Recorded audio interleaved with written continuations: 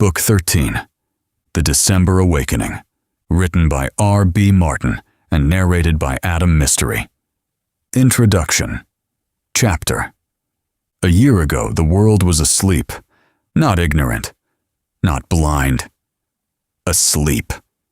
There's a difference. People think evil survives because nobody notices it. That's the comforting lie. The one governments sell, the one corporations print into quarterly reports, and politicians rehearse behind podiums while cameras flash bright enough to bleach the truth clean. Real systems don't survive because they're hidden. They survive because enough people decide not to look too closely. Meridian understood that before any of us did. It hid itself inside routine, inside manifests and shipping lanes and payroll systems and insurance claims, inside companies with polished logos and clean audits, and employees who thought they were climbing ladders instead of building gallows. A year ago, I thought I was working a murder case. A rich man dead on expensive carpet. A frightened widow holding onto a story that sounded too clean to trust. A revolver left beside a body like someone wanted the truth, gift-wrapped, and waiting for the police to arrive. December was dark back then, not because the city lost power, because people did. William Mackland looked into something he wasn't supposed to understand. That was the first mistake. The second was believing Meridian rewarded curiosity. Men like him always think wealth buys insulation. That status creates distance between them and consequences. It doesn't. He peered into the rabbit hole and found a system moving underneath the world in silence. Ports, shell companies, ghost shipments, missing time, invisible movement hidden inside legitimate infrastructure so completely that even federal agencies only saw fragments when they stood directly on top of it.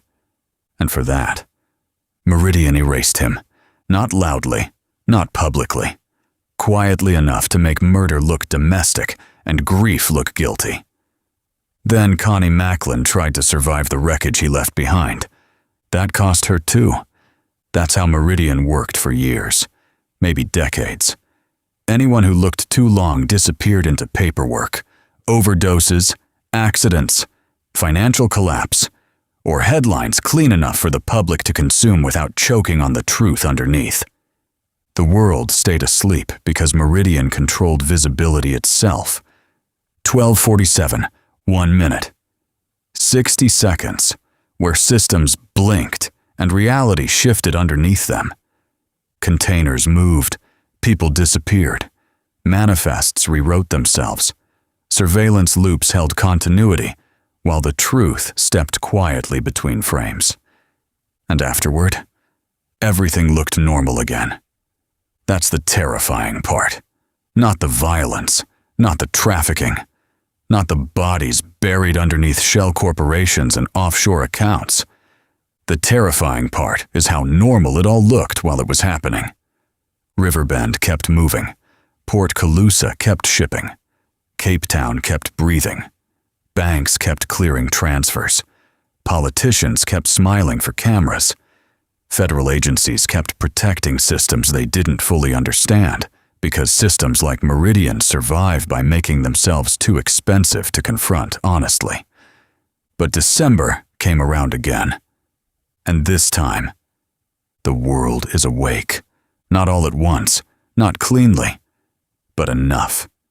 Enough journalists asking questions, enough leaked files, enough hearings, enough missing manifests and dead operators and frozen accounts and shattered continuity for people to finally understand that Meridian was never just a company. It was architecture, a machine built to move people, money, cargo, influence, and silence through the bloodstream of the modern world without ever appearing large enough to threaten it. Until now. Because this December isn't dark anymore. This December remembers. And somewhere beyond the snow, falling over Riverbend, beyond the hearings and the headlines, and the panic spreading through ports across 3 continents, Meridian is waking up too. Chapter 1, Case File, Meridian, 01201-0026. The first snow came down over Riverbend just after midnight, thin and quiet, soft enough to make the city look innocent if you didn't know where to look. I knew where to look now. That was the problem. A year ago, snow meant bad roads, slow mornings, and the radiator in my office coughing like it was dying out of spite. It meant overdue rent, cheap coffee, lucky strikes, and clients who walked through my door with lies wrapped tight enough to pass for grief. Back then, Riverbend was just a city with dirty corners and darker men hiding inside them. Now, it was evidence. The harbor cranes stood black against the river, their long arms cutting across the sky like gallows. Pier 14 sat beyond them, half buried in floodlight and falling snow. Quiet the way crime scenes get quiet after everyone with a badge goes home and leaves the truth to freeze under police tape. Trucks still moved through the industrial corridor. Freight still rolled. Men still signed manifests, scanned badges, opened gates, closed doors, and trusted the systems in front of them because that was what civilization had taught them to do. Trust the paperwork. Trust the timestamp. Trust the camera. Trust the ledger. Meridian had built an empire inside that trust. I stood at the office window with the blinds cracked just enough to see Mercer Avenue below. The streetlights cut pale circles through the snow. A news van sat across from the building, with its engine running and its roof antenna pointed toward the courthouse like a divining rod searching for rot. 2 reporters smoked near the corner, stamping their feet against the cold while pretending they weren't watching my front door. They'd been there since November. Before that, men like them wouldn't have cared if I walked out of this office bleeding.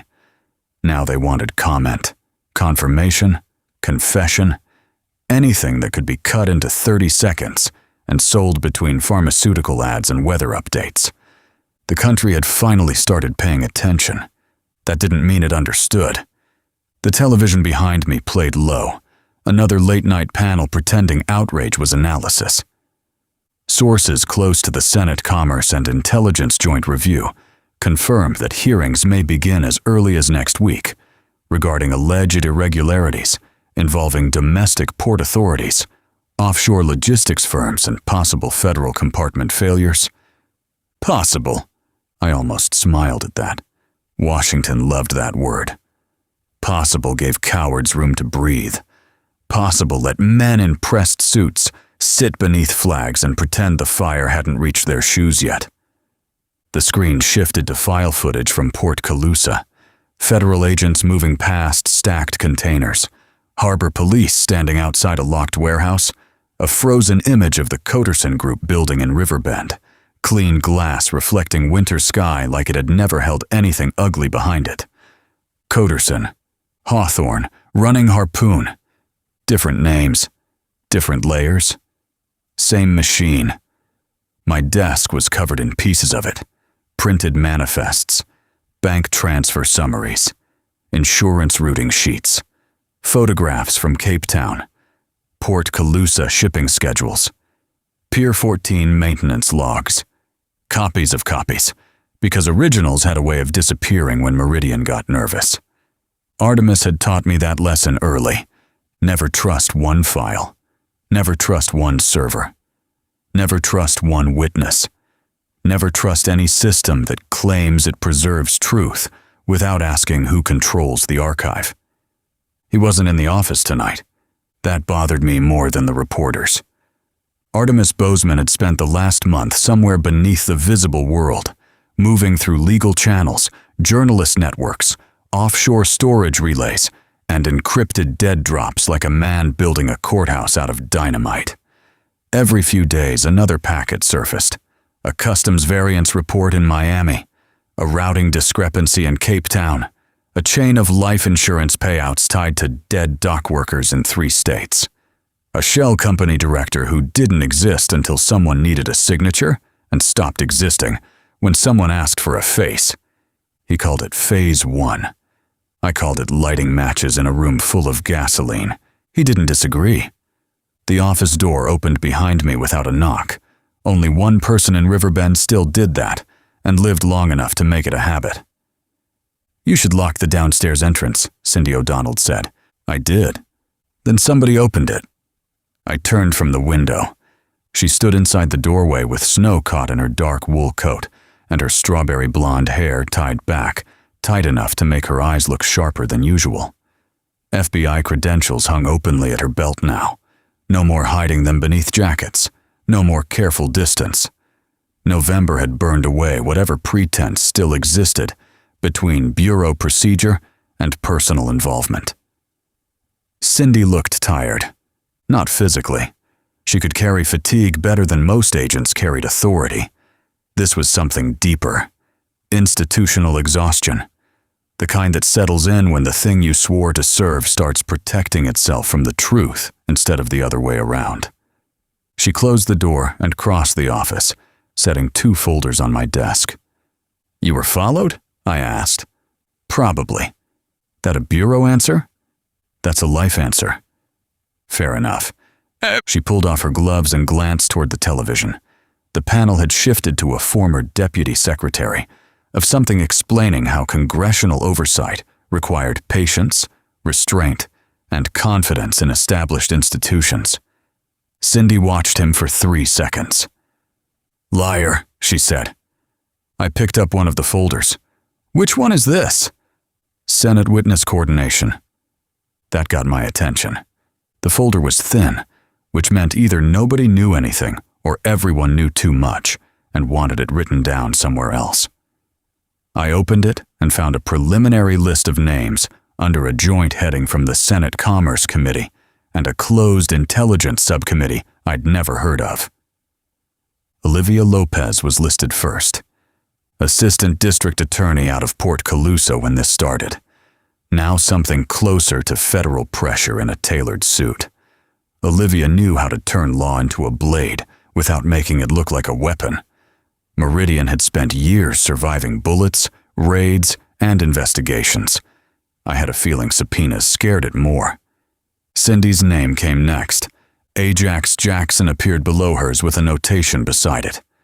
Medical accommodation pending. That line sat heavier than the rest. Ajax was alive. That was the sentence everyone kept repeating, like survival was supposed to be enough.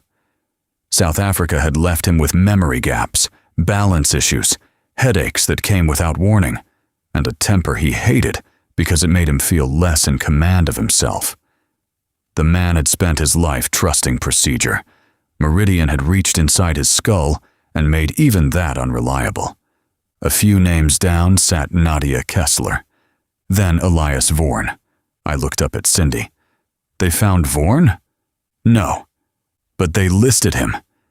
They subpoenaed him. That's optimistic. That's political, she said. Different disease, same symptoms. I kept reading. Jessica Dawson. That name still carried its own temperature. Not victim, not witness, not clean. Jessica was the thing Meridian left behind, because it wanted us to understand function without understanding command. Nurse, stabilizer, participant, survivor. Proof that the system didn't just move people, it used them, reassigned them, renamed their suffering into logistics, and called it continuity. Then, at the bottom of the second page, my own name appeared. Martin Keller. No title, no agency, no classification. Just my name sitting there like a problem nobody knew how to file. They don't know what to do with you, Cindy said. They ever? No, but now they have cameras watching. I closed the folder and opened the second one. This one had no government header, no committee seal, no tracking number, just pages printed on plain white paper and clipped with a black binder clip. Names. Some I knew, some I didn't. Dock supervisors, customs brokers, junior auditors, freight compliance officers, private security contractors, 2 reporters, 1 retired judge, 3 current political staffers. A red mark sat beside 7 of them. What am I looking at? People contacted after the first leak package went public, Cindy said. All connected to at least one Meridian-adjacent entity. Contacted by who? That's the question. I looked at the red marks again. Dead? Missing. How long? 72 hours. The room tightened around that. The television kept talking. Snow kept falling. The reporters outside kept smoking under the awning across the street. Normal things happening beside abnormal truth. That was always how Meridian made its money. How many does the Bureau know about? I asked. All of them. How many are they admitting exist? Cindy didn't answer. That was an answer. I set the second folder down beside the first and reached for the Lucky Strike pack on the desk. Cindy watched me do it but didn't comment. She had stopped telling me to quit sometime after Cape Town. Not because she approved, because we had both learned there were worse ways to die than slowly. I tapped one loose and rolled it between my fingers without lighting it. Senate hearings, I said. Witnesses disappearing. Artemis leaking evidence. Bureau pretending it isn't fractured. DOJ trying to stay ahead of the press. Collins calling Washington. That made Cindy's eyes move. You know about Collins. I know men like him don't stay quiet when cameras come close. District Attorney Robert Collins had built his November around charging me like I was the danger Riverbend needed to fear. Manslaughter made for cleaner headlines than Meridian. Easier villain, easier story. Local prosecutor standing up to a violent private investigator sounded better than local prosecutor failing to notice an international logistics architecture operating through his own city. He's trying to testify, Cindy said. I let that sit. Against me? Near you. That's careful. He's a careful man when people are watching. I almost lit the cigarette, then thought better of it and set it beside the ashtray. Collins doesn't understand Meridian. No, Cindy said, but he understands survival. That was worse. Men who misunderstood systems made mistakes. Men who understood survival made deals. The phone rang before I could answer. Old analog line. Same black receiver. Same number painted into too many business cards from a life that felt like it belonged to someone else now. The first ring cut through the office clean. Cindy looked at it. Second ring. The television kept moving silently behind us, mouths opening and closing around words that no longer mattered. Third ring. I picked up on the fourth. Keller. Static breathed through the line first, soft and controlled. Then a man's voice. Older. Educated. Calm enough to make every word sound deliberate. Mr. Keller. Walter, the man from county lockup. Dark overcoat. Government posture. Not CIA. Not FBI. Not local. The kind of man who could walk through secure doors because nobody in uniform wanted to admit they didn't know who he served. I looked at Cindy. She knew from my face. What do you want? I asked. The hearings need to fail, Walter said. Outside, a gust of wind pushed snow hard against the glass. I turned slightly away from Cindy, not because I wanted privacy, but because old habits still teach you to face the window when threats arrive by phone. That's a strange opening. It is an accurate one. You working for Meridian now? A pause, not hesitation. Measurement. Meridian is not a membership organization, Mr. Keller. That misunderstanding has caused enough damage already. There are dead people who might disagree. Yes, he said. There are. That answer was colder than denial would have been. I tightened my grip on the receiver. You called to warn me? I called because you still believe exposure is victory. It's a start. No, Walter said softly. It is a detonation. I looked at the folders on my desk. Witness lists, missing names, Senate schedules, fragments finally being dragged toward the same room. Good. You say that because you are still thinking like an investigator. And you're thinking like what? A man who has seen institutions panic. That landed despite myself. Walter continued before I could interrupt. The hearings will not produce truth in the way you want. They will produce competing survivals. Agencies will protect jurisdiction. Politicians will protect donors. Corporations will dissolve liability. Intelligence compartments will deny connective tissue. Every witness will bring a fragment, and every compromised official will attack the fragment, because no single fragment can explain the machine. I didn't answer, because the worst part was he was right. That was exactly how Meridian survived, not by defeating truth, by dividing it into pieces small enough to discredit separately. Then why are you afraid of the hearings? I asked. Another pause, smaller this time. Because Keller, Walter said, dropping the mister for the first time. You are not a fragment. The room went still. Cindy stood across from me now, watching my face instead of listening to a conversation she couldn't hear. Walter's voice lowered. You are the connective tissue. That is why they will either destroy your credibility before you sit down, or make certain you never reach the chair. They? Everyone with something to lose. The line went quiet except for the faint static underneath his breathing. Meridian? I asked. Meridian. DOJ. Bureau factions. Intelligence holdovers. Port authorities. Corporate counsel. Foreign partners. Dead subsidiaries trying to stay buried. Men like Collins trying to become patriots before someone proves they were useful idiots. That's a long list. It has been a long year. Snow blew harder against the window. I thought of William Mackland on the carpet. Connie Mackland, trying to survive a story written around her guilt. Laura Vance, Daniel Smith, Antoine Diaz. Nadia Kessler dead in August.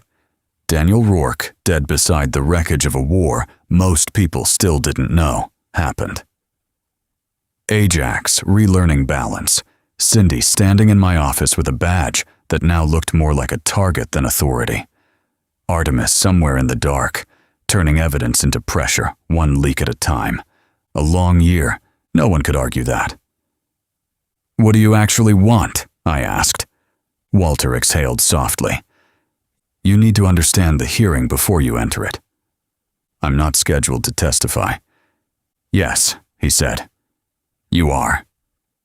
I looked down at the folder again, pending committee review. They just haven't told you yet. Cindy saw my expression shift. Her hand moved toward the desk, palm open, asking. I held up one finger. What makes you so sure? I asked. Because Olivia Lopez forced the issue 30 minutes ago. That made me straighten. How? She submitted the full Port-Calusa continuity map under sealed congressional authority. The words sat heavy between us. Full map, not fragments, not hints, not enough to destabilize. The map. If Olivia had done that, she had just moved the hearing from political theater into live ammunition. Walter continued. Once that map enters the record, everyone who touched Port-Calusa, Riverbend, Cape Town, Coderson, Hawthorne, Running Harpoon, or the April blackout window becomes part of the same inquiry. And me? You connected them first. No, Artemis connected them. Olivia weaponized them. Cindy preserved them. Ajax bled for them. Jessica confirmed them. Kessler died in them. Vorn disappeared through them. I just kept walking where the bodies pointed. But I understood what Walter meant. In a system built to prevent full visibility, the most dangerous man isn't the one holding the most evidence. It's the one who understands why the evidence belongs together. When do they call me? I asked. Soon. How soon? Walter didn't answer immediately. That told me enough. The television behind me changed tone. Cindy turned toward it first. Breaking news banner. No sound needed. I saw the words crawl across the bottom of the screen. Senate committee confirms emergency Meridian hearing. For the first time, national television said the name. Meridian. Not alleged logistics irregularities. Not offshore shell activity. Not customs manipulation. Meridian. The world had finally been given a word for the thing moving underneath it. Walter spoke once more. "There it is," he said quietly. The line clicked dead. I lowered the receiver slowly. Cindy stared at the television, her face still, but her eyes moving fast across the banner. The anchor, the file footage now showing Pier 14 under snow from some archive shot taken months before anyone understood what the doc really meant. "What did he say?" she asked. I set the receiver back in place. Outside, one of the reporters across the street saw the same alert on his phone and started running toward the news van. The other one followed. Within seconds, the van door opened, lights came on, and the camera crew began moving with the kind of urgency that only happens when the story stops waiting for permission. "He said the hearings need to fail." Cindy looked back at me. And I picked up the Senate folder again and looked at my name sitting under pending review, like the system still believed it had the right to decide whether I mattered. And Olivia just forced them to begin. The television volume rose on its own when Cindy found the remote and turned it up. Breaking developments tonight as the Senate Commerce Committee, in coordination with members of the Intelligence Oversight Panel, confirms emergency hearings into what sources are now calling the Meridian infrastructure scandal. Infrastructure scandal. Still too small, but it was a start. The anchor kept speaking, voice tight beneath professional polish. Sources indicate witness testimony may include federal agents, state prosecutors, port officials, intelligence personnel, and private investigator Martin Keller, whose controversial involvement in related investigations has drawn scrutiny following events in Riverbend, Port Calusa, and Cape Town. There I was. Not a fragment anymore. A name on national television. A problem entering the record. Cindy turned the volume down but didn't shut it off. "You're going to need protection." "No." That wasn't a suggestion. I already had protection. It got people killed. Her jaw tightened. "This is different." "No," I said. "This is December." She understood that. Maybe not the way I did, but close enough. A year ago, December sent Connie Mackland through my door with tears in her eyes and a story too clean to trust. A year ago, William Mackland's death looked like a murder case. A year ago, the city was asleep beneath snow and lies and systems that hummed along because nobody wanted to ask why they sounded wrong. Now the same snow was falling. Same city. Same office. Same man standing in the middle of it. But the world had changed. Or maybe it had only opened its eyes. I looked toward Pier 14 through the cracked blinds, past the reporters now scrambling below, past the headlights moving slow through winter streets, past the harbor cranes cutting black lines against the white sky. Meridian was awake now, too. That meant it would adapt. Burn layers, erase names, rewrite blame, sacrifice men who thought loyalty bought safety, turn every fragment against every other fragment until the public got tired of trying to understand the whole. That was the coming war. Not guns in alleys, not raids at docks, not another warehouse full of men with rifles and bad decisions. This one would happen under oath, in committee rooms, across news feeds, inside classified briefings, through sealed exhibits and redacted pages, and witnesses whose memories would be questioned by men paid to make truth look unstable. Cindy stepped beside me at the window. Neither of us said anything for a while. Below, The news crew aimed its camera toward my building as the red light blinked on. December had come back around. This time, it brought lights. Chapter 2. Case File, Meridian, 012-02-0-0-0-2-6. The reporters stayed outside until almost 3 in the morning. I watched them rotate shifts from the office window, while the city settled deeper into snow, and television networks recycled the same footage every 40 minutes, like repetition itself could substitute for understanding. Coderson Headquarters, Pier 14, Port, Calusa Container Yards, Cape Town harbor cranes swinging over gray water beneath headlines that still sounded too small for the thing they were trying to describe. Infrastructure scandal, international trafficking allegations, federal oversight failures. Words built to soften impact. Nobody on television wanted to admit the truth yet. Meridian wasn't a scandal. Scandals end. Scandals get prosecuted, sentenced, archived, and forgotten. Once newer disasters arrive to replace them. Meridian was structural. That terrified institutions more than criminality ever could.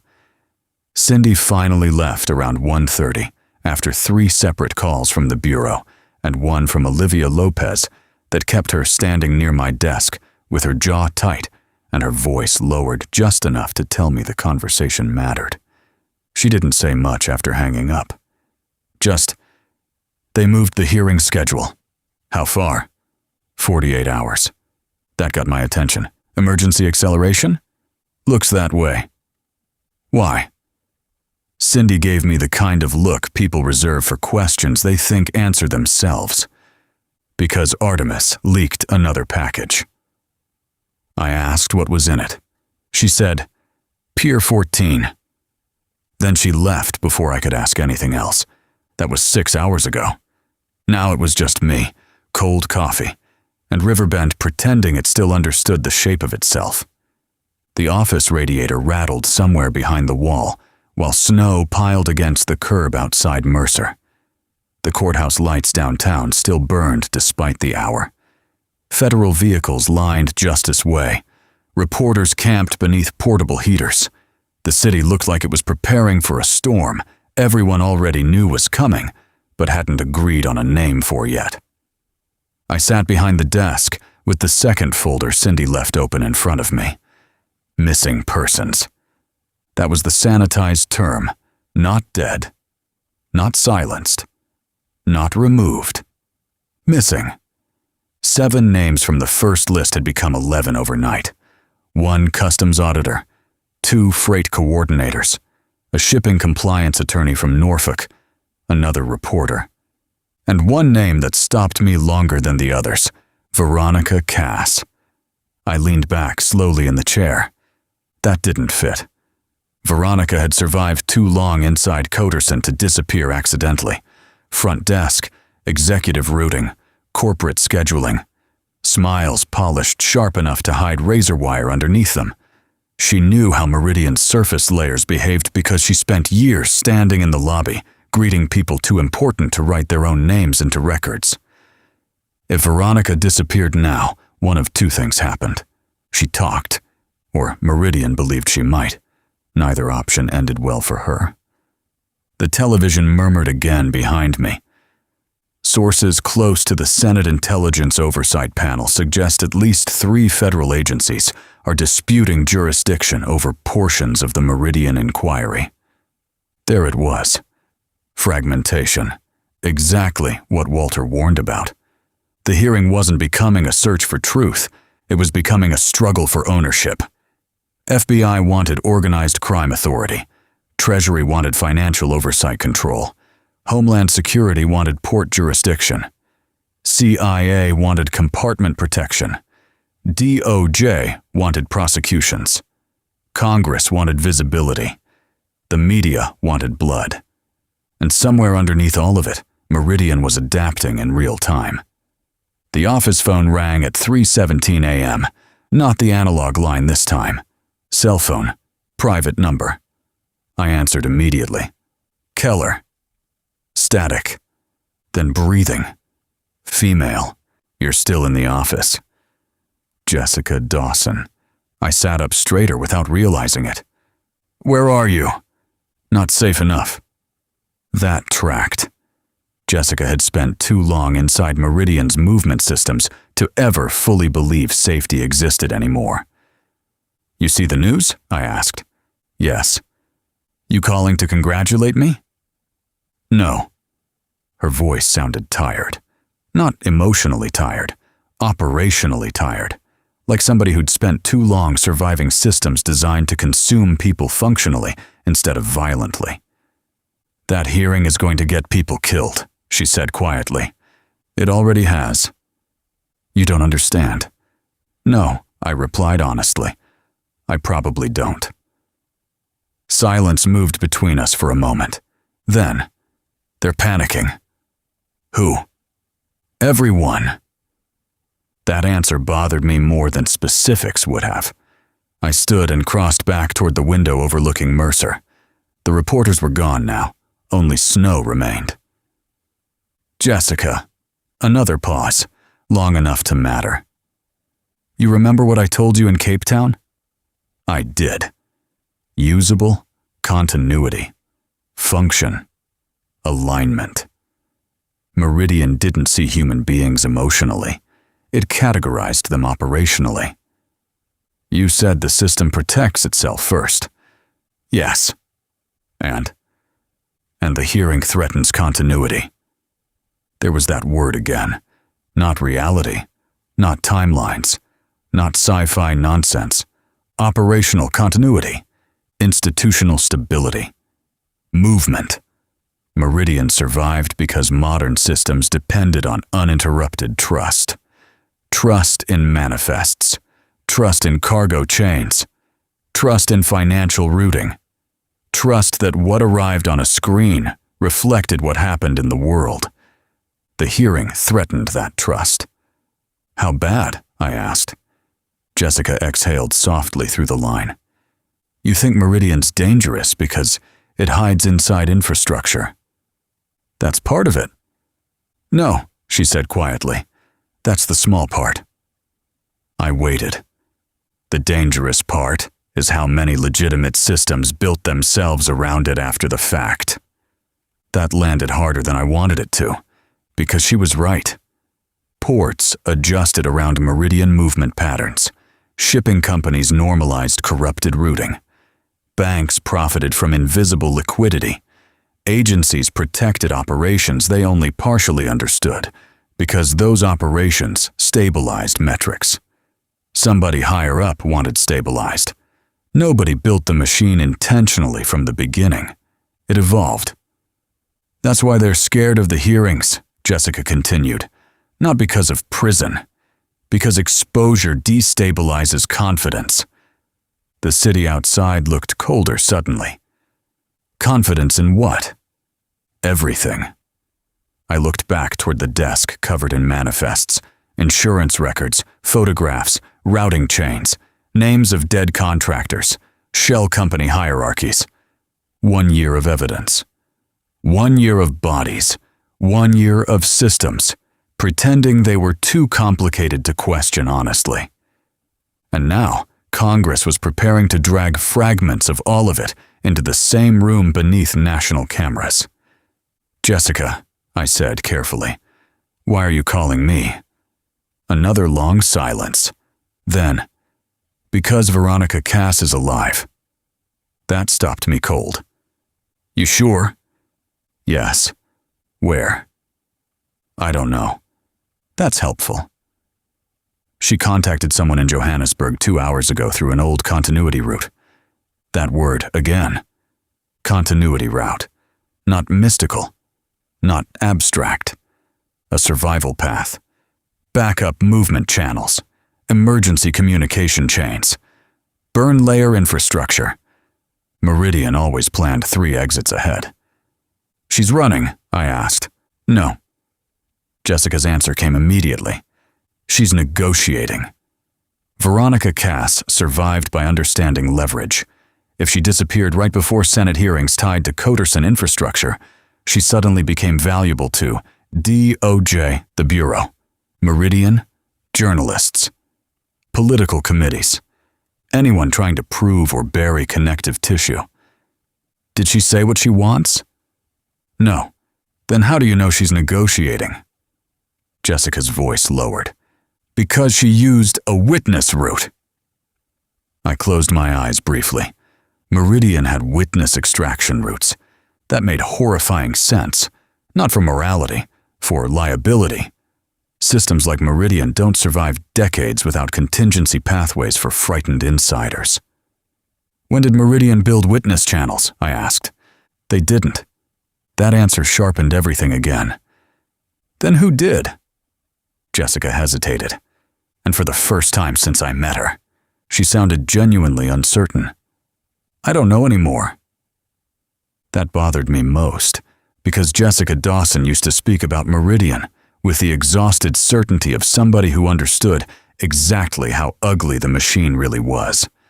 Now even she sounded like pieces were moving outside her understanding. You need to be careful at the hearing, she said quietly. I've heard. No, she replied. You haven't. Snow dragged harder against the office window. You think they're going to kill me. I think they're going to redefine you. That sentence stayed in the room after she said it. Not kill, not silence. Redefine. Character assassination. Narrative inversion. Credibility destruction. Political contamination. That made more sense. A dead witness creates suspicion. A compromised witness destroys entire testimony chains. You still there? Jessica asked. Yeah. When the hearings begin, nobody's going to fight over truth.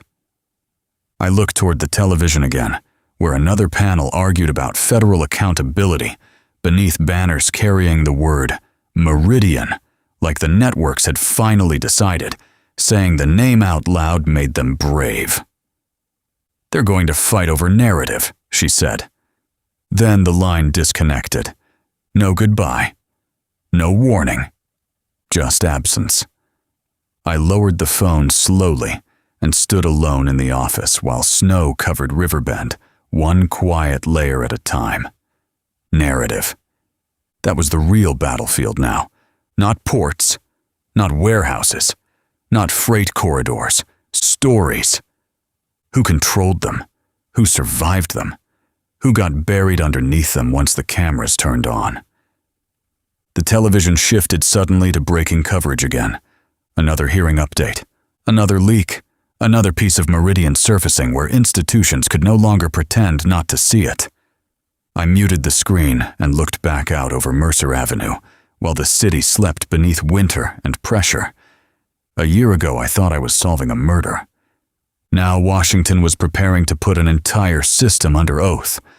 And Meridian, whatever it really was, beneath all the shell companies and ports and dead men, was beginning to understand the world had finally started looking back at it.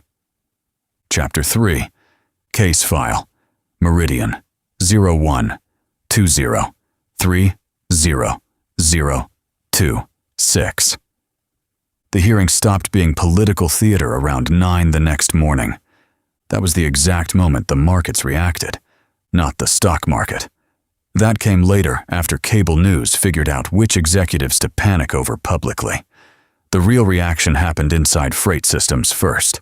Insurance carriers started flagging maritime liabilities connected to Port Colusa. Customs brokers froze routing approvals tied to Coterson subsidiaries.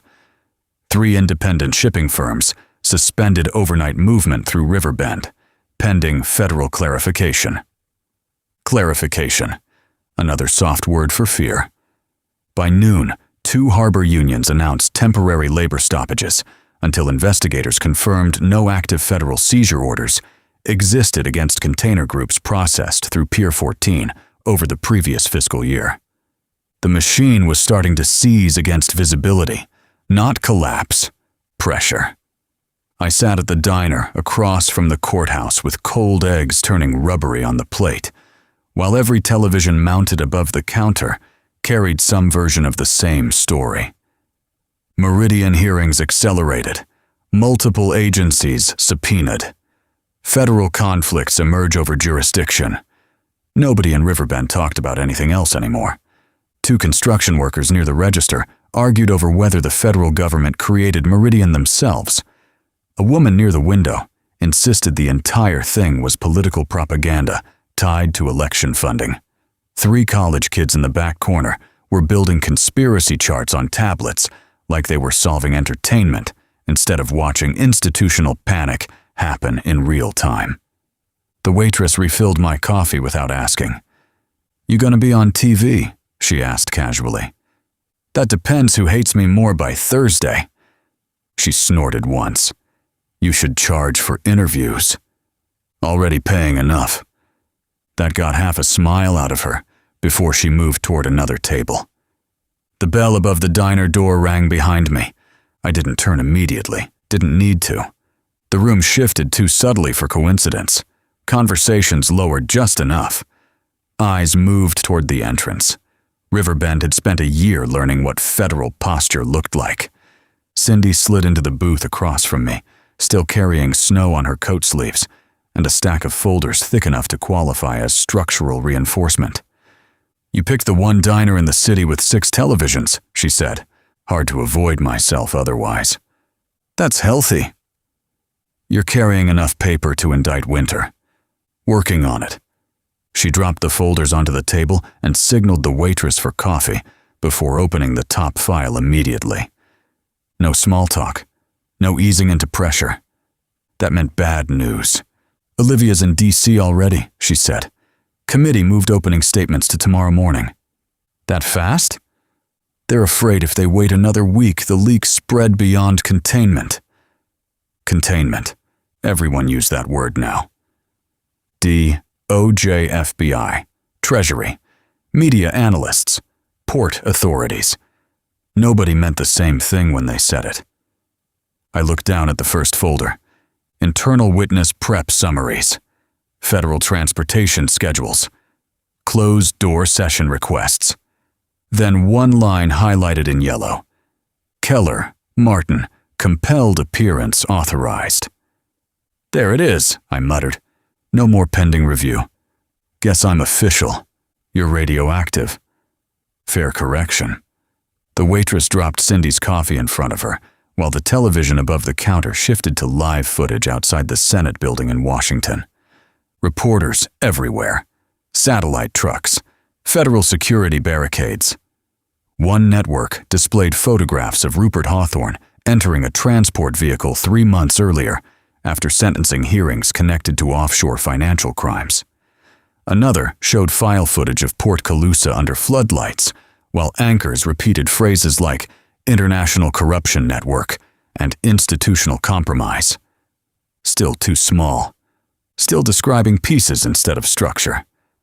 Cindy opened another folder. This came in from Treasury at 6 this morning. I skimmed the pages. Insurance routing chains, offshore clearing accounts, life insurance payouts tied to dead dock workers and missing labor contractors. The same pattern November uncovered, only bigger now. How many deaths? Confirmed. 23. She lowered her voice slightly. Potentially linked. North of 80. I leaned back slowly in the booth.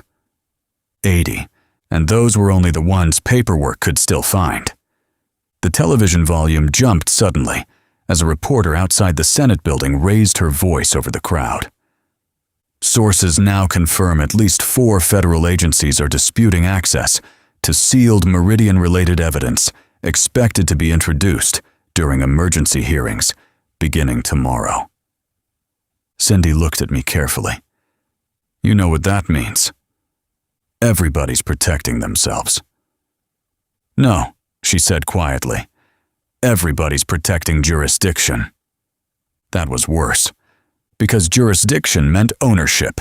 Ownership meant liability. Liability meant blame. The hearing was becoming a battlefield before the first witness even sat down. I looked back toward the folders spread across the table. "Any word from Vaughan?" "No." "Kessler's replacement?" Stonewalling. Ajax? Cindy hesitated. Too long. How bad? He's coming to D.C. That wasn't the question. She wrapped both hands around the coffee mug before answering. He forgot where he parked yesterday. That hit harder than South Africa's gunfire ever did. Ajax Jackson used to remember everything. License plates, faces, routes, weapon positions, timing windows. The man walked through investigations like he was cataloging gravity itself. Now Meridian lived inside the gaps. He shouldn't testify, I said quietly. He insists. He thinks if he doesn't show up, Meridian wins. I stared out the diner window toward the courthouse, where reporters still stood beneath falling snow, waiting for somebody important enough to ruin. That's the problem with wars like this, I said. Cindy followed my gaze. Nobody knows what winning looks like anymore. The bell above the diner door rang again. This time I looked up immediately. District Attorney Robert Collins stepped inside wearing a charcoal overcoat and the kind of expression politicians rehearse in mirrors before funerals. The entire diner recognized him at once. Riverbend's favorite prosecutor. Television-friendly. Calm under cameras. The man who tried turning me into the story before Meridian forced itself into the headlines instead. Collins spotted us immediately. He crossed the diner slowly while conversations lowered around him. "You two mind if I sit?" he asked. "Yes," I said. "No," Cindy answered simultaneously. Collins smiled thinly.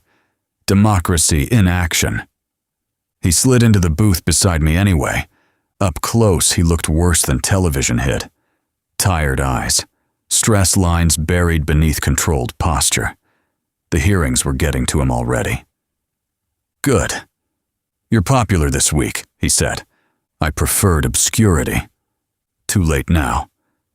The waitress approached carefully. Collins ordered black coffee without looking at the menu. Political people always order black coffee when they want to appear serious. "What do you want?" I asked. Conversation. That's never reassuring.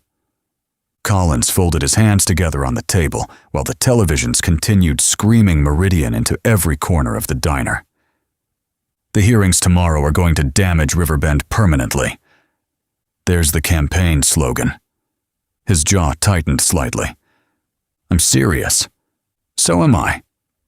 "You think exposure fixes this?" "No," I replied. "I think hiding it made it worse." That sat between us a moment.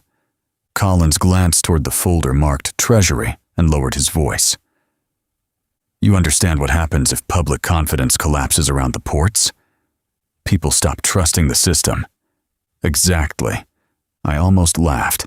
Not because he was wrong, because now everyone suddenly cared about trust after spending years monetizing blind faith in systems nobody bothered auditing honestly. "You know what nobody asked when William Macklin died?" I said quietly. Collins didn't answer. Nobody asked why a successful executive with federal connections ended up dead after digging into offshore freight structures tied to his own company. I leaned forward slightly. Nobody asked why his widow got buried underneath suspicion before the investigation even stabilized. Nobody asked why evidence disappeared, witnesses folded, or financial records vanished across 3 states. The waitress returned with Collins' coffee. Nobody touched theirs. "You're simplifying a complicated situation," Collins said. "No," I replied. "I'm removing insulation." That one landed. Cindy stayed silent beside us, letting the conversation sharpen itself naturally. Collins stirred his coffee once before speaking again. "The hearings are going to turn this city into the national face of institutional corruption." "It already is." "That matters politically." "There it is." His eyes narrowed slightly. "Meaning?" "Meaning you don't care about Meridian. You care about what Riverbend looks like afterward." "That's my job." "No," I said quietly. "Your job was protecting the city before the cameras arrived." Silence settled hard across the booth. The televisions kept talking. Snow kept falling. The diner kept pretending normalcy still existed. Collins finally leaned back. "You're testifying tomorrow?" "Apparently." "Don't!" Cindy's eyes moved instantly. I looked at him carefully. "That concern or threat?" "Reality." He nodded toward the television where reporters outside the Senate building looked hungry enough to eat careers alive. "Once you sit in that chair, Keller, you stop being a private investigator." He paused. "You become narrative." That word again. Narrative. Jessica used it. Walter used it. Now Collins, because everybody understood the same thing. The hearing wasn't about facts anymore. It was about who controlled meaning after the facts surfaced. Collins stood slowly from the booth and adjusted his coat. "For what it's worth," he said, "I do believe Meridian exists. That's progress. But I also believe this country survives because people trust institutions more than chaos." His eyes locked onto mine. "Be careful which one you feed tomorrow." Then he walked out into the snow without touching his coffee. I watched him disappear through the diner window, while reporters across the street swarmed another federal vehicle pulling toward the courthouse. Cindy waited until he was gone before speaking. "You think he's compromised?" "No." That sounded confident. It sounded tired. She considered that. "You think he's scared?" I looked toward the television again, where the word Meridian kept crawling beneath national headlines, like the country still hadn't decided whether it was exposing corruption or summoning it into public existence. "Yes," I said quietly. "I think everybody finally is." Chapter 4. Case file, Meridian 012-0-4-0-0-2-6. Washington looked cleaner on television. The real city smelled like wet concrete, overheated wiring, old coffee, and men trying to survive proximity to power without getting burned by it. Snow drifted between federal buildings, while black SUVs lined the streets around the Capitol complex 3 deep. Barricades blocked entire intersections. News crews crowded sidewalks beneath portable floodlights. Protesters held signs none of them fully understood. Half the country thought the hearings were about corruption. The other half thought they were about conspiracy. Both sides were still aiming too low. Cindy and I arrived just after 6 in the morning, beneath a gray sky heavy enough to threaten more snow. Federal security had locked down 3 surrounding blocks already. Senate Police, Capitol Police, DHS Tactical Response, FBI field teams pretending they weren't watching each other as closely as they watched the crowd. Fragmentation. Walter had been right about that. The machine was already turning inward. The hearing complex itself sat behind layered security screening and temporary press barriers, while reporters shouted questions at anyone wearing a suit, expensive enough to suggest proximity to classified information. Every camera in Washington seemed pointed toward the same set of doors. Meridian had finally become visible enough for the country to say its name out loud. That didn't mean the country understood what it was seeing. A young Senate staffer escorted us through the lower corridor beneath the hearing chamber. Nervous kid, mid-20s, tie too tight, eyes moving too fast. He carried a clipboard like it might stop bullets. "You'll be in holding room B until opening sequence," he said. "Opening sequence," I repeated. He nodded quickly. Chairwoman Mercer requested witness isolation protocols. Nobody wanted witnesses comparing stories before testimony started. The committee needed contradictions preserved naturally. Contradictions created uncertainty. Uncertainty gave politicians maneuvering room. The deeper we moved into the Capitol complex, the stranger the atmosphere became. Not fear, exactly. Pressure. Staffers walked faster. Security checkpoints doubled. Phones rang unanswered inside side offices. Men in agency suits stopped conversations when we passed. Everybody knew pieces. Nobody trusted anybody else's pieces. That was Meridian's final defense mechanism. The staffer stopped outside a secured conference room and opened the door for us. Holding room B looked less like witness preparation and more like temporary wartime command. Coffee trays, legal folders, security personnel. 3 muted televisions carrying live coverage from outside the building. Olivia Lopez stood near the far wall reviewing documents with 2 DOJ attorneys. She looked up immediately when we entered. No surprise, no hesitation. Just exhaustion sharpened into purpose. Olivia crossed the room quickly and hugged Cindy first before stopping in front of me. "You look terrible," she said. "Washington's contagious. You haven't slept. Neither have you." Fair trade. She wore dark navy today, federal colors, clean lines, hair tied back tight enough to signal she came here to cut through people, not impress them. The DOJ attorneys drifted discreetly toward the coffee station, giving us space while pretending they weren't listening. Olivia handed me a sealed packet. "Your testimony sequence." I opened it carefully.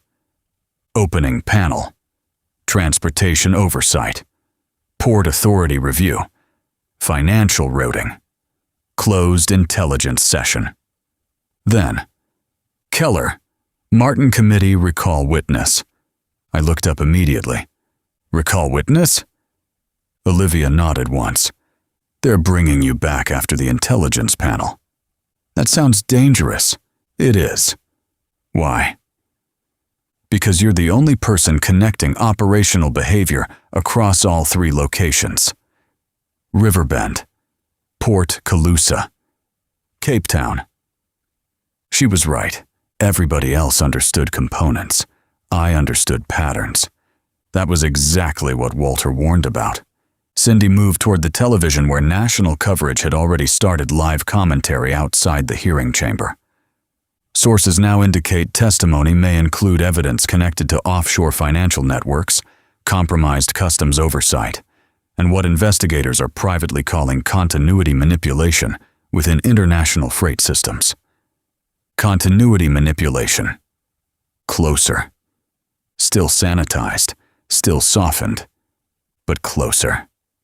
The television shifted to footage of Rupert Hawthorne entering a federal transport vehicle months earlier. Another screen displayed file images from Coterson headquarters in Riverbend.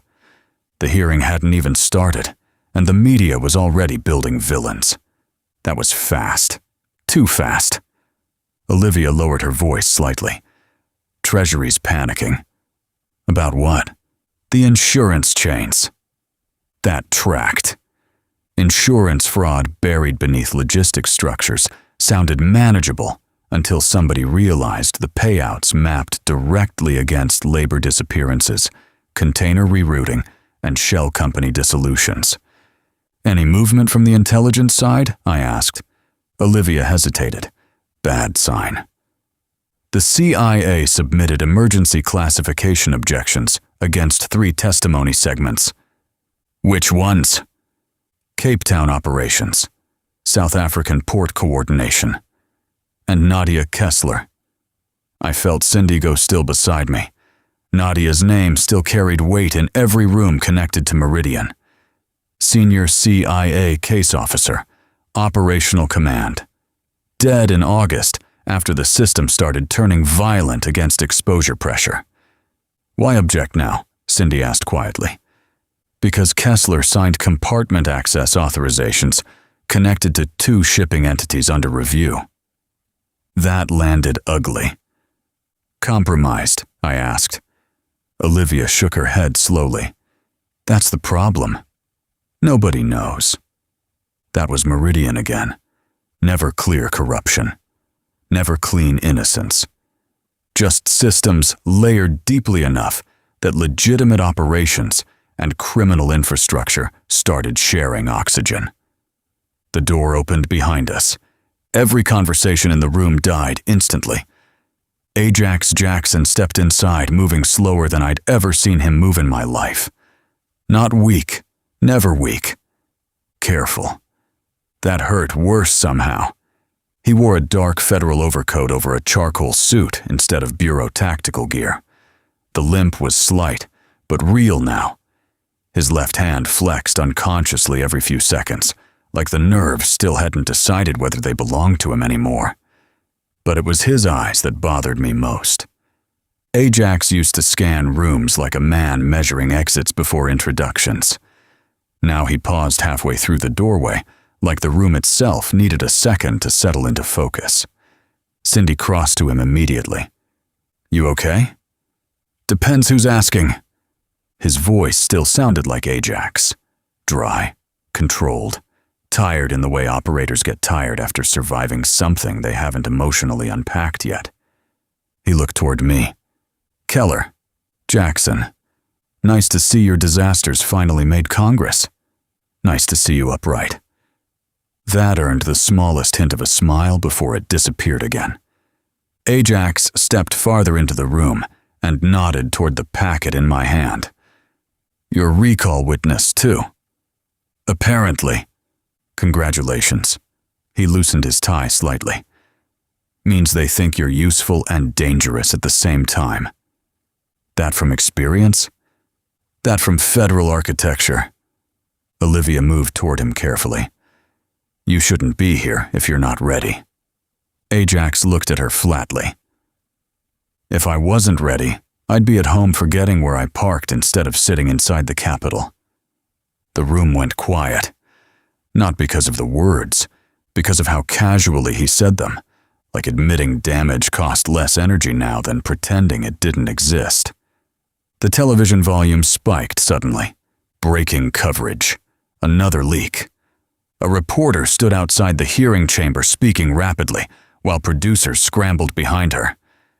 Unconfirmed reports indicate additional Meridian-related documents were released overnight to multiple international press organizations, including freight routing summaries tied to Port Calusa, Cape Town, and domestic East Coast shipping operations. Artemis. Again. Olivia closed her eyes briefly. Jesus Christ. "That bad?" I asked. She looked toward the television. He just internationalized the pressure. That was the strategy now. Not prosecution. Visibility. Too many journalists. Too many countries. Too many evidence mirrors. Meridian survived for years because fragments stayed isolated. Artemis was forcing them into collision. A Senate security officer entered the room abruptly. "We're starting early," he announced. "Chairwoman moved opening session ahead 30 minutes. "Why?" Olivia asked. The officer looked uncomfortable answering. "Because another witness disappeared." Nobody in the room spoke. The officer checked his notes. "Financial compliance auditor. Last seen leaving Reagan National approximately 2 hours ago." "Name?" I asked. He looked down again. "Daniel Mercer." Every instinct inside me tightened instantly. Mercer. Not coincidence. The same surname connected to the Senate chair overseeing the hearing. Ajax caught it too. "You sure?" The officer nodded once. "Committee requested sealed handling." That meant panic. Real panic. Olivia looked toward me carefully. "You thinking what I'm thinking?" "Depends."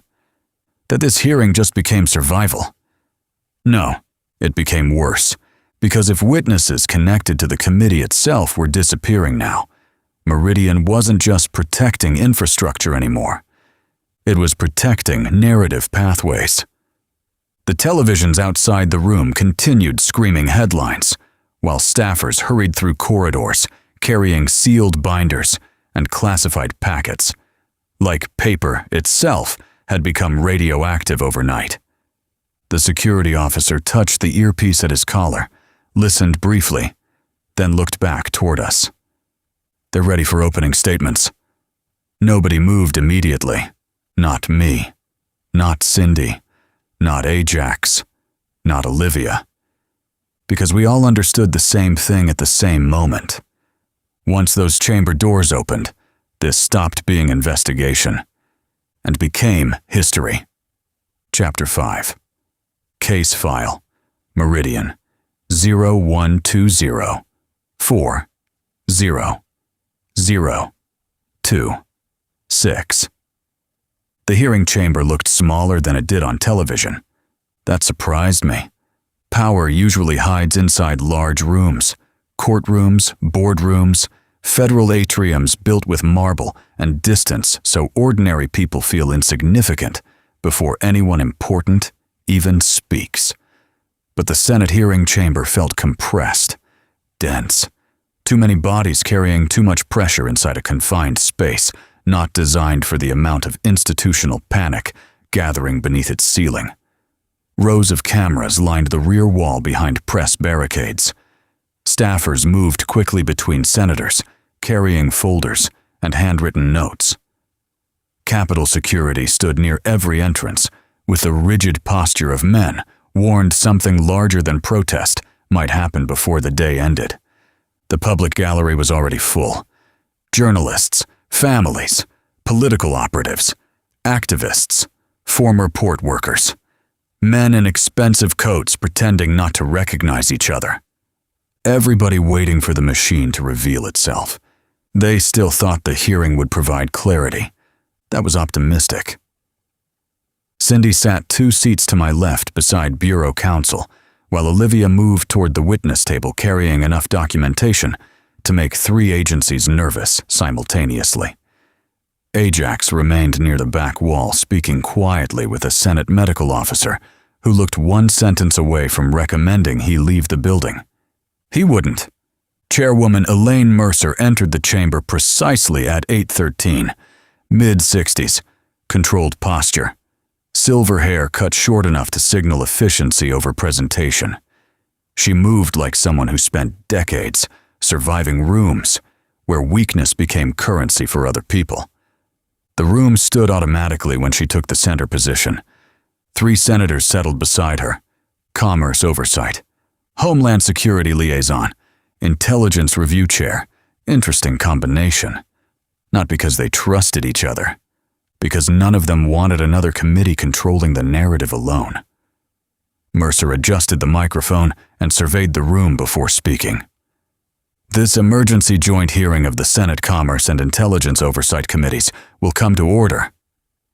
Her voice carried the kind of practiced calm politicians use when they know cameras matter more than truth during opening minutes. These proceedings concern allegations of coordinated criminal misconduct involving domestic and international freight infrastructure, offshore financial routing, federal oversight irregularities, and possible institutional compromise affecting multiple United States agencies and private sector entities. Still careful. Still layered. Nobody in Washington wanted to overstate Meridian publicly before understanding how deeply it touched their own systems. Mercer continued. Let me be clear at the outset. This committee is not convened to validate speculation, encourage conspiracy narratives, or undermine public confidence in legitimate institutions. That line wasn't for the room. That line was for Wall Street, for ports, for banks, for federal continuity. Confidence, always confidence. But, Mercer said, her tone tightening slightly, evidence provided to this committee over the previous 60 days suggests a level of coordinated concealment activity operating through international logistics and financial systems that requires immediate congressional review. There it was, concealment activity, closer again. The cameras clicked constantly now. I watched senators pretending composure while aides whispered updates into their ears every few minutes. Nobody looked comfortable. Even the men projecting outrage looked nervous underneath it, because everybody in that room understood the same thing. If Meridian proved real enough, every institution connected to it became vulnerable. Mercer introduced the first witness panel. Port authorities, customs oversight, transportation auditors. The opening hour moved predictably. Careful language, measured denials, institutional distancing. Nobody lied outright. That was important. Real hearings rarely break through because of obvious lies. They break because fragmented truths stop aligning under pressure. A customs supervisor from Savannah testified regarding manifest irregularities connected to overnight freight reconciliation gaps. A Port Colusa logistics officer confirmed unusual routing variances tied to offshore shell subsidiaries connected to Coderson-linked entities. A Treasury compliance analyst admitted multiple insurance payout chains connected to maritime fatalities displayed statistically improbable synchronization. That phrase sat in the chamber a while. Statistically improbable synchronization. Meridian always sounded smaller when bureaucrats described it. Then Olivia Lopez took the witness chair. The room changed instantly, not loudly. Pressure rarely announces itself directly. But senators leaned forward. Staffers stopped whispering. Even the press gallery adjusted posture slightly. Olivia placed 3 binders on the witness table and spoke before anyone questioned her. "My name is Olivia Lopez, Assistant District Attorney, assigned to the Port Colusa Special Maritime Review Task Force. Calm, controlled, no wasted movement." Over the previous 11 months, she continued, our office, alongside multiple state and federal partners, uncovered evidence suggesting the existence of a compartmentalized logistics architecture operating through legitimate commercial infrastructure for the purpose of concealment, trafficking facilitation, financial laundering, and coordinated evidentiary suppression. The room went dead silent. No softened language, no political cushioning. Architecture, not organization. Exactly right. One senator leaned toward the microphone immediately. "Ms. Lopez, are you asserting the existence of a criminal enterprise operating inside domestic freight systems?" Olivia didn't blink. "I'm asserting the existence of a systemic concealment structure embedded across multiple legitimate systems simultaneously." Even Mercer looked more alert now. Olivia opened the first binder. "Over the course of this investigation, we identified recurring operational anomalies connected to maritime routing variances, Shell Corporation liquidity cycling, synchronized insurance payouts, missing freight manifests, customs timestamp discrepancies, and coordinated witness attrition events following exposure risk."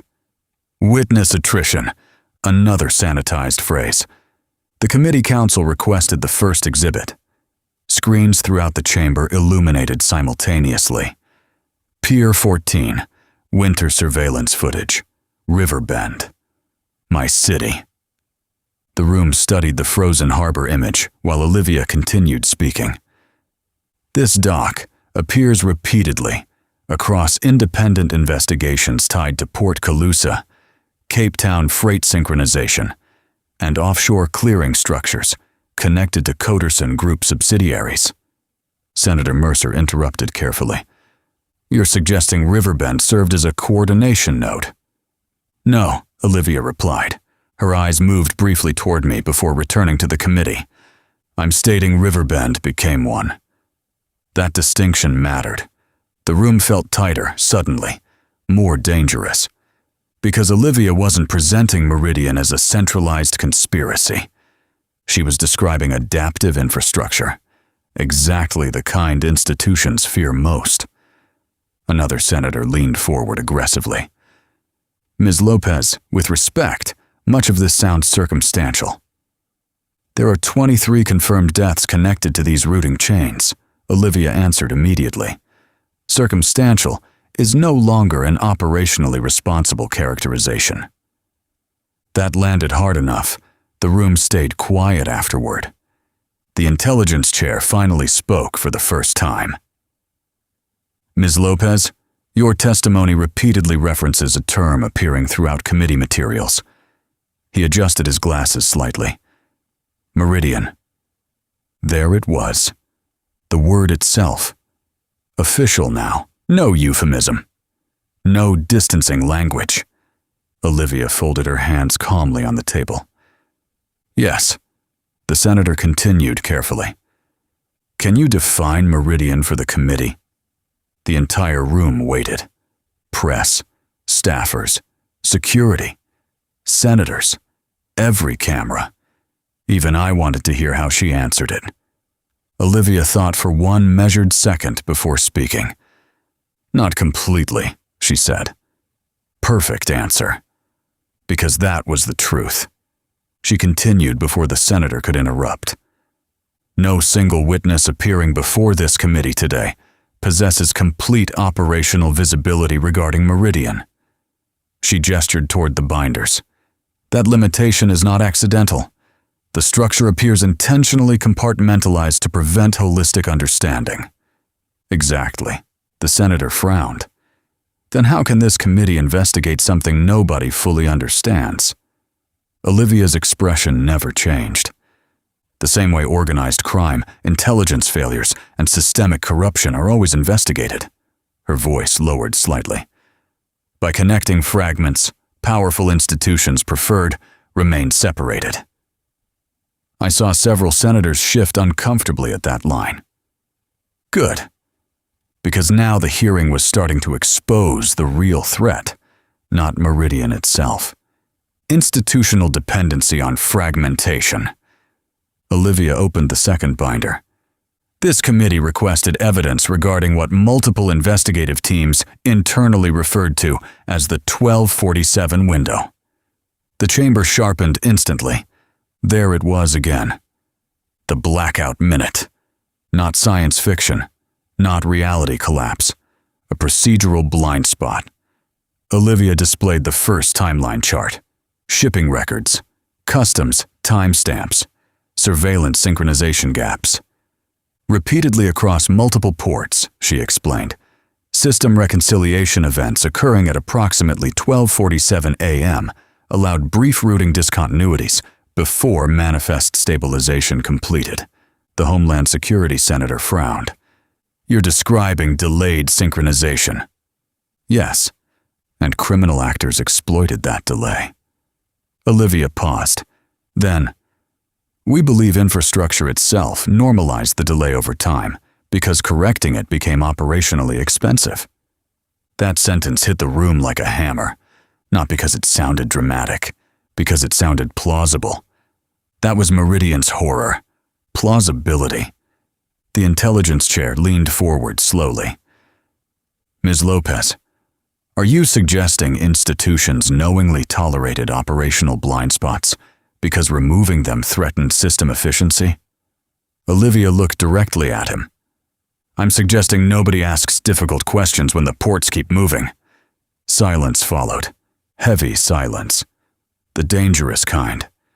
The kind that settles over rooms when people begin recognizing themselves inside the problem. Then the rear chamber doors opened abruptly. Every head turned. A Senate security officer hurried toward Chairwoman Mercer carrying a sealed folder. Mercer opened it immediately. Read 2 lines. And for the first time since the hearing began. She lost composure, only for a second. But I saw it. So did Cindy. So did Ajax. Mercer looked toward Olivia carefully, then toward me. The room hadn't noticed yet. But something had just changed. And whatever sat inside that folder, it scared Washington more than Meridian's name ever had. Chapter 6. Case File, Meridian. 012 0 4 0 0 2 6. Chairwoman Mercer recovered quickly. Politicians survive by mastering recovery. Most people in the chamber never noticed the shift at all. Cameras stayed trained on Olivia Lopez, while staffers continued scribbling notes and reporters typed half-formed headlines into glowing screens across the rear gallery. But the people who'd spent the last year surviving Meridian recognized pressure when it entered a room. Mercer had just received bad news. Real bad news. She closed the folder carefully and handed it back to the security officer without comment. The man leaned down, while she whispered something too low for the microphones to catch. His posture tightened immediately before he turned and exited through the side chamber doors at a near jog. Cindy looked toward me from across the hearing room. I gave the slightest shake of my head. No idea yet. Olivia continued testifying like nothing had happened. That impressed me. Most attorneys know how to control a courtroom. Olivia knew how to control narrative momentum. There's a difference. Courtrooms operate through procedure. Hearings operate through perception. She understood the room was finally listening. You stated infrastructure normalized the 1247 discrepancy over time, the Homeland Security Senator said carefully. Explain that.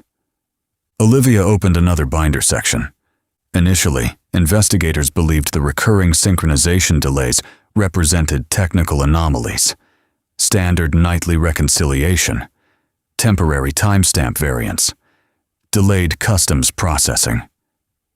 She placed several documents onto the display monitors: internal memos, port authority notices, system maintenance advisories. Over time, she continued, multiple agencies adapted procedures around the discrepancy rather than correcting it. The senator frowned. Adapted how? By building tolerance into operational expectations. There it was again. Plausibility. No secret superweapon. No science fiction infrastructure. Just institutions becoming comfortable with procedural irregularities because correcting them threatened efficiency, cost projections, and shipping continuity. Olivia pointed toward the monitors. Shipping coordinators delayed reconciliation reports until after overnight manifest stabilization. Insurance carriers expanded timestamp tolerances. Customs supervisors normalized data lag windows. Port authorities adjusted staffing schedules around known synchronization delays. The intelligence chair leaned forward slowly. You're describing institutional accommodation. Yes, Olivia replied. That accommodation created operational concealment opportunities. Meridian didn't invent the blind spot. It industrialized it. That distinction mattered.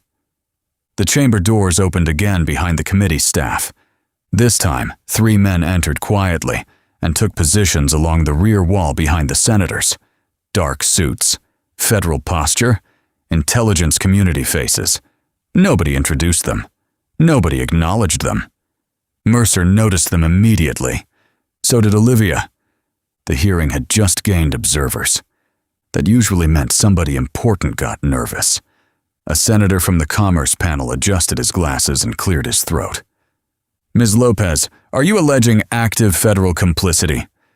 The room sharpened instantly around the question. Olivia answered carefully. I am alleging institutional dependency. Smart. Very smart. Not accusation. Not absolution. Dependency. The senator pressed harder. That sounds evasive. No, Olivia said calmly. It sounds precise. She gestured toward the screens again. Modern freight infrastructure relies on uninterrupted movement. Delays cost billions. Synchronization gaps became normalized because the system prioritized continuity over scrutiny. That line hit several senators harder than they wanted cameras to notice, because she was describing Washington itself now, not just Meridian. The hearing paused briefly while committee counsel reorganized exhibits. Senators whispered among themselves. Reporters moved in clusters near the back rows, feeding live updates to producers outside the chamber. The gallery noise rose half a level, then fell again the moment Chairwoman Mercer spoke. The committee will now address testimony connected to witness suppression and post-exposure operational behavior. That shifted the air completely. Until now, the hearing still carried procedural distance. Now it moved toward blood. Olivia remained composed. Over the previous 90 days, she said, multiple individuals connected to Meridian-adjacent investigations experienced disappearance events, fatal incidents, financial coercion, or coordinated reputational attacks following exposure risk. A reporter near the gallery entrance physically leaned forward. Everybody wanted names. Olivia gave them. A shipping auditor from Savannah, 2 customs supervisors, a Norfolk compliance attorney, 3 dock contractors, Daniel Smith, Antoine Diaz, several others still under federal seal. Then, Nadia Kessler. The room changed instantly. Even the senators reacted to that one. CIA deaths carry weight differently in Washington. Everybody understands what they imply, even when nobody says it aloud. The intelligence chair interrupted immediately. Ms. Lopez, portions of the Kessler matter remain classified. Olivia didn't look toward him. Yes, she replied, conveniently. Several reporters started typing furiously. The intelligence senator's expression tightened. Are you suggesting this committee is withholding material? I'm suggesting multiple agencies spent 11 months deciding which parts of Meridian were politically survivable. That one detonated quietly. No shouting, no outrage, just silence heavy enough to feel structural. Mercer intervened before the room destabilized further. Ms. Lopez, this committee will not entertain unsupported allegations regarding federal misconduct. Olivia finally looked directly at her. With respect, Senator, the entire purpose of this hearing is federal misconduct. The room froze. Nobody breathed for a second. Even the cameras seemed quieter afterward. Mercer's expression hardened slightly, but she didn't push back immediately. Because Olivia wasn't wrong, the hearing existed precisely because systems failed, not just criminally, institutionally. A Senate aide hurried toward Mercer again, this time whispering directly into her ear instead of passing paper. I watched the color drain subtly from her face before she masked it again. Second disruption. Worse than the first. Mercer stood abruptly. The committee will recess for 15 minutes. Immediate chaos followed. Reporters surged toward exits, trying to beat one another to live feeds. Staffers clustered around senators. Security personnel moved faster now. The 3 intelligence men near the rear wall immediately approached committee counsel without identifying themselves. Pressure rising, fragmentation accelerating. Olivia stepped away from the witness table and moved directly toward us, while Capitol Security tried restoring order around the chamber. What happened? Cindy asked quietly. Olivia looked toward Mercer first to confirm distance before answering. Another leak. Artemis? I asked. No. That got my attention. Then who? Olivia lowered her voice. Someone released sealed transportation logs connected to congressional travel. I frowned. Meaning several senators on this committee had indirect movement overlap with Meridian-linked freight contractors over the previous 3 years. That landed hard. Not corruption necessarily. Worse. Association. The kind that destroys hearings before facts even stabilize. Cindy exhaled softly. Jesus. Exactly. Olivia rubbed her temple briefly before continuing. The intelligence side thinks someone's trying to contaminate the committee itself. They're probably right. That's not the terrifying part, she replied. I looked at her carefully. The terrifying part is nobody knows whether Meridian leaked the files or someone inside Washington did it independently. There it was again, the core horror. Nobody understood the whole machine anymore. Not the Bureau. Not DOJ, not Congress, not intelligence agencies, not even the people fighting Meridian directly.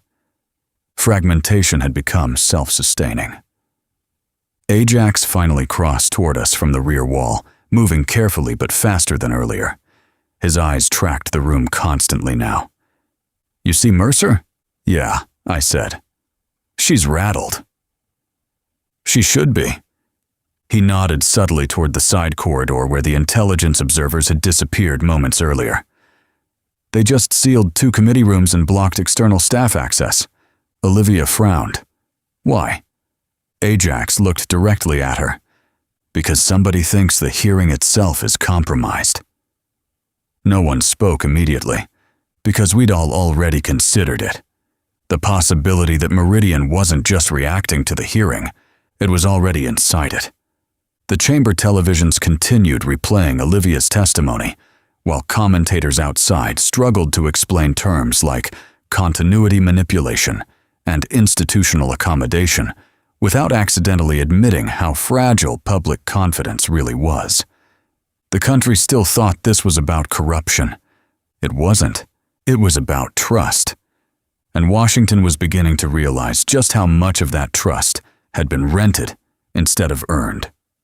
Chapter 7.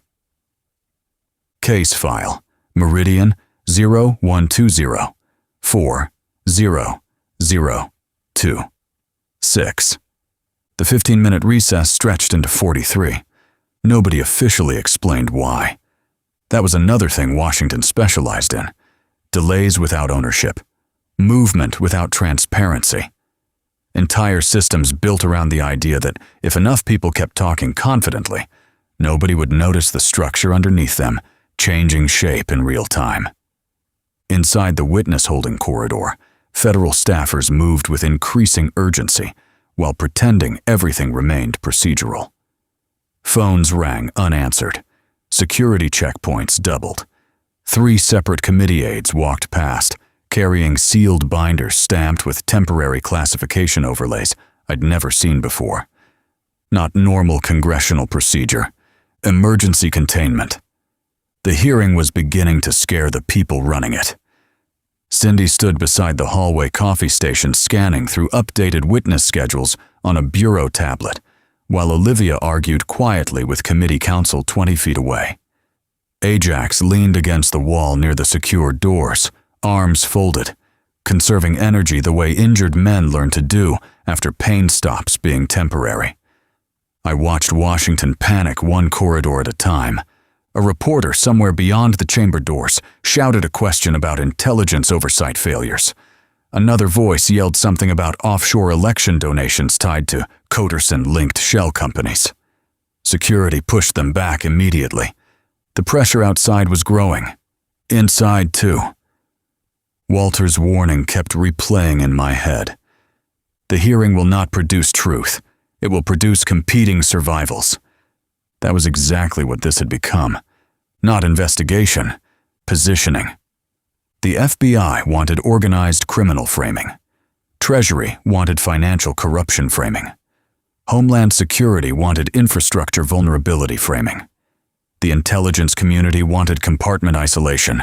Congress wanted accountability without institutional collapse. The media wanted a singular villain because audiences digest monsters easier than systems. And Meridian. Meridian survived precisely because none of those explanations were individually wrong. Cindy looked up from the tablet. You moved. What? 3 spots higher. I frowned. On what? The witness order. She turned the screen toward me. Keller, Martin, priority panel reassignment. That sounds unhealthy. It sounds political. Same thing in Washington. Ajax pushed off the wall slowly and crossed toward us. They're accelerating testimony. Why? Because they're losing control of the room. That tracked. The hearing started with institutional confidence, careful language, controlled framing, manageable corruption. Then Olivia used the word architecture. Everything shifted after that. Systems can prosecute criminals. Systems panic when confronted by structures. A committee aide hurried down the corridor toward Olivia, carrying another sealed folder. She opened it immediately, scanned the contents, and closed her eyes for half a second before regaining composure. Bad news again. She walked toward us quickly. You're up next. That got my attention. I thought there were 2 panels before mine. There were. What changed? Olivia handed me the folder. Inside sat 3 pages of updated hearing directives. Emergency witness acceleration authorized. Closed intelligence review postponed. Supplemental testimony reassigned. Then the line that mattered. Committee requests testimony regarding Riverbend operational overlap, port, Calusa continuity structures, witness attrition patterns, offshore routing, normalization, 1247 synchronization exploitation. They wanted the connective tissue now, not later. Now. Mercer approved this? I asked. No. That sharpened everything immediately. Then who did? Olivia looked toward the secured committee doors before answering quietly. Intelligence Council. Ajax swore under his breath. Cindy looked between all of us. Why would intelligence push Keller forward? Because somebody thinks we're running out of time, Ajax said. Nobody argued with him. The hallway television mounted above the security desk suddenly shifted to breaking coverage again. Another damn leak. This time, the screen displayed transportation routing charts connected to congressional travel reimbursements and private freight contractors operating through Virginia, Maryland, and Florida. No direct corruption visible. No smoking gun. Just overlap. Connections. Enough to poison confidence. A commentator on screen looked visibly overwhelmed, trying to explain the implications. While there is currently no evidence suggesting criminal involvement by members of Congress, the appearance of routing proximity between federally contracted transportation vendors and entities under Meridian review raises additional questions regarding institutional oversight. Questions. Everything was questions now. That was the real damage Meridian caused once exposed. Not immediate collapse. Erosion. Confidence leaking out of systems one hearing at a time. A Capitol security officer approached us directly. Mr. Keller. His posture looked wrong. Too rigid. You're being moved to the primary witness corridor. Already? Yes, sir. Olivia stepped closer immediately. Who authorized that? Committee directive. Which committee? The officer hesitated. Tiny pause. Real pause. Intelligence review. Ajax noticed it too. His eyes narrowed slightly. You verify that order personally? The officer's jaw tightened. No, sir. Ajax took one slow step forward. Then verify it now. The hallway atmosphere shifted instantly. Not dramatic. Professional. The security officer's posture changed half an inch. Enough. Enough for men like Ajax to notice. The officer repeated himself carefully. The directive came through secured channels. That's not what I asked, Ajax said. The man's eyes moved once toward the corridor exit behind us. Instinct. Bad instinct. Cindy saw it immediately and moved before the rest of us fully processed why. Stop! The officer turned sharply. Too sharply. His right hand disappeared beneath the front of his jacket. Ajax hit him before the weapon cleared fabric. Fast. Still fast. Even injured. The officer crashed sideways into the corridor wall, while Ajax drove his forearm across the man's throat, hard enough to crack plaster behind him. The handgun clattered across the floor beneath the security desk. Suppressed. Not Capitol issue. Everything exploded afterward. Actual Capitol security drew weapons instantly. Staffers screamed. Reporters beyond the chamber door started surging toward the noise. Cindy kicked the pistol away while two Senate officers restrained the man against the wall.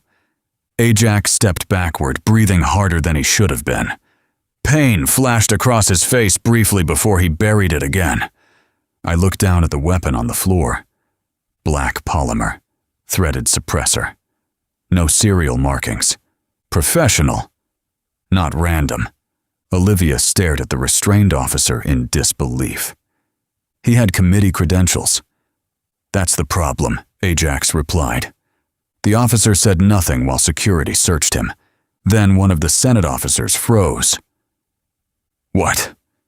The officer pulled a folded credential wallet from inside the suspect's coat. DHS credentials. Another pocket. Contract security authorization. Another. Temporary Senate access clearance. Layered access. Fragmented oversight. Exactly how Meridian moved. The restrained man finally looked up at me directly. No panic. No desperation. Just calculation. You should have stayed local, Keller. One of the Senate officers shoved him harder against the wall. Who are you working for? The man smiled slightly through the pressure against his throat. Wrong question, even now. Because that was the entire problem with Meridian. Everybody kept looking for a hierarchy when the real answer was infrastructure. The hallway televisions continued replaying Olivia's testimony, while reporters pushed against security barricades, trying to understand why armed Capitol officers were suddenly flooding the witness corridor. The hearing chamber doors opened again. Chairwoman Mercer herself stepped into the hallway, surrounded by staff and intelligence counsel. She took one look at the restrained officer, then at the gun on the floor, then directly at me. And in that moment, I realized the hearing had crossed an invisible line. Before this, Washington believed Meridian was something to investigate. Now Washington understood Meridian was willing to enter the Capitol to protect itself. Mercer walked toward us slowly. The hallway fell silent around her. "What happened?" she asked. Ajax answered first. "Your witness corridor was compromised."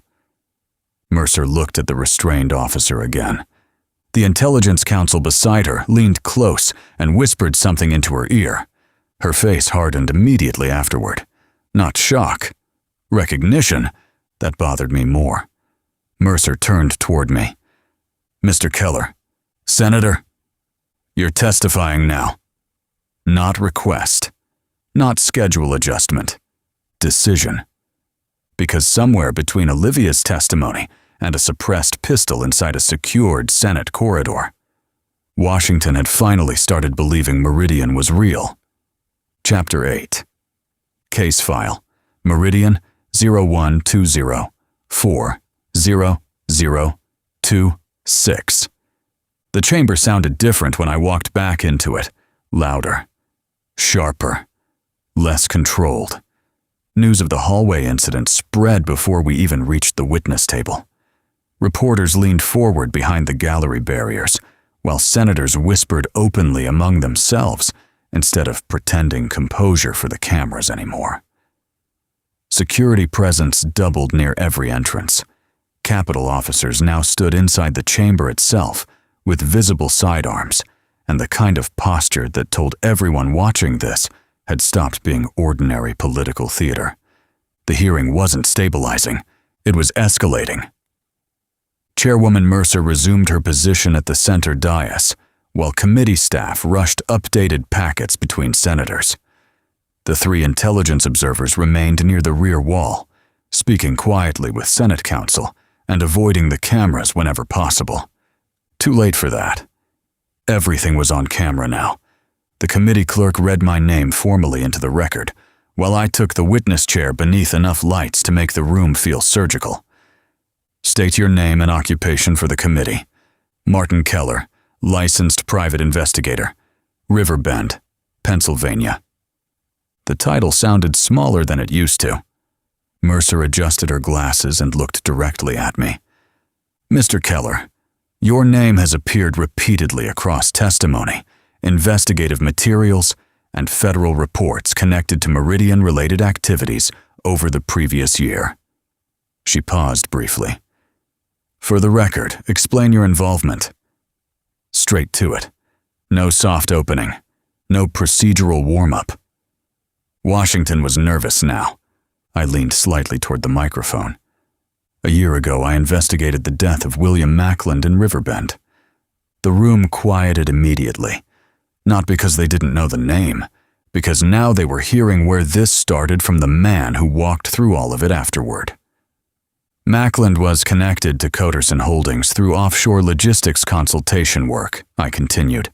At the time, his death looked domestic. Wealthy executive found dead inside his residence. Clean scene. Convenient narrative. I looked briefly toward the senators. Too convenient. Several reporters started typing immediately. During the course of that investigation, I said, I uncovered irregularities connected to shell corporations, shipping manifests, insurance routing structures, and port activity tied to Riverbend, Port Calusa, and eventually Cape Town. The intelligence chair interrupted carefully. Mr. Keller, are you formally trained in logistics infrastructure analysis? No. Financial forensics? No. International intelligence operations? No. There it was. First credibility strike. Expected. The senator folded his hands together. Then why should this committee consider your conclusions reliable? Because I survived long enough to see the pattern. I didn't say that out loud. Instead, because everybody else only saw the piece directly in front of them. That sharpened the room slightly. I continued before he interrupted again. Port officials saw freight anomalies. Auditors saw shell companies. Federal agencies saw compartmented operations. Insurance investigators saw statistically improbable deaths. Intelligence personnel saw overlapping jurisdictions. I looked across the chamber slowly. Meridian survived because nobody connected those pieces together institutionally. The intelligence senator leaned back slightly. You're describing pattern recognition, not proof. Correct. That answer caught him off balance for half a second. I don't possess a master document explaining Meridian, I continued. Nobody does. That's the point. The room stayed very still now. Meridian appears intentionally structured to prevent holistic understanding.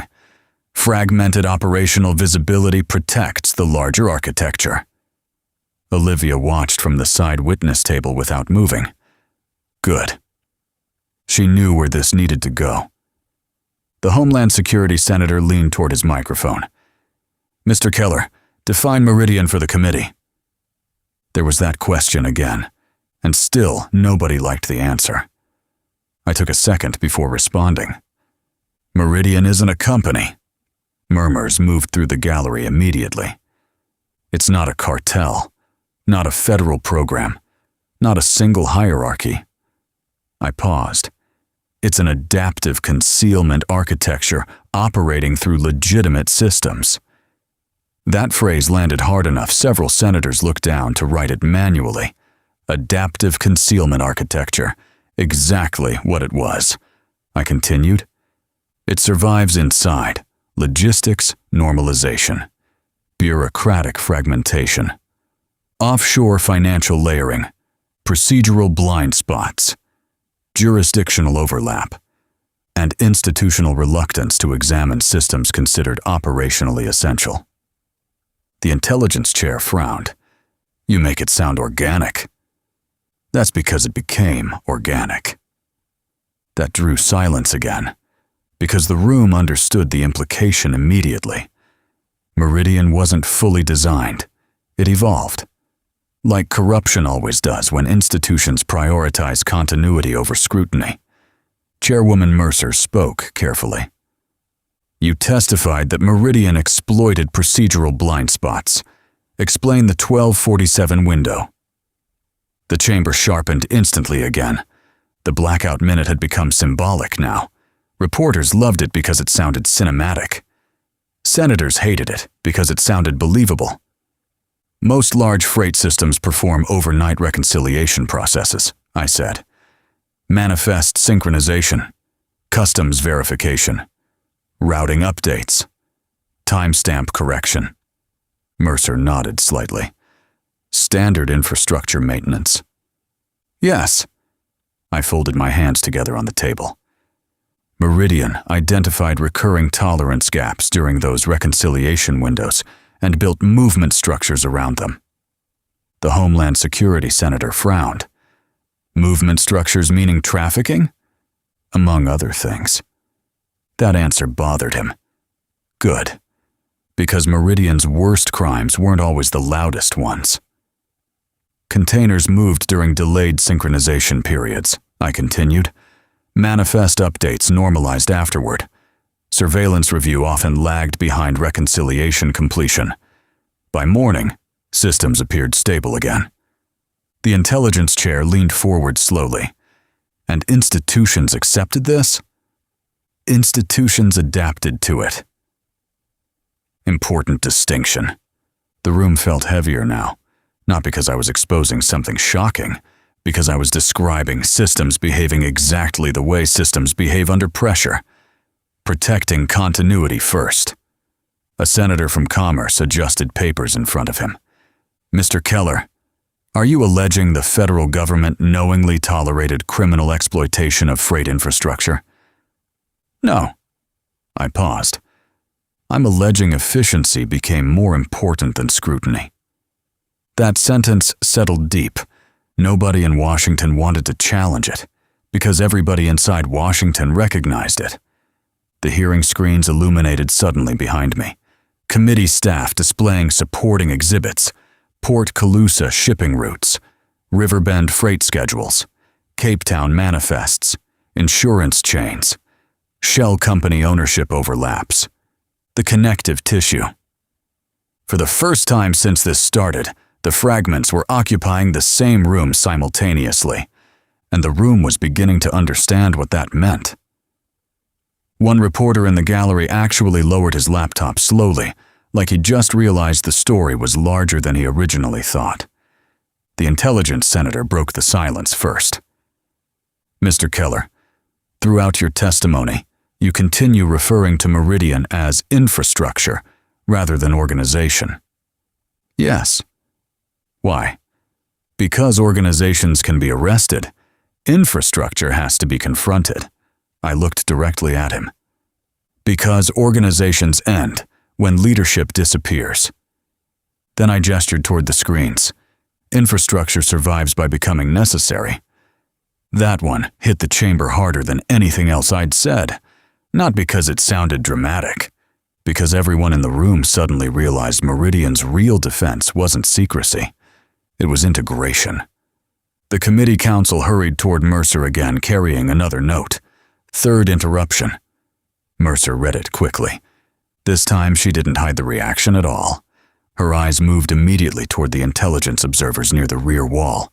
One of them gave the smallest possible nod. Mercer looked back at me.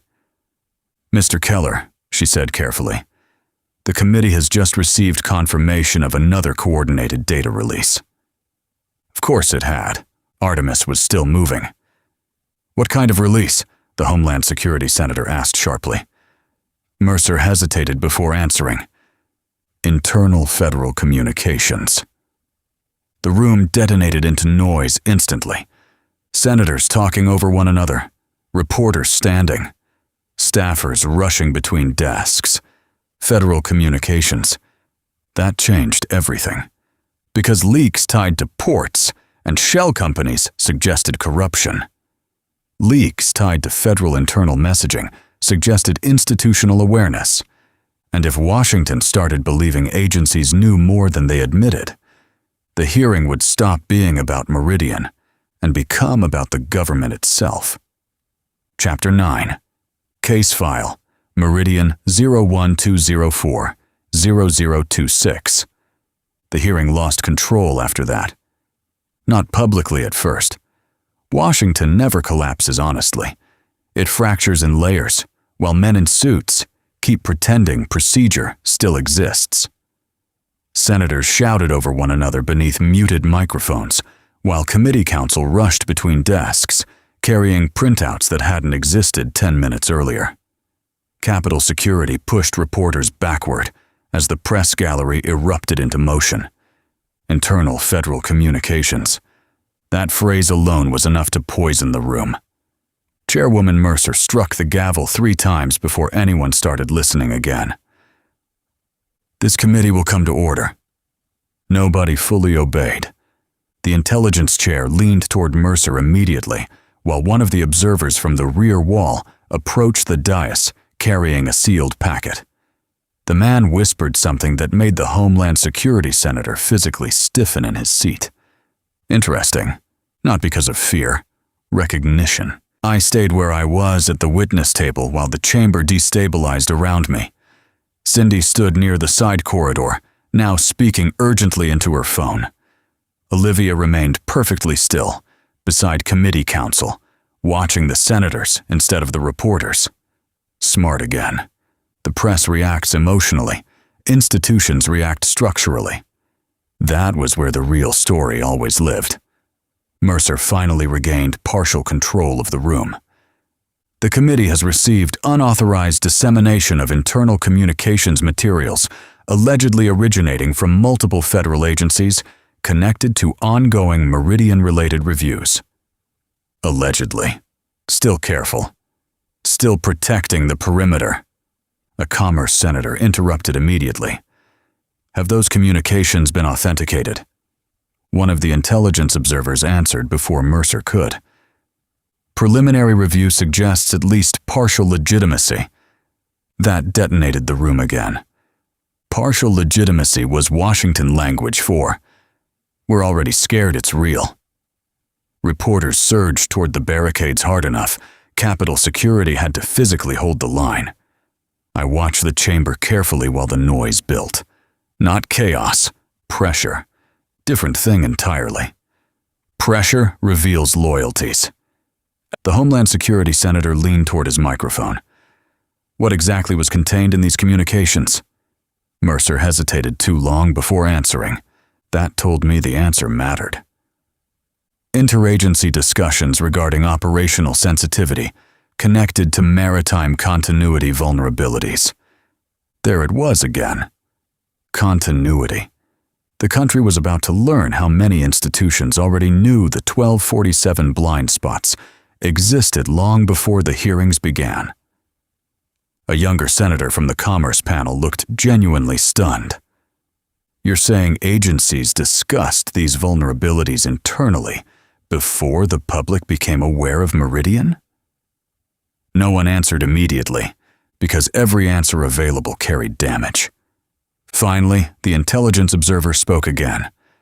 Multiple agencies routinely review infrastructure irregularities without evidence of criminal conspiracy. Technically true.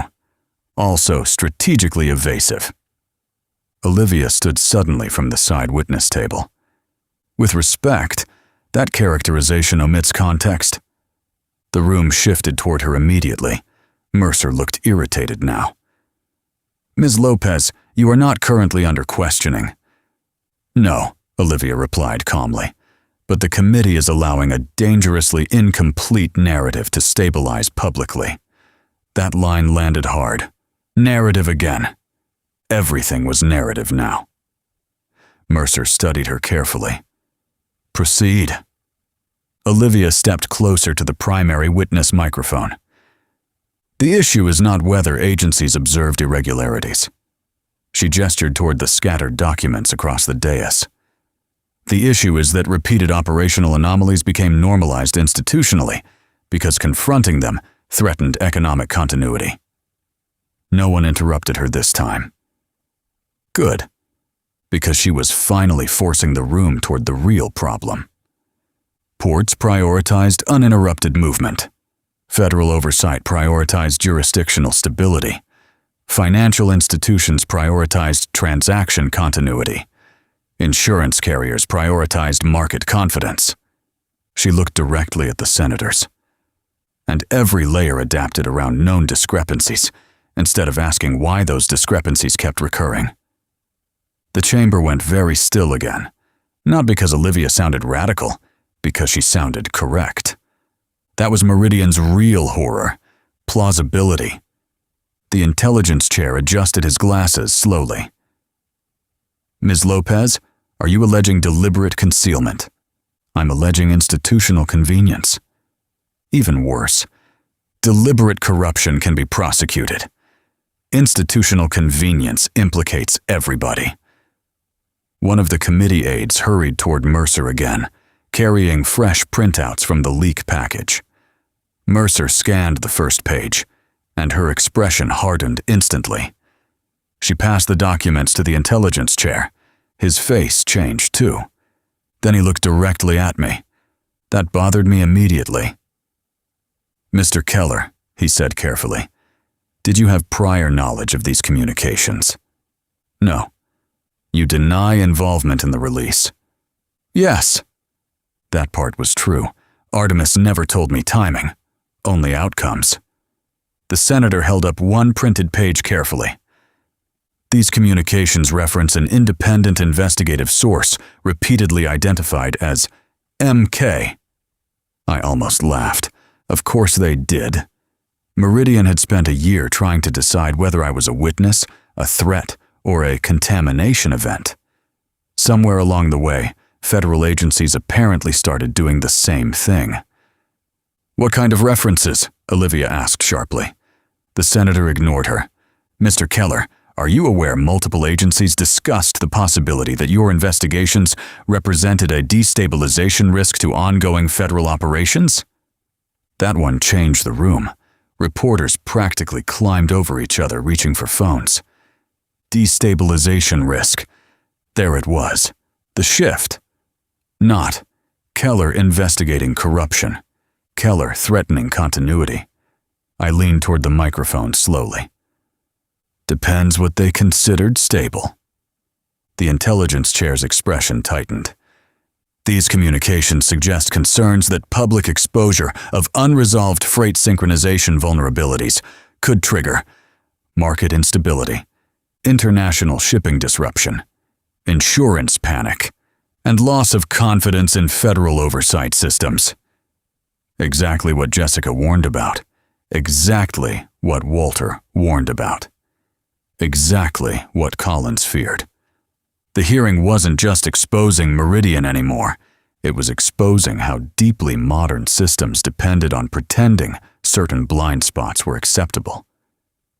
I looked around the chamber, at the senators, the cameras, the reporters, the intelligence observers standing along the rear wall, trying desperately not to become part of the story themselves. Then I answered carefully. "A year ago, William Macklin died because he looked too closely at something institutions preferred, remain fragmented." I paused. "Every person sitting in this room today inherited the consequences of that choice."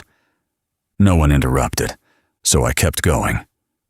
"You want to know what Meridian really is?" I asked quietly. "It's what happens when systems become more afraid of interruption than corruption." That one hit. Hard. Because suddenly the hearing wasn't about hidden criminal masterminds anymore. It was about institutional compromise through convenience. Much uglier. Much more believable. The Homeland Security Senator looked genuinely unsettled now. "Mr. Keller, are you suggesting Meridian survived because legitimate institutions needed the efficiencies it created?" "Yes." The word sat there naked in the chamber. Simple, direct, damaging. A reporter near the gallery actually whispered, "Jesus Christ." Exactly. Mercer stepped in quickly before the room spiraled further. "This committee will refrain from speculative institutional conclusions until evidence review is complete." Too late. The room had already crossed that line. One of the rear chamber televisions switched suddenly to live national coverage outside the Capitol. Markets reacting. Shipping delays increasing. Commentators openly questioning federal awareness timelines.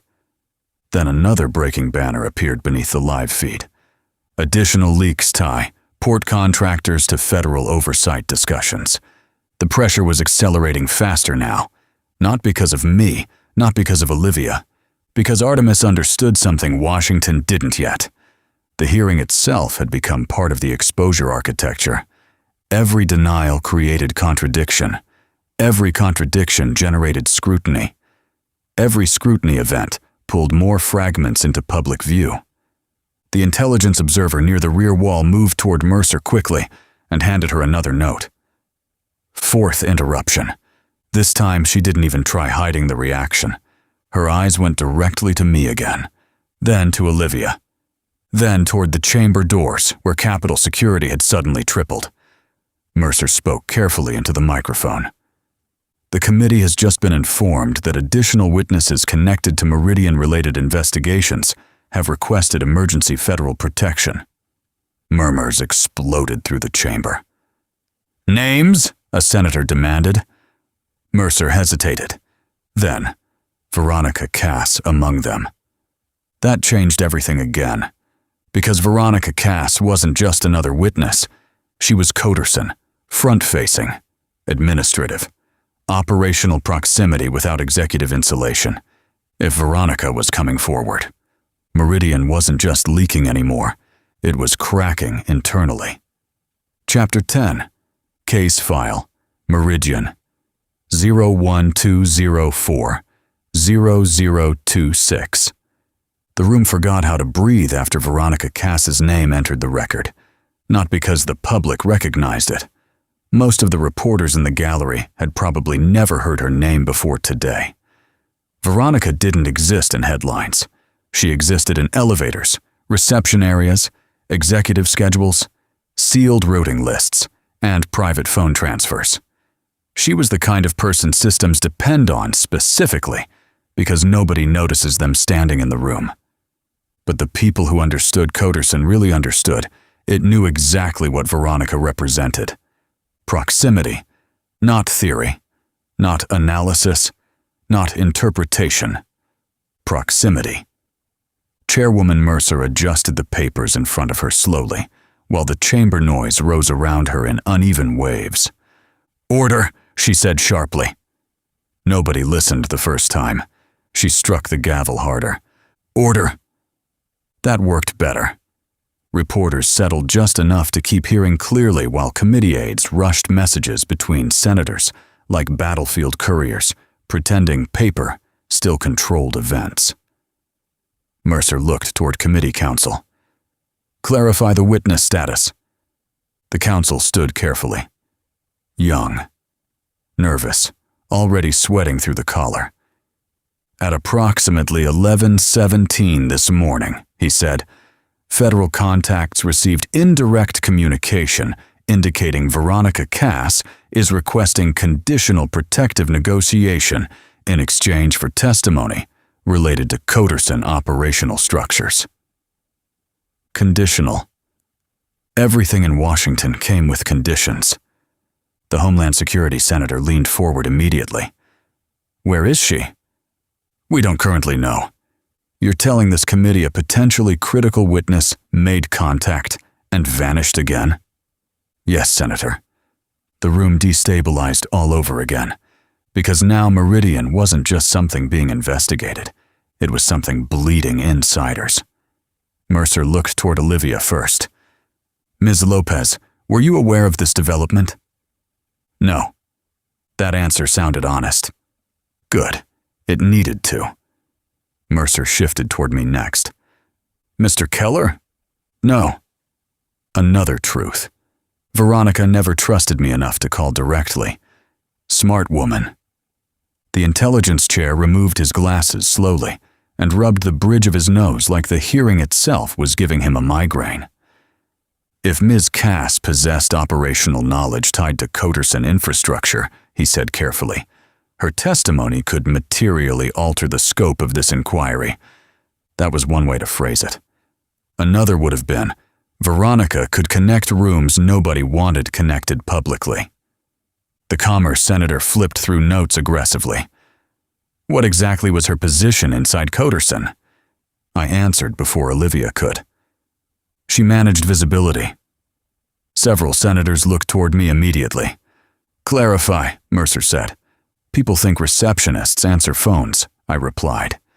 "Executive reception personnel manage access, meetings, scheduling, routing, visitor visibility, internal movement, who gets delayed, who gets redirected, who gets documented."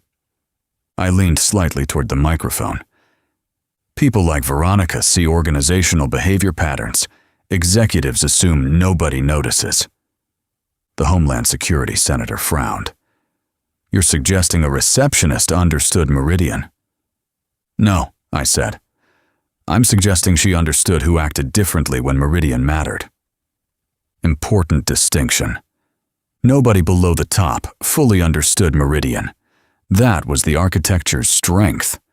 But behavior? Behavior leaves fingerprints everywhere. Mercer tapped her pen once against the desk. If Ms. Cass testifies, what would she realistically provide this committee? I thought about Veronica standing behind polished desks in tailored business attire, while executives passed through Coderson like they owned the world. Maybe they did for a while. Movement, I answered. The chamber quieted again. Patterns. Priority visitors. After-hours meetings. Unscheduled routing changes. Emergency access behavior. Who panicked after leaks? Who disappeared after audits? Which names caused silence? The intelligence chair studied me carefully now. You seem unusually confident regarding her value. No, I replied. I'm realistic about systems. That was the whole story now. Not criminal masterminds, not hidden bunkers. Systems. The rear chamber doors opened again, and another intelligence staffer entered quickly carrying updated printouts from the leak packages now flooding every network in the country. One sheet landed in front of Mercer, another in front of Homeland Security, another directly beside the intelligence chair. The room shifted immediately afterward. Bad shift. Mercer looked toward committee counsel. These communications are verified? Preliminary authentication suggests internal origin consistency. Again. Washington language for? We're in trouble. Mercer exhaled slowly before speaking into the microphone. The committee has now received communications indicating multiple federal agencies discussed maintaining operational discretion regarding known freight synchronization irregularities prior to the emergence of the Meridian inquiry. There it was. Not conspiracy. Awareness. The distinction mattered legally, not publicly. Publicly, those words translated into something much simpler. They knew. The reporters in the gallery exploded into motion again. Questions shouted across the chamber. Phones raised. Live updates firing out into the world in real time. The hearing was no longer containing Meridian. It was accelerating exposure. Olivia leaned toward the microphone calmly. Madam Chair, the committee needs to understand something clearly. Mercer nodded once. Olivia continued. Knowing irregularities existed is not the same as understanding Meridian. That slowed the room slightly. Good. Because it was true. Most agencies encountered fragments, Olivia said. A routing variance here. Insurance discrepancies there. Manifest synchronization delays elsewhere. Nobody possessed centralized visibility. The intelligence chair looked unconvinced. Yet somehow, Meridian operated for years. Yes, Olivia replied, because fragmentation protected it. I watched several senators absorb that quietly, not because the statement sounded shocking, because Washington itself operated through fragmentation. Compartmentalization, jurisdiction, limited visibility, need-to-know structures. Meridian didn't oppose institutional architecture. It mirrored it. That was why it survived so long. A senator from Commerce spoke carefully. Mr. Keller, throughout your testimony, you've repeatedly described Meridian as adaptive infrastructure rather than traditional criminal organization. Yes. Then answer this directly. He leaned forward slightly. Who was in charge? Wrong question. Always the wrong question. I looked at him for a moment before answering. Depends what part you're asking about. The senator frowned immediately. That sounds evasive. No, I said.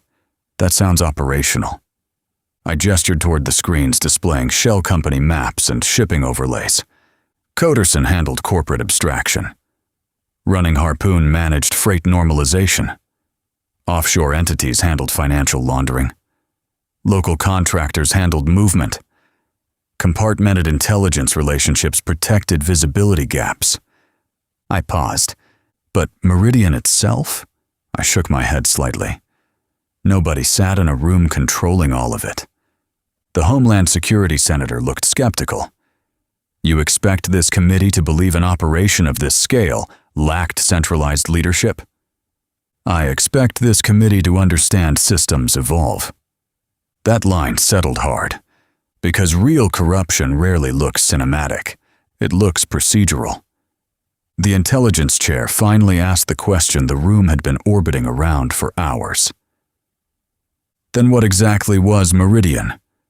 I looked toward the gallery, the cameras, the senators, the staffers scrambling to preserve institutional dignity, while the hearing slowly dismantled confidence one testimony at a time. Then I answered honestly. Meridian was what happened when enough powerful systems decided uninterrupted movement mattered more than scrutiny.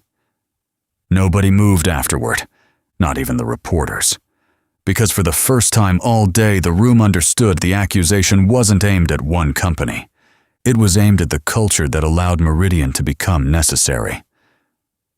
A Capitol security officer entered quietly through the side chamber and approached Mercer with another note. 5th interruption. This time Mercer read it and closed her eyes briefly before regaining composure. Then she looked directly at me. Mr. Keller, she said carefully, we've just received confirmation that Veronica Cass is willing to testify. The room froze. Mercer continued. She's requesting immediate federal protection before appearing publicly. The Homeland Security Senator spoke first. Where is she now? Mercer looked down at the note one final time, then back up. Riverbend. Chapter 11. Case file. Meridian 01204, 0026. The hearing recessed again at 1:42 in the afternoon. Officially, the committee blamed operational coordination concerns tied to witness protection activity in Riverbend. Unofficially, Washington needed time to panic privately. The chamber emptied in layers. Senators disappeared into secured conference rooms with intelligence counsel and legal advisors.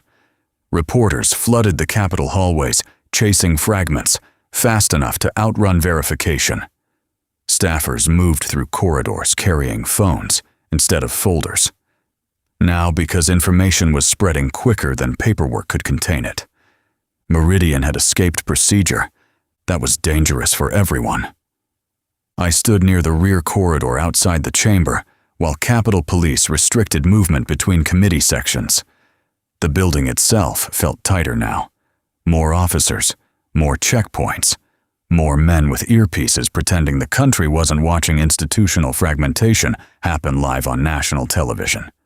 Cindy approached carrying 2 coffees and a face that told me the Bureau was having a very bad day. One of those for me? Depends. That's serious. She handed me the cup. Worse.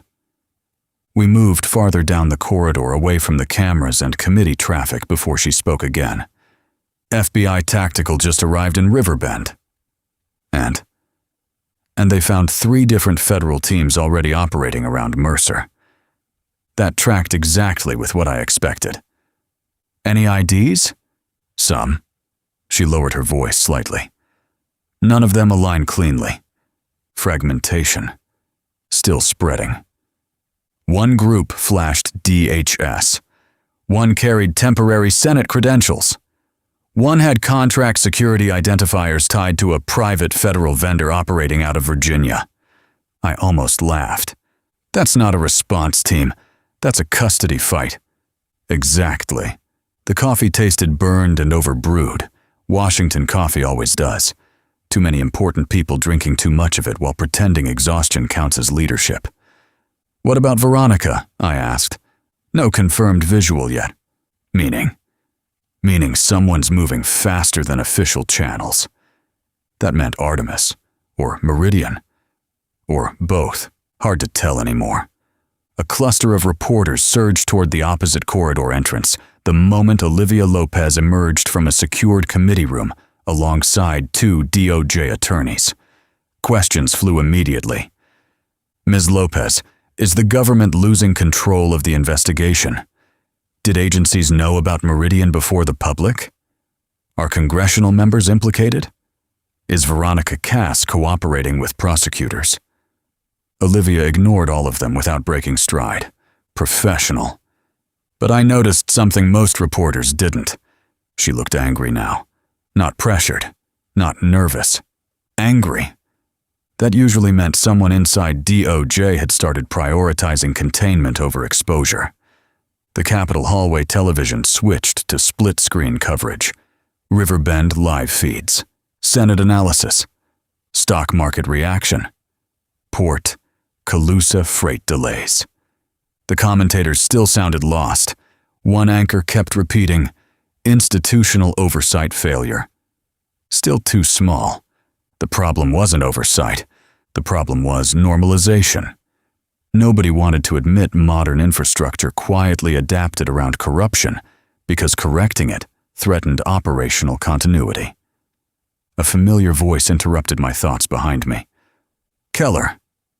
I turned. Walter stood near the far corridor wall, wearing the same dark overcoat from county lockup weeks earlier.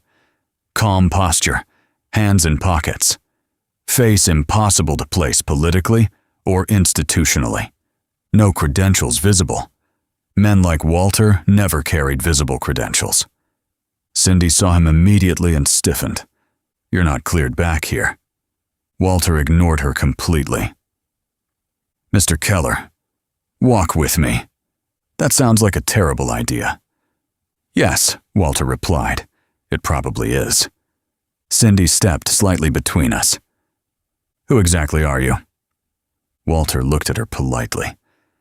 If I answer honestly, Agent O'Donnell spends the next 6 months inside closed-door review panels trying to explain why she heard it.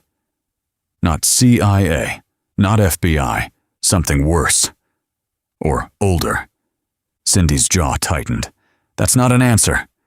No, Walter agreed. It's mercy. I should have walked away. Instead, what do you want? Walter glanced toward the hallway televisions, where Riverbend coverage continued rolling beneath breaking news banners. The hearing has entered acceleration. That obvious? You don't understand. He lowered his voice slightly. The architecture is destabilizing faster than anticipated. There was that word again, architecture, not conspiracy, not organization. Structure. Cindy crossed her arms. You keep talking like Meridian's a government program. Walter looked at her carefully. It became adjacent to government because modern infrastructure became dependent on uninterrupted continuity. That answer irritated her immediately. Continuity of what? Movement. Simple. Accurate. Terrifying. Walter looked back toward me. The hearing was supposed to expose Meridian incrementally. Tell Artemis that. Walter almost smiled. Artemis Bozeman understands pressure better than anyone else currently involved in this. That got my attention. You know Artemis personally? No, Walter said, but I understand his methodology. Meaning, controlled destabilization. Force too many fragments into visibility simultaneously, and institutions lose the ability to isolate narrative damage. That was exactly what was happening now. What aren't you saying? I asked. Walter studied me for a moment before answering. Veronica Cass isn't running from Meridian. The hallway noise around us suddenly felt farther away. Then who's she running from? Walter's expression didn't change. The people trying to preserve institutional survivability after Meridian. That landed hard. Not because it sounded sinister, because it sounded believable. The hearing had reached the stage where exposure itself became dangerous to systems beyond Meridian. Banks, ports, insurance carriers, federal oversight bodies, international shipping agreements. Everybody suddenly had reasons to control narrative velocity. Cindy shook her head. You're saying legitimate agencies are now part of the threat environment. Walter looked directly at her. Agent O'Donnell. The Second Congress publicly acknowledged Meridian existed. The threat environment expanded beyond criminal exposure. No dramatic tone, no conspiracy whispering, just operational reality. The television shifted again. Live feed from outside my office building. Federal vehicles everywhere now. Riverbend police. Reporters. Crowds gathering behind barriers. Then another banner appeared beneath the footage. Unconfirmed reports. Suggest Veronica Cass may have attempted contact with private investigator Martin Keller prior to hearing. Cindy swore softly. Where the hell did they get that? Walter answered immediately. Someone wanted your office flooded. Pressure. Visibility. Chaos. Same playbook Meridian always used once systems became overloaded. Except now, multiple factions were using it simultaneously. A Capitol security team moved quickly through the corridor toward us. The lead officer looked directly at me. Mr. Keller, Chairwoman Mercer requests immediate presence in Committee Room 3. Walter stepped backward immediately. Smart man. The officer never even looked at him. Interesting. Either Walter was invisible professionally or expected. Neither possibility felt good. I looked toward Walter one last time. You still haven't told me what you are. No, he said calmly. I haven't. Why? Because once people start assigning names to systems like mine, he replied quietly, they stop noticing the systems operating directly in front of them. Then he walked away down the Capitol corridor without anyone stopping him. Cindy watched him disappear. I really hate that guy. Get in line. The security officer motioned again. Mr. Keller? Yeah. I handed Cindy the untouched coffee cup and followed the officer deeper into the Capitol, while televisions continued broadcasting Riverbend into every hallway in America. Committee Room 3 sat 2 corridors beneath the main hearing chamber, behind layered security checkpoints and temporary Senate intelligence restrictions. No reporters, no cameras, no public access. Different atmosphere entirely. This was where Washington talked honestly, or tried to. Inside the room waited Chairwoman Mercer, Olivia Lopez, the Intelligence Chair, 2 unidentified federal counsel, Ajax Jackson.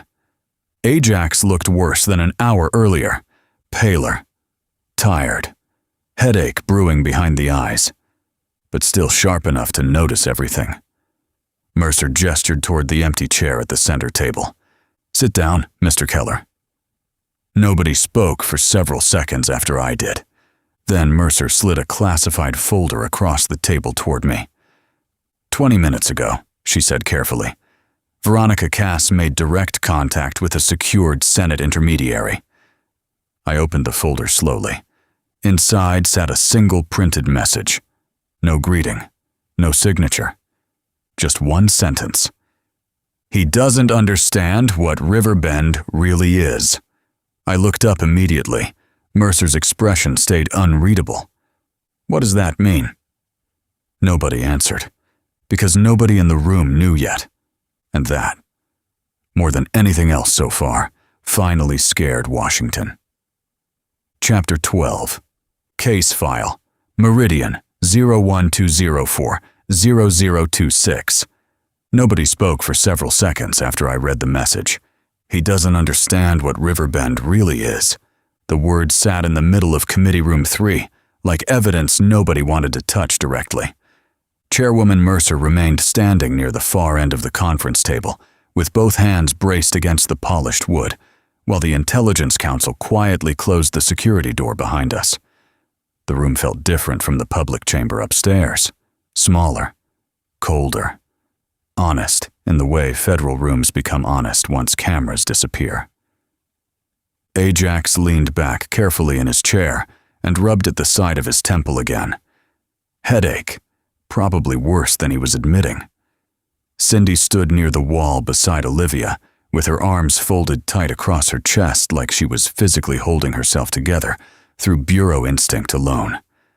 Mercer looked toward me first. What does it mean? I don't know yet. That's not good enough anymore, Keller. Pressure strips formality before anything else. I looked back down at the paper. Veronica Cass always chose words carefully. People underestimated administrative professionals because they assumed quiet jobs produced passive people. Veronica survived Coderson by understanding observation, timing, behavioral shifts, silence. If she wrote, "He doesn't understand what Riverbend really is," then she meant something specific. Olivia stepped closer to the table. She's trying to redirect the investigation. Or warn us, Cindy said. Same thing sometimes, Ajax muttered. Nobody argued with him. The Intelligence Council finally spoke for the first time since we entered the room. Ms. Cass claims Riverbend was identified internally as a successful continuity environment. There was that word again. Continuity. Not reality. Not science fiction. Infrastructure continuity. Movement, stability, normalization. What's a continuity environment? Mercer asked. The council opened another folder and slid several documents across the table. Internal memorandums, port authority analyses, economic impact reviews. Preliminary interpretation suggests certain cities were evaluated based on infrastructure adaptability, he said carefully. Freight tolerance, customs flexibility, insurance normalization, law enforcement fragmentation, political insulation. I stared at the pages. Riverbend, Norfolk, Savannah, Port Calusa. Test environments, not experiments. Normalization zones. That's why she said, "I don't understand Riverbend," I said quietly. Mercer looked toward me immediately. Explain. I leaned back slowly. A year ago, I thought Riverbend mattered because Meridian operated there. The realization felt uglier the longer I spoke it aloud. But Riverbend mattered because it adapted there. The room stayed silent. I continued. Medium-sized city. Active freight movement. Political overlap. Economic dependency on uninterrupted shipping. I gestured toward the papers. Enough infrastructure to hide inside. Not enough scrutiny to trigger national review. Ajax nodded once from the far side of the table. Proof of concept. Exactly. Not headquarters. Not command center. Demonstration. Meridian didn't choose Riverbend because it was special. It chose Riverbend because it was ordinary enough to reproduce. That was the horror. Olivia picked up one of the memorandums and scanned the highlighted section. Jesus. Mercer looked toward her. What? Olivia slid the document across the table. Internal shipping review notes. 3 years old. The highlighted sentence read, Continuity, losses remain within acceptable operational tolerance. No mention of trafficking. No mention of Meridian. Just tolerance.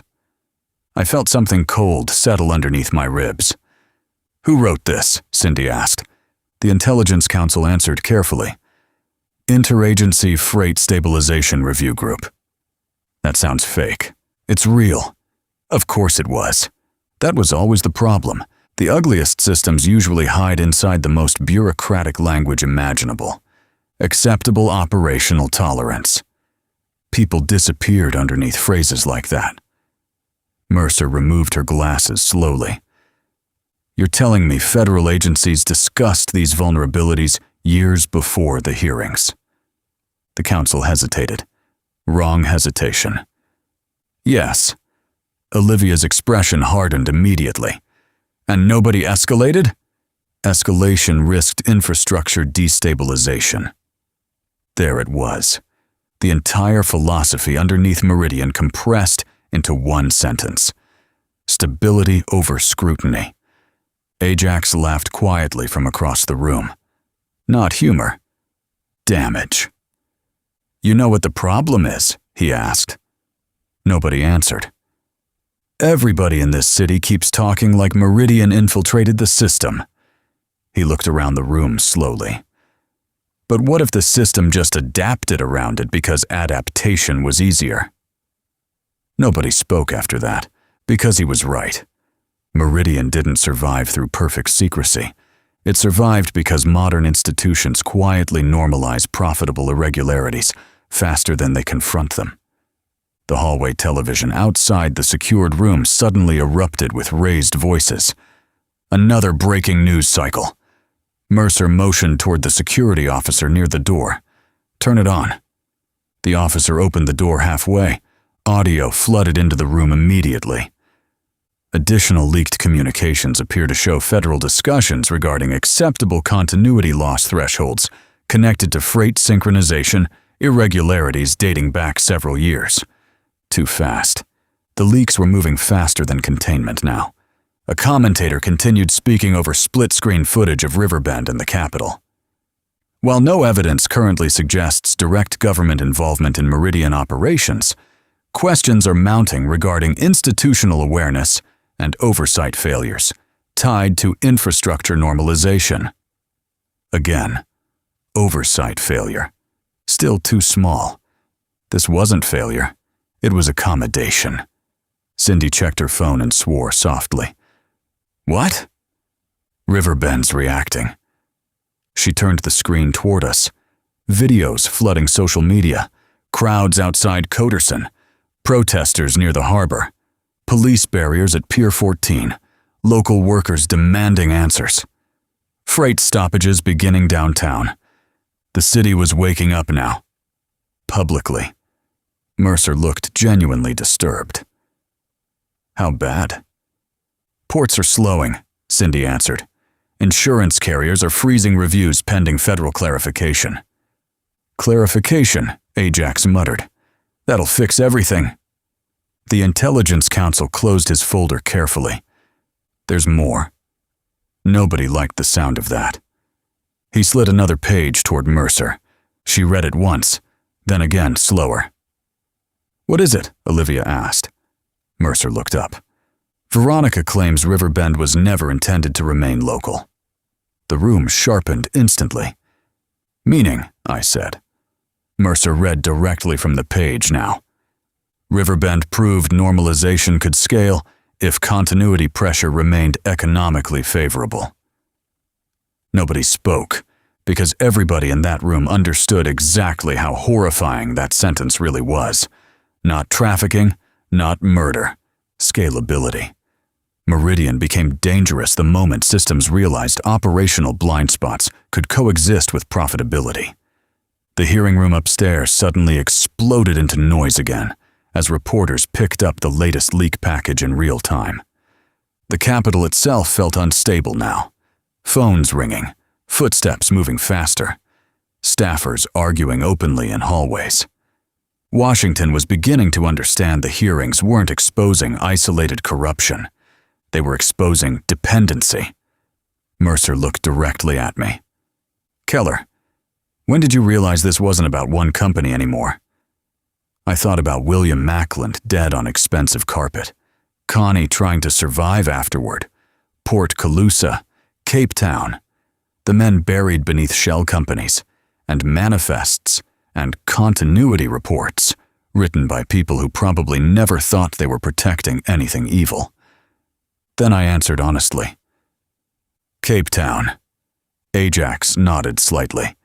That tracked for him too. South Africa changed everything because it proved Meridian wasn't domestic corruption. It was infrastructure behavior. Olivia stepped toward the table again. If Veronica testifies publicly, the hearings move beyond criminal exposure. Mercer looked toward her carefully. Into what? Olivia didn't hesitate. Into institutional liability. That sentence chilled the room more than any mention of murder ever had, because liability meant lawsuits, collapsed trust, international review, economic panic, oversight collapse, political fallout. Not just prison. The security officer at the door touched his earpiece suddenly, listened, then stiffened. Mercer noticed immediately. What? The officer looked toward her carefully. Ma'am, Veronica Cass just made another request. The room went still. What request? The officer swallowed once. She'll only come in if Martin Keller retrieves her personally. Silence. Then Ajax said exactly what everyone else in the room was thinking. That's either the worst idea I've heard today. He looked directly at me, or the point where this whole thing finally stops pretending it's under control. Chapter 13. Case File, Meridian 01204-0026. Nobody in Committee Room 3 liked Veronica's condition. That usually meant it was important. Mercer stood near the head of the table with both hands pressed against the folder in front of her, while the Intelligence Council whispered with capital security near the wall. Cindy stared at me like she was already preparing arguments before anyone officially made the decision. Olivia looked irritated in the specific way prosecutors get irritated, when witnesses stop behaving like evidence and start behaving like people. Ajax just looked tired, not physically, structurally. The kind of exhaustion that comes from watching institutions spend too long pretending they still control events. Mercer broke the silence first. No. The Intelligence Council immediately nodded in agreement. Absolutely not. Olivia exhaled through her nose once. Veronica's not asking for logic. She's asking for trust. Then she's already unreasonable, Mercer replied. Not necessarily, I said. Every eye in the room shifted toward me. Mercer's expression hardened. Mr. Keller, with respect, you are now a publicly identified witness connected to an active congressional investigation involving compromised federal infrastructure. That sounds expensive. This is serious. I know. No, she replied sharply. I don't think you do. That almost got a laugh out of me. Almost. Because a year ago she would have been right. A year ago I was a private investigator stumbling through dead ends and shell companies, while Riverbend kept pretending William Mackland died in isolation. Now the Senate was holding emergency hearings because the entire system had started recognizing itself inside the evidence. I looked toward the television outside the room, where Riverbend coverage continued rolling beneath endless breaking news banners. You know what Veronica's actually asking for? I said quietly. Mercer crossed her arms. Enlighten us. She wants somebody who still understands this thing structurally instead of politically. The Intelligence Council frowned immediately. That's an irresponsible distinction. No, Ajax said from the far side of the room. It's accurate. Interesting moment. The room noticed it too. Ajax Jackson spent his entire career trusting federal architecture. If he was now siding against institutional handling reflexively, the damage Meridian caused ran deeper than physical injuries. Mercer looked toward him carefully. Agent Jackson. Senator, Ajax interrupted quietly. The second these hearings started, every agency in Washington began protecting survivability before transparency. Nobody contradicted him, because nobody could.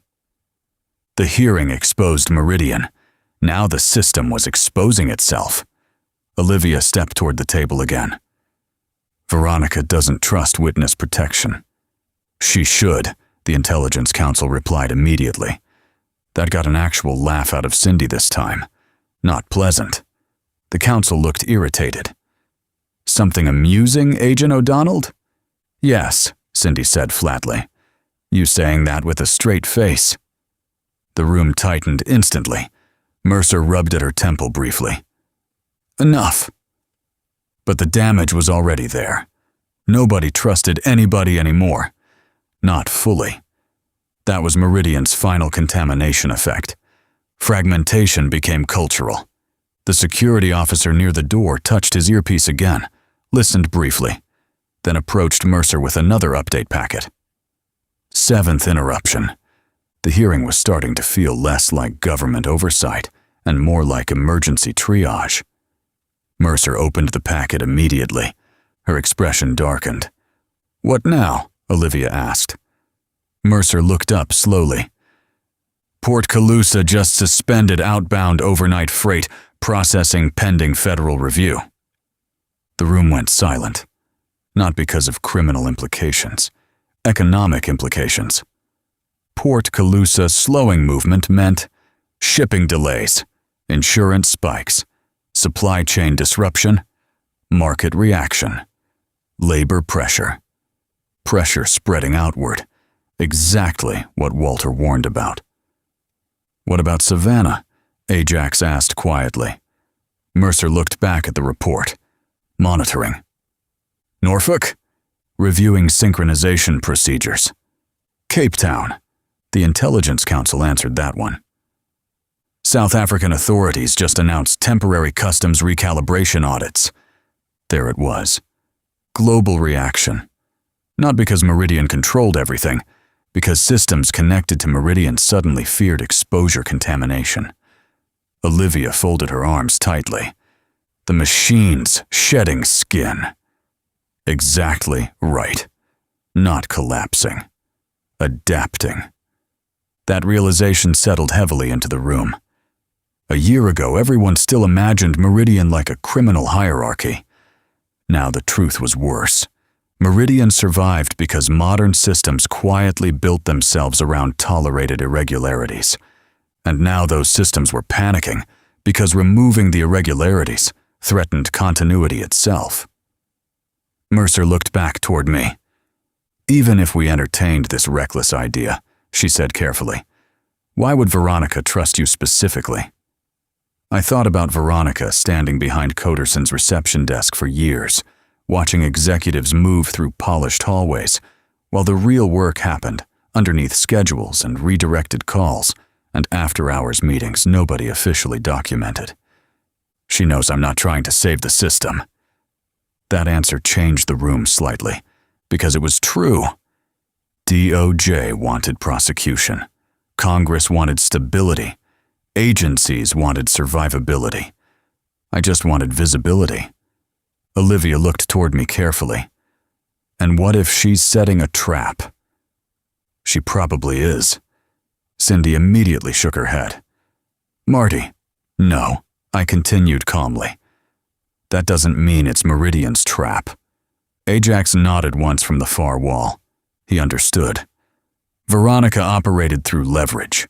Always had. This wasn't necessarily about assassination. It was about control of narrative positioning before testimony began. The Intelligence Council closed his folder sharply. "This discussion is absurd. We have federal tactical response teams available." "That's exactly why Veronica won't surface for them," I replied. "Why?" "Because she knows the second she enters formal custody, she stops being a witness and becomes managed information." Nobody in the room answered. Again, because it was true. The television outside the conference room shifted suddenly to live footage from Riverbend Harbor. Crowds gathering, union workers shouting at reporters, police barricades expanding around Pier 14. Then another headline appeared beneath the feed. "Leaked documents suggest federal agencies discussed acceptable continuity losses." Mercer closed her eyes briefly. "Too late now." The language escaped containment. The public had started seeing the architecture underneath the architecture. Cindy's phone buzzed sharply in her hand. She checked the screen and immediately straightened. "What?" "Riverbend PD." "Good news doesn't travel through local police," Ajax muttered. Cindy ignored him and answered quickly. "Agent O'Donnell." Pause. Then, "Slow down." Her expression changed instantly afterward. "Bad." "What happened?" I asked. Cindy looked directly at me. "Someone hit the Coderson building." The room sharpened violently. "How bad?" "Vehicle through the lobby entrance. Firebombs after impact." Jesus Christ, Mercer stood immediately. Casualties? Unknown.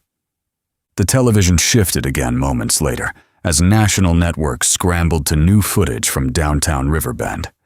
Smoke pouring from the front of Coterson headquarters. Emergency vehicles everywhere. Crowds behind barricades filming the building with phones raised high, like the country had confused collapse with spectacle. The anchor spoke rapidly over the footage. We are receiving unconfirmed reports of an apparent attack against Coterson Group headquarters in Riverbend, following explosive public reaction to the Meridian hearings. There it was. The next stage. Public destabilization. Not coordinated. Not organized. Emotional. The Intelligence Council looked genuinely alarmed now. This is exactly what we warned about. No, Olivia said sharply. This is what happens when systems spend years treating exposure as more dangerous than corruption. Mercer looked toward the burning building on the screen, then toward me, then back toward the message from Veronica still sitting open on the table. He doesn't understand what Riverbend really is. Maybe I finally did now. Riverbend wasn't just a node or a proof of concept. It was a mirror, an ordinary American city that normalized irregularity because normal life depended on uninterrupted movement more than uncomfortable truth. And now that truth had reached the surface. The city was starting to break apart around it. The security officer approached again. Senator.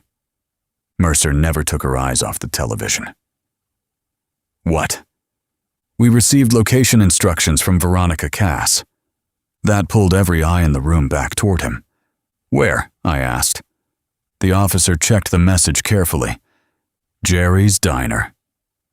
Same city. Same diner. Same winter. A year ago, Connie Mackland walked into my office carrying the first crack in Meridian's foundation. Now, Veronica Cass wanted to meet at the same intersection where the entire thing began unraveling. Ajax looked toward me carefully. You realize this has bad idea written all over it. Yeah, you still going? I looked toward the television where smoke continued rising above Riverbend, while anchors tried desperately to explain to the country why infrastructure panic suddenly looked like civil unrest. Then I looked back toward the message. Jerry's Diner. Riverbend always circled back to itself eventually. That's the problem with December, I said quietly. Nobody spoke because everybody in the room already understood. December doesn't let things stay buried. Chapter 14. Case file. Meridian 01 2 0 4 0 0 2 6. The Gulf Stream landed outside Riverbend under freezing rain just after 7 that night. Washington disappeared behind us, beneath layers of cloud and static, while cable networks continued feeding the country 24-hour panic disguised as analysis. By the time we crossed into Pennsylvania airspace, every major network in America carried a permanent Meridian banner beneath their broadcasts. Ports slowing, hearings expanding, federal communications leaking, Coterson burning. The country was awake now, not informed, not unified. Awake. There's a difference. The airport looked tense the second we touched down. State police vehicles lined the private terminal entrance. Riverbend PD units sat near the perimeter fencing, with lights flashing against sleet-covered pavement. Federal SUVs occupied half the lot beneath temporary floodlights, while men in heavy coats argued beside transport vans, carrying different agency seals. Fragmentation had followed us home. I stepped off the jet behind Cindy and Ajax, while cold rain hit hard enough to sting. Winter in Riverbend always felt wetter than it should, like the city never fully froze because the river kept breathing underneath it. A bureau transport team waited near the runway. 3 agents, 2 SUVs, 1 nervous supervisor. The supervisor approached Cindy first. Agent O'Donnell. What's the situation? Downtown's unstable. Polite wording for a city starting to come apart at the seams. The man handed her a tablet showing live city feeds, protests outside Coderson, Pier 14 shutdowns, union demonstrations near Harborfront Logistics, police barricades around Mercer, local businesses closing early. The city looked frightened. Not violent yet. Frightened. Fear spreads differently. Slower at first. Then all at once. What about Jerry's? I asked. The supervisor looked toward me cautiously. Areas under observation. By who? Small hesitation. Not good. Multiple agencies. Ajax exhaled beside me. You people really learned nothing today. Nobody answered him, because they hadn't. The convoy pulled away from the airport 10 minutes later, beneath freezing rain and low visibility, while Riverbend drifted past outside the windows, looking smaller than it had from Washington. Or maybe I'd changed again. The closer we moved downtown, the worse the atmosphere became. Traffic backed up near Monroe, police checkpoints at Justice Way, crowds outside the courthouse carrying signs nobody fully understood. Some blamed Meridian, corporations, and billionaires. Some blamed Washington, conspiracy theories, and immigrants.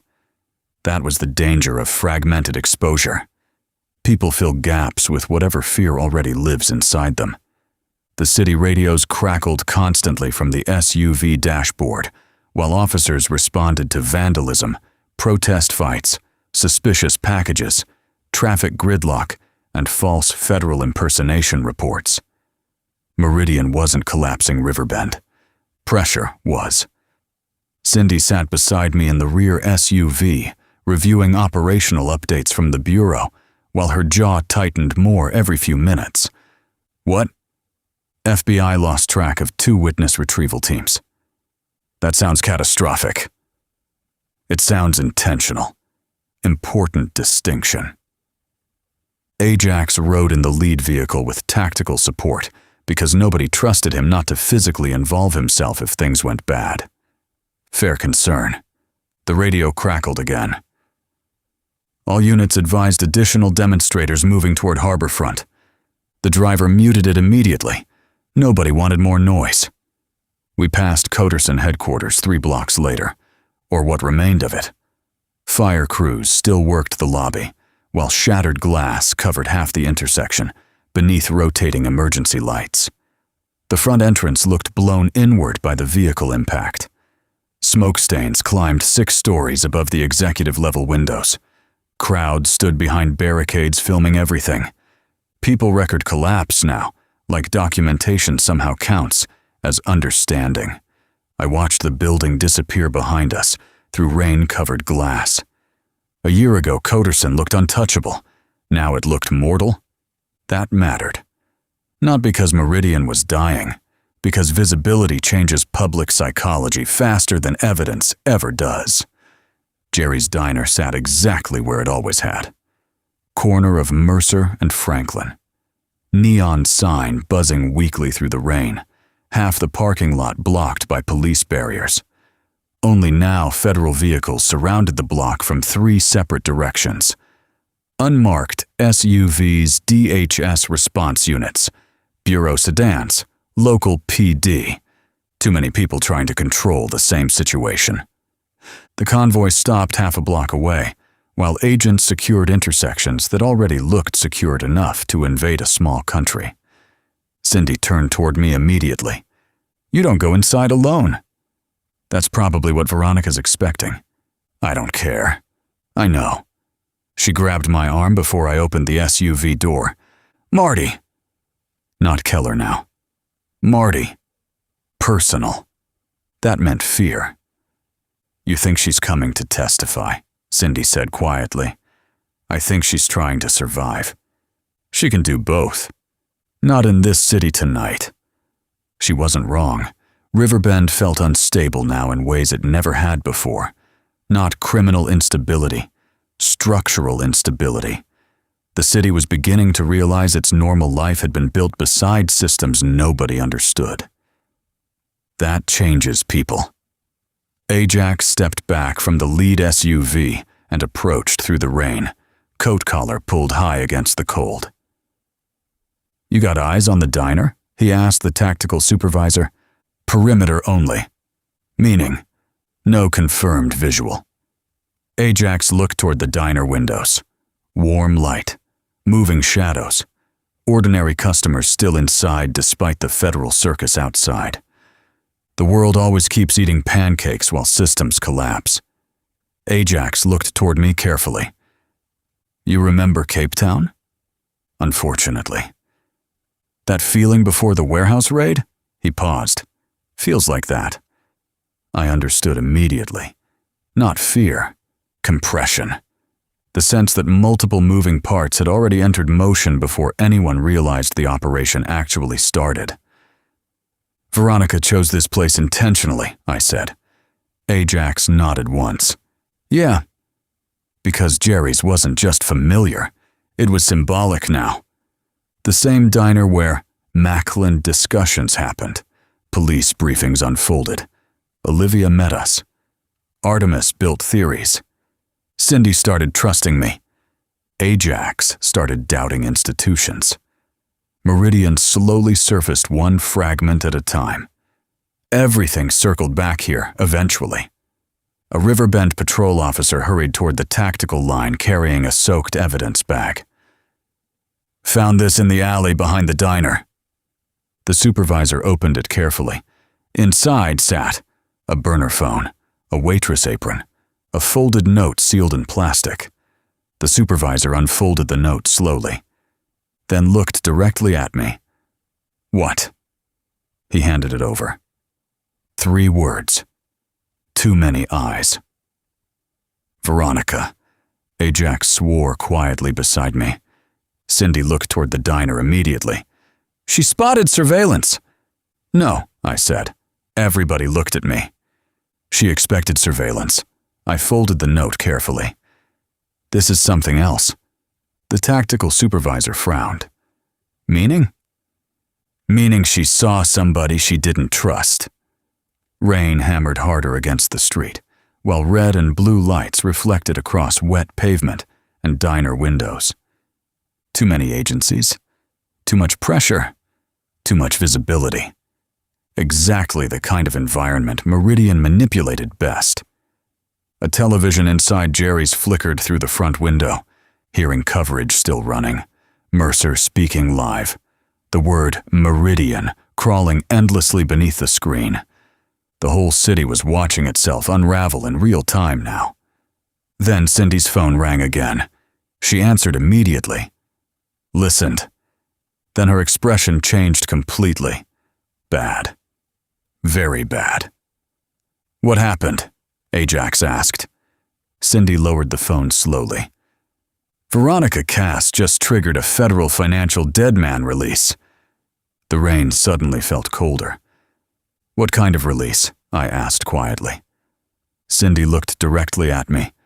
"Banking routes." That hit instantly. Not because of money. Because banking routes meant shell layering, offshore movement, institutional overlap, political exposure, continuity financing, the hidden bloodstream underneath Meridian. And if Veronica just released it publicly, then the hearing upstairs in Washington was about to become the least stable thing in America. Chapter 15.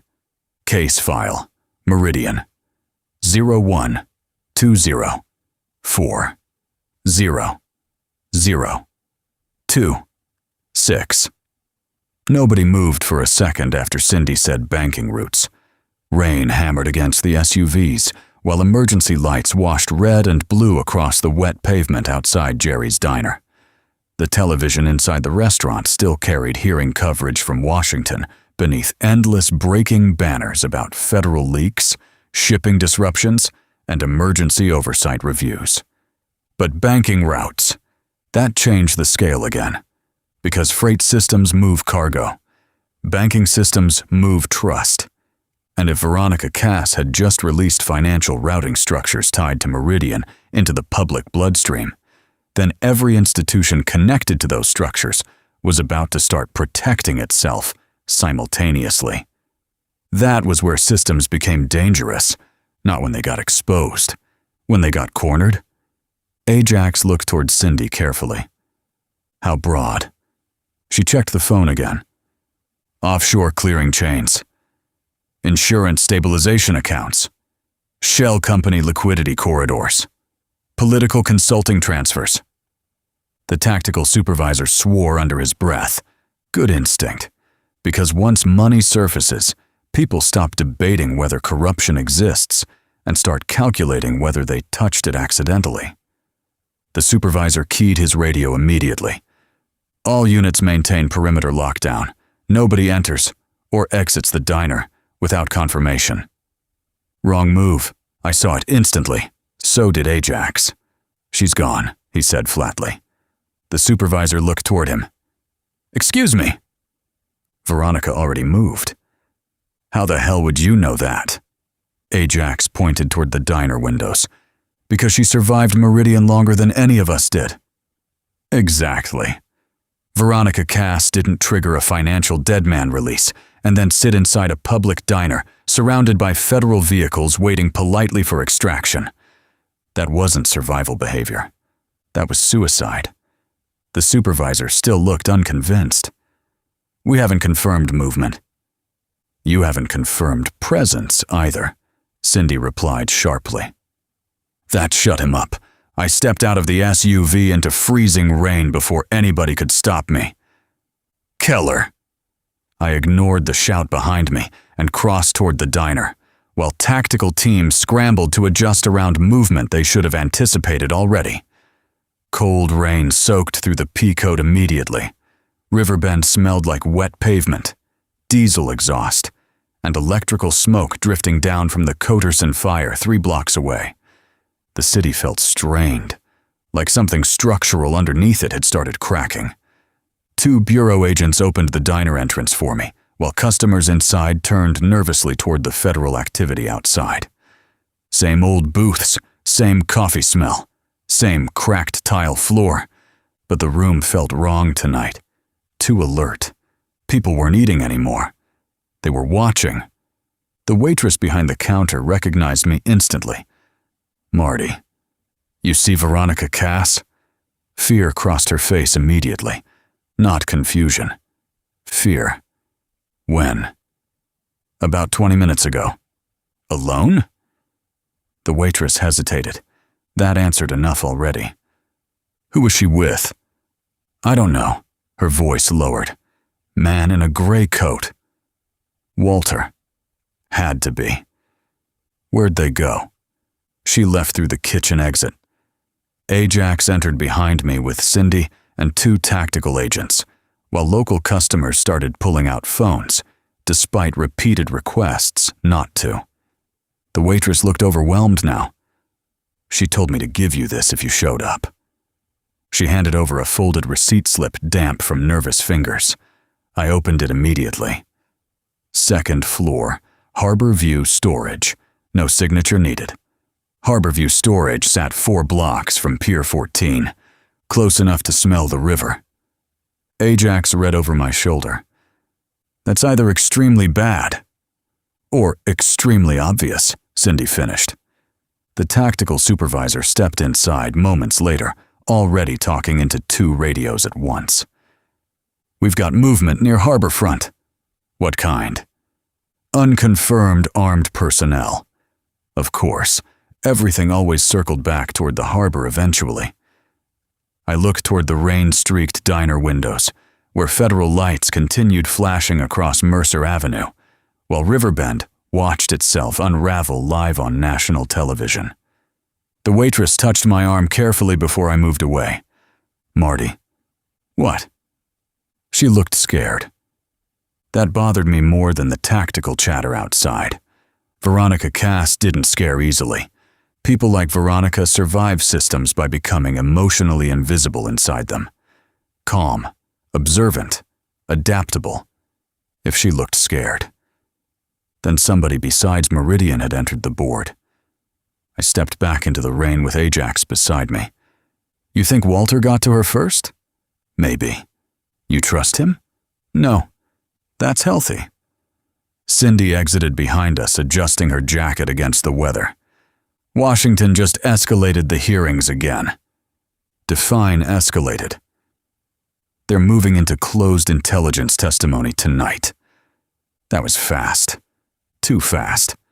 The hearings were accelerating beyond political pacing now. Pressure had overtaken process completely. What triggered it? Ajax asked. Cindy looked directly at me. The banking routes. Makes sense. Money collapses institutional patience faster than bodies ever do. The tactical convoy reorganized quickly around us, while additional sirens echoed across downtown Riverbend from somewhere near the waterfront. Harborview Storage. Of course, Veronica picked somewhere near the harbor. Meridian always lived closest to movement. The lead SUV pulled away from Jerry's first, while the rest of the convoy followed through rain and worsening traffic conditions. Protesters still crowded portions of Mercer now, screaming at police barricades and news cameras, while helicopters circled low overhead. The entire city looked overstimulated, like Riverbend itself no longer knew whether it was witnessing justice or collapse. Nobody trusted the answers anymore. Halfway to Harborview, Cindy's phone rang again. This time her face changed before she even answered. What? Artemis. That got everybody's attention instantly. She answered immediately. Where the hell are you? Pause. Then. No, that's not good enough anymore. Longer pause. I watched the city slide past outside the rain-covered windows while Cindy listened silently. Then finally, you did what? Ajax looked toward her sharply. She lowered the phone slowly after the call ended. Nobody's going to like this. Story of the year, Ajax muttered. What happened? I asked.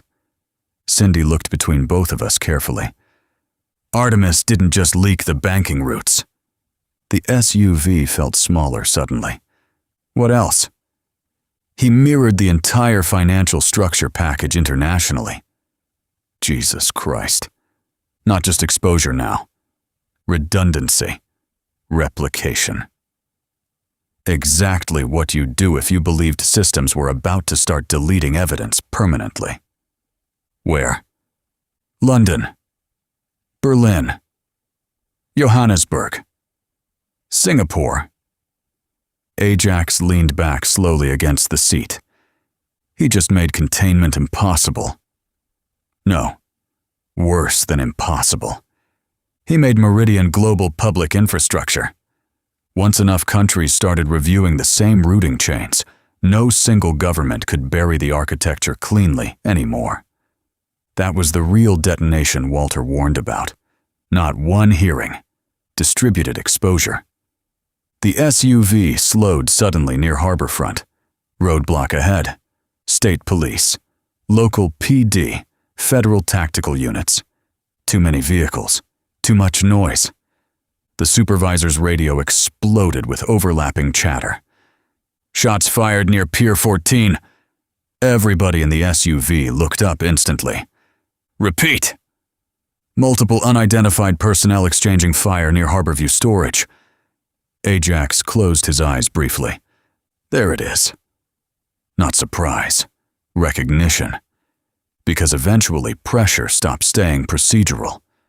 The convoy accelerated again as officers scrambled toward the harbor through freezing rain and reflected emergency lights.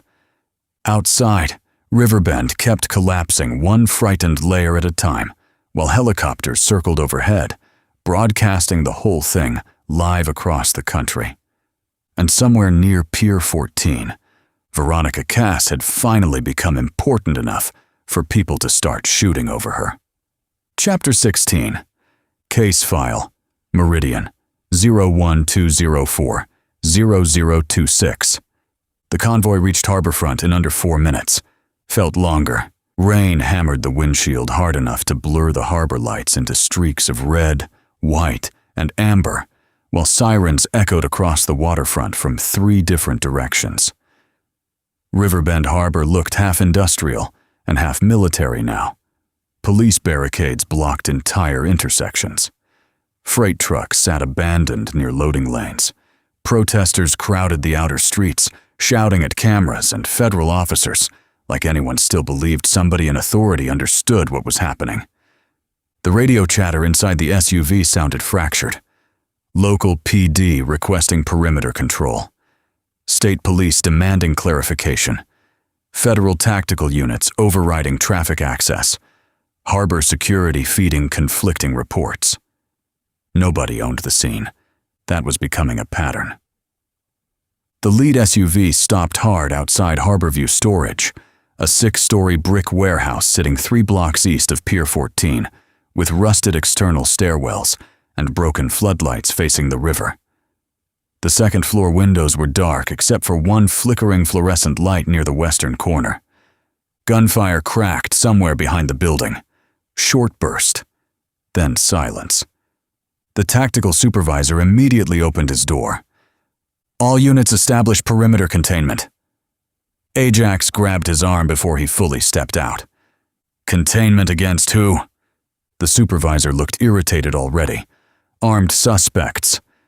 "That's not an answer." Ajax pointed toward the warehouse. "You don't even know which agencies are shooting at each other yet." That shut him up fast, because it was true.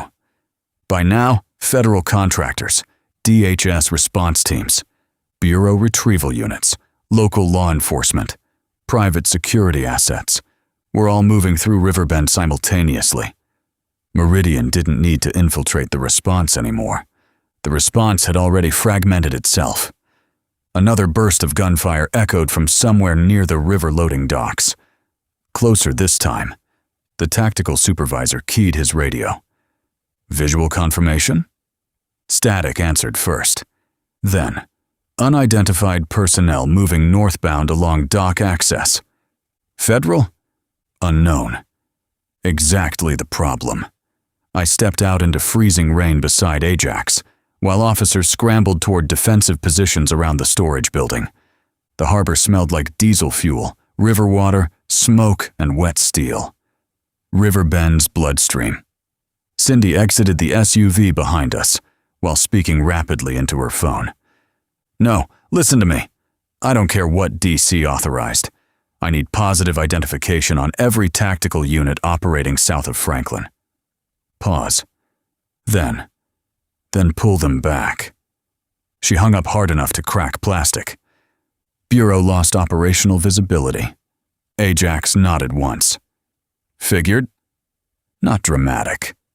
Matter of fact. Like losing visibility inside a federal response zone now counted as routine."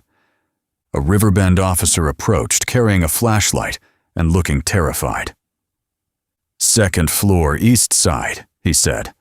"Somebody's barricaded inside." "Veronica?" I asked. The officer shook his head quickly. "Couldn't confirm." Another sharp crack echoed from behind the warehouse. Single shot this time. Professional distance fire.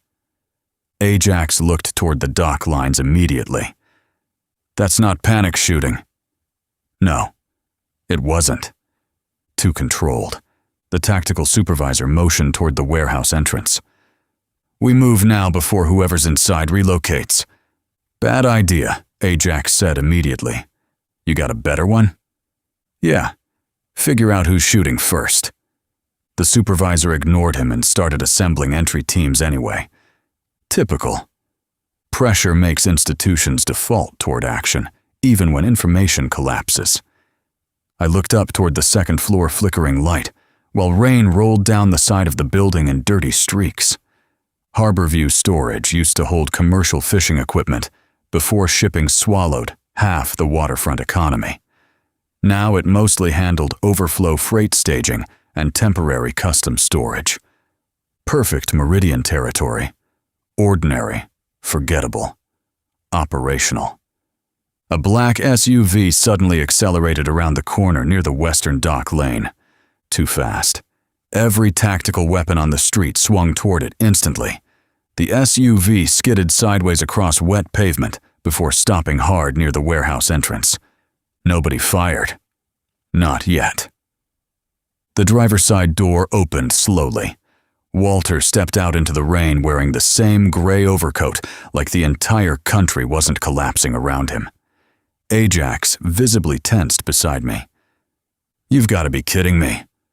Walter ignored the weapons aimed at him and looked directly at me. "You're late." The tactical supervisor stepped forward immediately. "Identify yourself." Walter didn't even acknowledge him. "Veronica's upstairs." That sharpened everything instantly. "Alive?" I asked. "For the moment." The supervisor raised his weapon higher. "Sir, step away from the vehicle now." Walter finally looked toward him. The poor guy actually took half a step backward without meaning to. Not intimidation exactly. Authority. The unsettling kind that comes from somebody who's spent too long inside rooms where normal people don't ask questions. "You don't have operational control here," Walter said calmly. "Yes, I do." "No," Walter replied. "You really don't." That line landed harder than it should have, because everyone standing there already suspected it was true. The supervisor's radio erupted again. "Shots fired near Eastern Loading Corridor. Officer down." Everything accelerated immediately afterward. Tactical teams peeled away toward the docks. Sirens shifted direction. Commands overlapped into noise, fragmentation again. Pressure pulling systems apart in real time. Walter stepped closer to me, while everyone else reorganized around new chaos. Veronica triggered the banking release early. I heard. She wasn't supposed to. That got my attention immediately. Supposed to according to who? Walter looked toward the harbor instead of answering directly. The original sequence. There it was again. The sense that multiple exposure plans were unfolding simultaneously now. Artemis, Veronica, Washington, federal agencies, maybe Meridian itself. Too many moving pieces. Cindy stepped between us sharply. "What original sequence?" Walter looked at her carefully. "The one designed to prevent public panic." Ajax laughed quietly beside me. "That didn't work out." "No," Walter admitted. "It didn't." Another shot cracked somewhere inside the warehouse itself this time. Closer. Immediate. Everybody on the street reacted at once. The tactical supervisor shouted toward the entry teams, "Move!" Walter grabbed my arm before I followed them. Not aggressively, urgently. "If you go upstairs with federal teams, Veronica disappears into custody architecture." What's that supposed to mean? It means she stops being a witness and starts becoming negotiated liability. That sounded exactly believable enough to worry me. Cindy heard it too. "You think agencies are going to bury her?" "I think systems protect survivability first." Not entirely wrong. That was the dangerous part about Walter. Most of what he said tracked. The warehouse entrance exploded open suddenly. One of the tactical agents stumbled backward, clutching his shoulder, while two others dragged him behind cover. "Contact inside!" The harbor erupted into motion again, weapons raised, officers shouting, floodlights swinging toward second-floor windows, and above all of it, the constant pulse of helicopters overhead broadcasting Riverbend's collapse live across the country. I looked up toward the flickering second-floor window. Then I saw her, Veronica Cass, just for a second, standing behind rain-streaked glass looking down at the chaos below, like she'd finally realized the system she spent years surviving had started eating itself publicly. Then the light behind her vanished. Darkness swallowed the window, and somewhere inside Harborview storage, someone started screaming. Chapter 17. Case File. Meridian 01 2 04 0 0 2 6. Chapter 17. Case File. Harborview. Storage / Riverbend Harbor. April 12, 2026. The scream cut through the harbor sharp enough to freeze everyone for half a second. Then the gunfire started again. Not sustained. Controlled. 2 shots from inside the warehouse. One returned from somewhere near the loading docks. Then silence heavy enough to make the rain sound louder. The tactical supervisor shouted into his radio while agents dragged the wounded officer behind an SUV. "Second floor, east side. Move now!" Too much movement. Too many voices. Nobody actually in control. I looked toward Walter. "You knew this was happening." "No," he replied calmly. "I knew pressure would accelerate." Not the same thing. Close enough to be dangerous. Ajax stepped beside me with one hand pressed briefly against his ribs before he buried the pain again. "You're not going in alone." I wasn't planning to. That's reassuring for exactly nobody. Another flash moved behind the second-floor windows. Not muzzle flash. Flashlight sweep. Searching. Cindy approached from the tactical line, carrying a bureau sidearm she definitely wasn't supposed to hand me under Senate witness protocol. She handed it over anyway. Try not to become a congressional incident. No promises. Walter watched the exchange carefully. "You still trust him?" Cindy looked at Walter like she wanted to shoot him herself. "No," she said. "I just trust the rest of you less." Fair answer. The tactical supervisor motioned toward the warehouse entrance, where 2 entry teams stacked near the loading bay. "We breach east stairwell and clear upward." Ajax shook his head immediately. "Too slow." The supervisor snapped back. "Then you lead it." Ajax looked toward the external fire escape running along the western wall. "No," he said quietly. "Keller does." Everybody looked at him, including me. Ajax pointed toward the building. If Veronica wanted extraction, she would have surrendered already. He looked directly at me. "She wants contact." That tracked. Veronica wasn't trapped. She was positioning. The tactical supervisor hated every second of this. Absolutely not. "Then lose her," Ajax replied. The supervisor looked toward Cindy for support. Didn't get it. "She won't talk to a stack of federal rifles," Cindy said.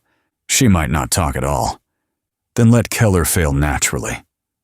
The rain intensified around us, while harbor lights reflected off wet pavement and river water beyond the docks. Helicopters still circled overhead, feeding the entire mess into national broadcasts, while Riverbend kept sliding deeper into panic, one frightened hour at a time. The supervisor finally pointed toward 2 agents near the fire escape. "You get 10 minutes, Ajax muttered quietly beside me. Generous. I crossed toward the western side of Harborview Storage beneath freezing rain, while the tactical teams repositioned around the main entrance. The fire escape looked ancient. Rusted bolts, wet steel stairs, industrial rot eating through the joints, perfect Riverbend construction. Walter appeared beside me again somehow without anyone noticing him move. "You really need to stop doing that. You should understand something before you go upstairs." That sentence never ends well. Walter ignored the comment. "Veronica isn't trying to expose Meridian anymore." I stopped at the base of the fire escape. "Then what's she doing?" "She's trying to survive what exposure created." That landed harder than I wanted it to, because he was probably right. The hearing changed everything, not just for Meridian, for every institution connected to it. Witnesses weren't valuable now because they knew truth. They were valuable because they could damage survivability. "Who's upstairs?" I asked quietly. Walter looked toward the darkened second-floor windows. "That depends which system reached her first." Not helpful. Probably intentional. I started climbing before the conversation got worse. The metal stairs groaned beneath my boots, while rain soaked through the peacoat and harbor wind cut sideways between the buildings. Below me, tactical teams continued repositioning around the perimeter, while red and blue emergency lights painted the entire waterfront like a crime scene too large to process. Halfway up, the city opened behind me. Riverbend under rain and panic. Police barricades. News helicopters. Smoke still rising from Coderson downtown. A year ago, none of this existed. A dead executive. A frightened widow. One small case. That was all it took. The second-floor landing door sat partially open when I reached it. Bad sign. I drew the sidearm Cindy gave me and pushed through slowly into darkness, broken only by weak emergency lighting near the far hallway. Storage units lined both sides, old freight cages, shipping pallets, dust and river dampness. The building smelled like wet cardboard and old machinery. Then I saw the blood. Fresh. Dragged across concrete toward the eastern corridor. Not much. Enough. Voices echoed faintly somewhere deeper inside the floor. One male. One female. Arguing. I moved slowly past the first row of storage cages while rain hammered against broken windows overhead. The female voice sharpened first. "You said this wouldn't happen." "Veronica." The male voice answered lower. "It was always going to happen." "Walter?" "No. Different cadence. Older. Colder." I edged closer through the shadows until the corridor opened into an old loading office overlooking the harbor side of the building. Veronica Cass stood near the broken windows, wearing a dark raincoat over civilian clothes, with a handgun hanging loosely at her side. Her hair was soaked. Her expression looked exhausted in ways television cameras never capture correctly. Across from her stood a man in a dark overcoat I'd never seen before. Late 60s. Clean posture. Government face. Not local. Not bureau. Not military. Institutional. The kind of man built entirely from controlled language and private rooms. Neither noticed me immediately. Veronica looked furious. "You told us continuity mattered more than visibility." The older man answered calmly. "It did. People died." "Yes." No emotion. No apology. Just acknowledgement. That chilled the room worse than shouting would have. Veronica laughed once without humor. "You people really think systems excuse everything." The man adjusted his cuff slightly. "No. Systems explain everything." That sentence sat wrong immediately. Not because it sounded evil, because it sounded believed. Veronica saw me first. Her expression shifted instantly. Relief? Fear? Hard to tell. "Keller." The older man turned toward me slowly. No surprise there either. "Interesting." "You took your time," he said calmly. "Who are you?" The man studied me carefully before answering. The wrong question after a year like this. I kept the pistol steady. "Try me anyway." He glanced briefly toward Veronica, then back toward me. "My name isn't important. Another one of you." "Yes," he replied evenly. "Unfortunately." Below us, the tactical teams finally breached the eastern side of the building. Shouting echoed upward through the warehouse. Time shrinking fast now. Veronica looked toward the noise and then back at me. "You need to get me out before they reach this floor." "Why?"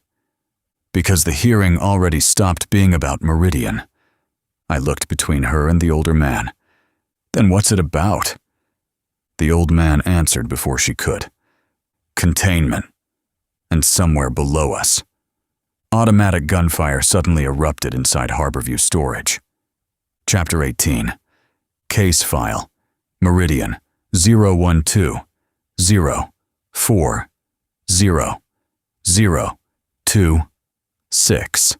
The automatic gunfire below us changed the entire building, not just the noise, the atmosphere. Harborview storage stopped feeling like a witness retrieval site and started feeling like systems colliding in real time. Shouting echoed up the stairwells beneath bursts of rifle fire, while tactical teams screamed conflicting commands through overlapping radios that no longer sounded connected to the same operation. Fragmentation again. Only now it had rifles attached to it. Veronica flinched toward the hallway instinctively, while the older man beside the windows remained completely calm. That bothered me immediately. Men who stay calm during uncontrolled gunfire usually fall into one of two categories: professionals or architects. I kept the pistol trained between them. "What the hell is happening downstairs?" The older man answered first, competing retrieval priorities. Jesus Christ, not Meridian operators, not terrorists. Federal fragmentation with live ammunition. The gunfire intensified below us, closer now. Muzzle flashes flickered against the stairwell entrance at the far end of the corridor. Veronica stepped toward me quickly. "Keller, listen carefully." The older man interrupted calmly. She doesn't actually know the full structure either. Veronica snapped toward him. No one did. There's the first honest thing said tonight. The man's tone never changed. Controlled. Clinical. Like the entire harbor outside was just another systems briefing that escalated beyond projection. I looked directly at him. "You from intelligence?" "Adjacent." Everybody says that now. Because direct answers create liability. Exactly the kind of sentence a man like this would believe counted as wisdom. Another burst of gunfire echoed below us, followed by screaming somewhere near the loading floor. Not tactical yelling this time. Pain. Veronica's face tightened. They're already collapsing into each other. I looked toward her. Who's they? Everybody. That tracked too well. Washington, DHS, FBI, private contractors, oversight divisions, continuity structures. Pressure had finally exceeded coordination. The older man adjusted his coat slightly and looked toward the harbor through the broken windows. "You should leave now, Mr. Keller." "No, you misunderstand me." He finally looked directly at me again. "This building is no longer operationally recoverable." Operationally recoverable. More institutional language. I was getting tired of hearing systems describe human disasters like software failures. "What are you really here for?" The man considered the question carefully. Then, to prevent irreversible destabilization. There it was. The real mission statement. Not justice. Not exposure. Stability. Always stability. Veronica stepped closer to me, lowering her voice. "They're trying to compartmentalize the hearings again." "How?" "The banking routes triggered international review structures too early." I frowned. Too early according to who? Everyone. That answer landed heavier than expected, because it was probably true. Artemis detonated the financial architecture globally before institutions could prepare controlled disclosures. That meant markets reacting unpredictably, ports freezing movement, governments panicking independently, agencies protecting themselves separately. The machine wasn't collapsing cleanly, it was destabilizing sideways. Another radio burst echoed from downstairs. Multiple unidentified federal credentials. Hold your fire. Shots. Fired. Shots fired. Then more automatic fire cut the transmission completely. The older man didn't react at all. Veronica noticed that too. "You knew this would happen." "No," he replied calmly. "I knew systems under pressure prioritize survivability. People are dying downstairs. Yes. Again. No hesitation. No remorse. Just acknowledgement. That was the terrifying part about men like him. They weren't monsters. They were administrators of acceptable damage. I moved closer. "You keep talking like Meridian wasn't criminal." The older man shook his head slightly. Oh, Meridian was absolutely criminal. He paused. But criminality wasn't what made it dangerous. That quieted the room despite the gunfire below us. He continued. Modern infrastructure depends on uninterrupted continuity. Meridian exploited that dependency more efficiently than governments understood. Veronica looked sick hearing it spoken aloud that cleanly. You normalized it, she said quietly. No, the man corrected. The system normalized it. We merely observed adaptation occurring faster than intervention. That sentence belonged in a graveyard. Somewhere below us, a flashbang detonated hard enough to shake dust from the ceiling beams. The tactical teams had reached the second floor. Time was almost gone. Veronica grabbed my sleeve suddenly. Keller, they're going to turn this into compartment failure. What does that mean? It means they'll isolate Meridian into manageable corruption. Of course they would. That was how systems survived exposure. Reduce architecture into scandal. Reduce scandal into prosecution. Reduce prosecution into closure. Clean narrative. Contained damage. Continuity preserved. The older man spoke again. She's correct. Interesting. You agree with her. I agree with reality. The tactical shouting outside the office grew louder now. Federal commands, bureau identifiers, conflicting authorization challenges. Nobody trusted anyone entering the floor anymore. I looked toward Veronica. Why me? Her expression shifted slightly, because unlike the others, she looked tired enough to tell the truth. Because you still think this matters morally. That hit harder than I expected. Doesn't it? Veronica looked toward the harbor lights through the broken windows. Morality stopped steering this thing months ago. The older man nodded faintly. Another honest sentence. I was beginning to hate both of them. The hallway outside erupted with movement, bootsteps, weapons, voices overlapping. The older man stepped back from the window slightly. You're out of time. Who are you really? For the first time all night, he almost looked tired. Not physically, historically.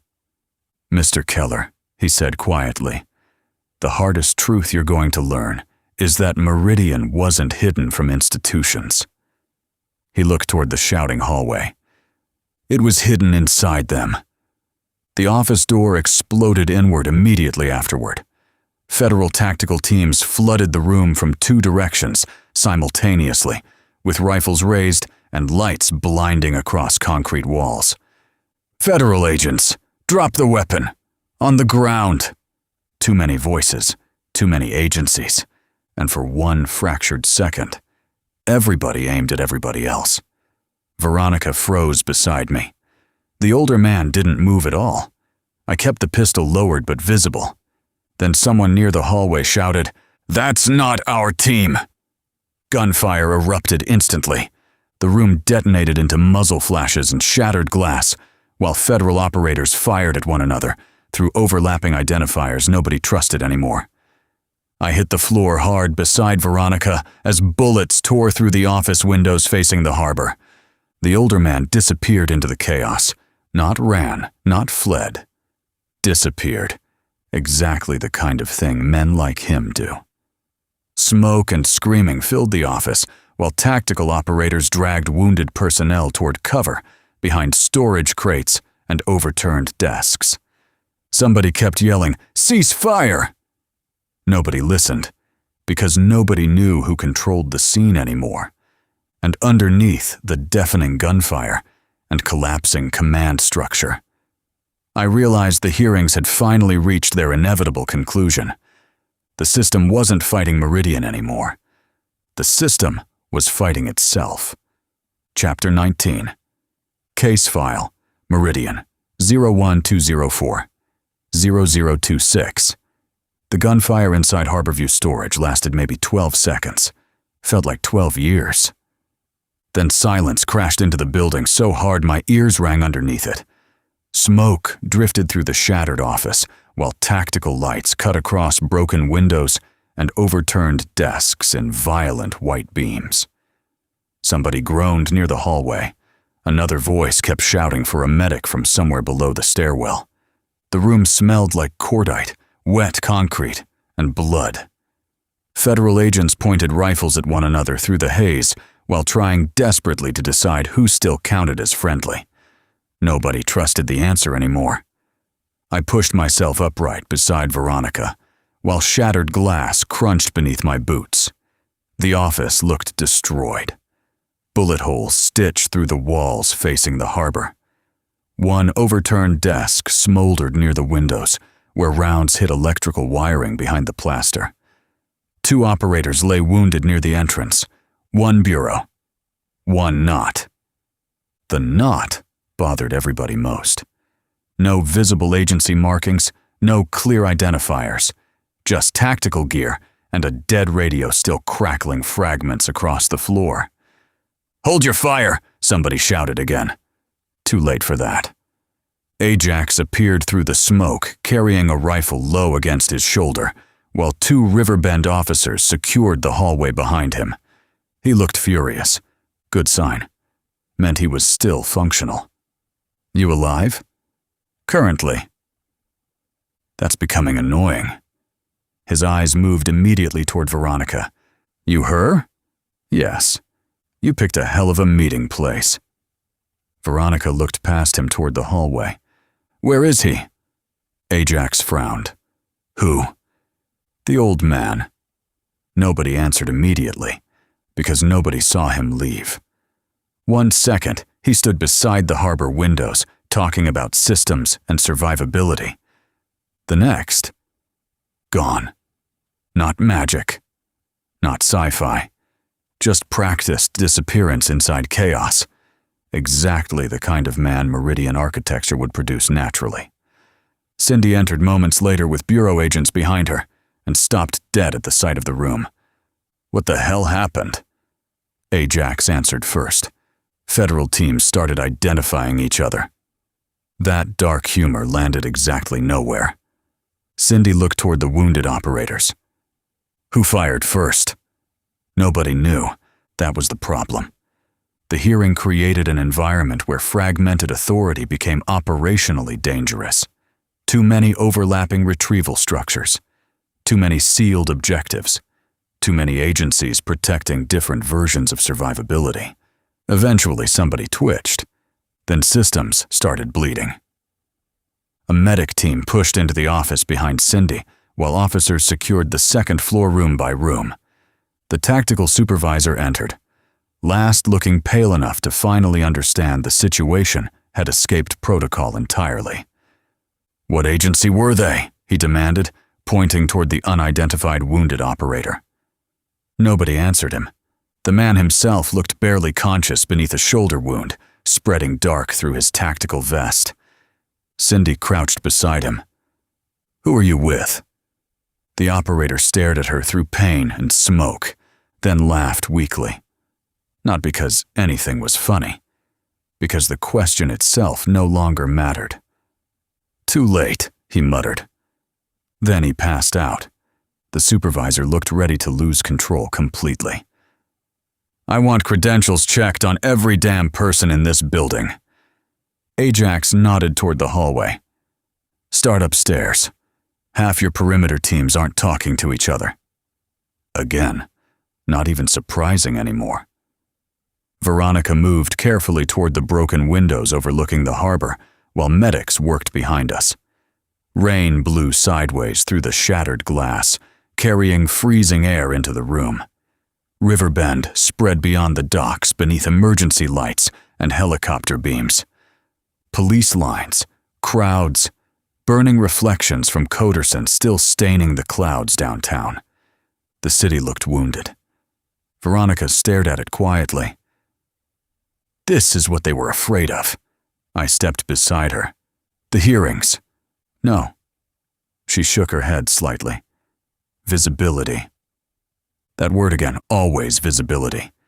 Because once people see systems clearly, they stop trusting normalcy the same way. What did the old man mean, I asked, about Meridian being hidden inside institutions? Veronica looked tired now. Really tired. The same thing I've been trying to tell you since Washington. She folded her arms against the cold. Meridian wasn't one conspiracy. Then what? It was adaptation. Simple answer. Ugly answer. Below us, the tactical response outside Harborview kept growing.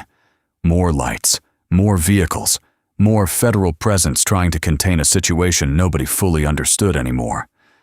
Veronica watched them carefully. Ports adapted.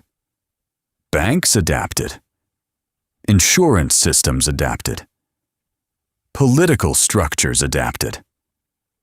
She finally looked toward me. And once enough adaptation happens, she paused. Nobody can tell where corruption ends and infrastructure begins. That hit harder than most gunfire tonight, because it was true. Cindy approached slowly beside us. Washington's locking down. What kind of lockdown? Committee sessions moved fully classified. Treasury emergency review panels activated. International partners requesting infrastructure clarification. Clarification, Ajax muttered from behind us. That word's doing a lot of work lately. Cindy ignored him. Markets open in 11 hours, she continued. If Artemis really mirrored the banking routes globally. He did, Veronica interrupted quietly. Everybody looked toward her immediately.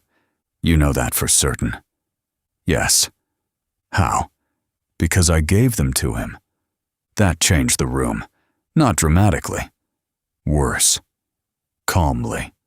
Ajax stepped closer. You and Artemis coordinated this? No, Veronica corrected. We aligned. Interesting distinction. You trusted him. I trusted redundancy. Exactly the kind of answer somebody surviving Meridian would give. The tactical supervisor approached again, looking increasingly overwhelmed by the number of federal entities now arriving outside. We've got another problem. Nobody sounded surprised anymore. What now? Cindy asked. Media intercepted police scanner traffic. Jesus Christ. The supervisor rubbed rainwater from his forehead. Networks are reporting federal teams exchanged fire over a Meridian witness. There it was. The line nobody in Washington wanted crossed publicly. Not just corruption. Not just hearings.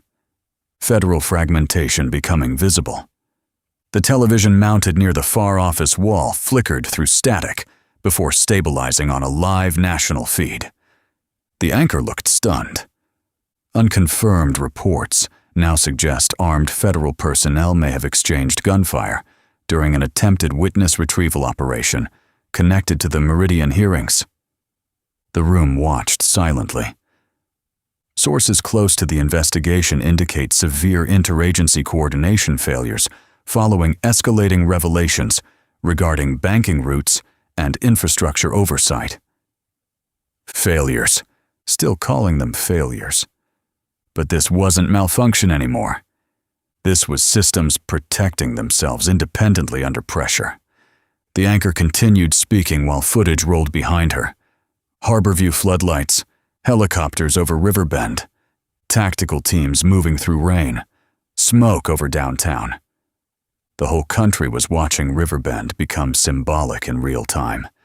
Not because the city was unique, because it wasn't. That was the nightmare. Any city could have adapted this way. Veronica looked toward the television with hollow eyes. They're going to reduce this into manageable scandal. I looked toward her. What? The hearings? She nodded toward the screen. Watch what happens next. The anchor shifted tone already. While federal officials stress there is no evidence of widespread institutional compromise. There it was. Containment language. Immediate, automatic, predictable. Veronica almost smiled.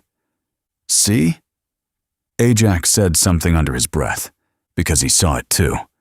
The architecture was already adapting publicly, reducing Meridian from systemic exposure into isolated oversight failures before the country fully understood what it was seeing.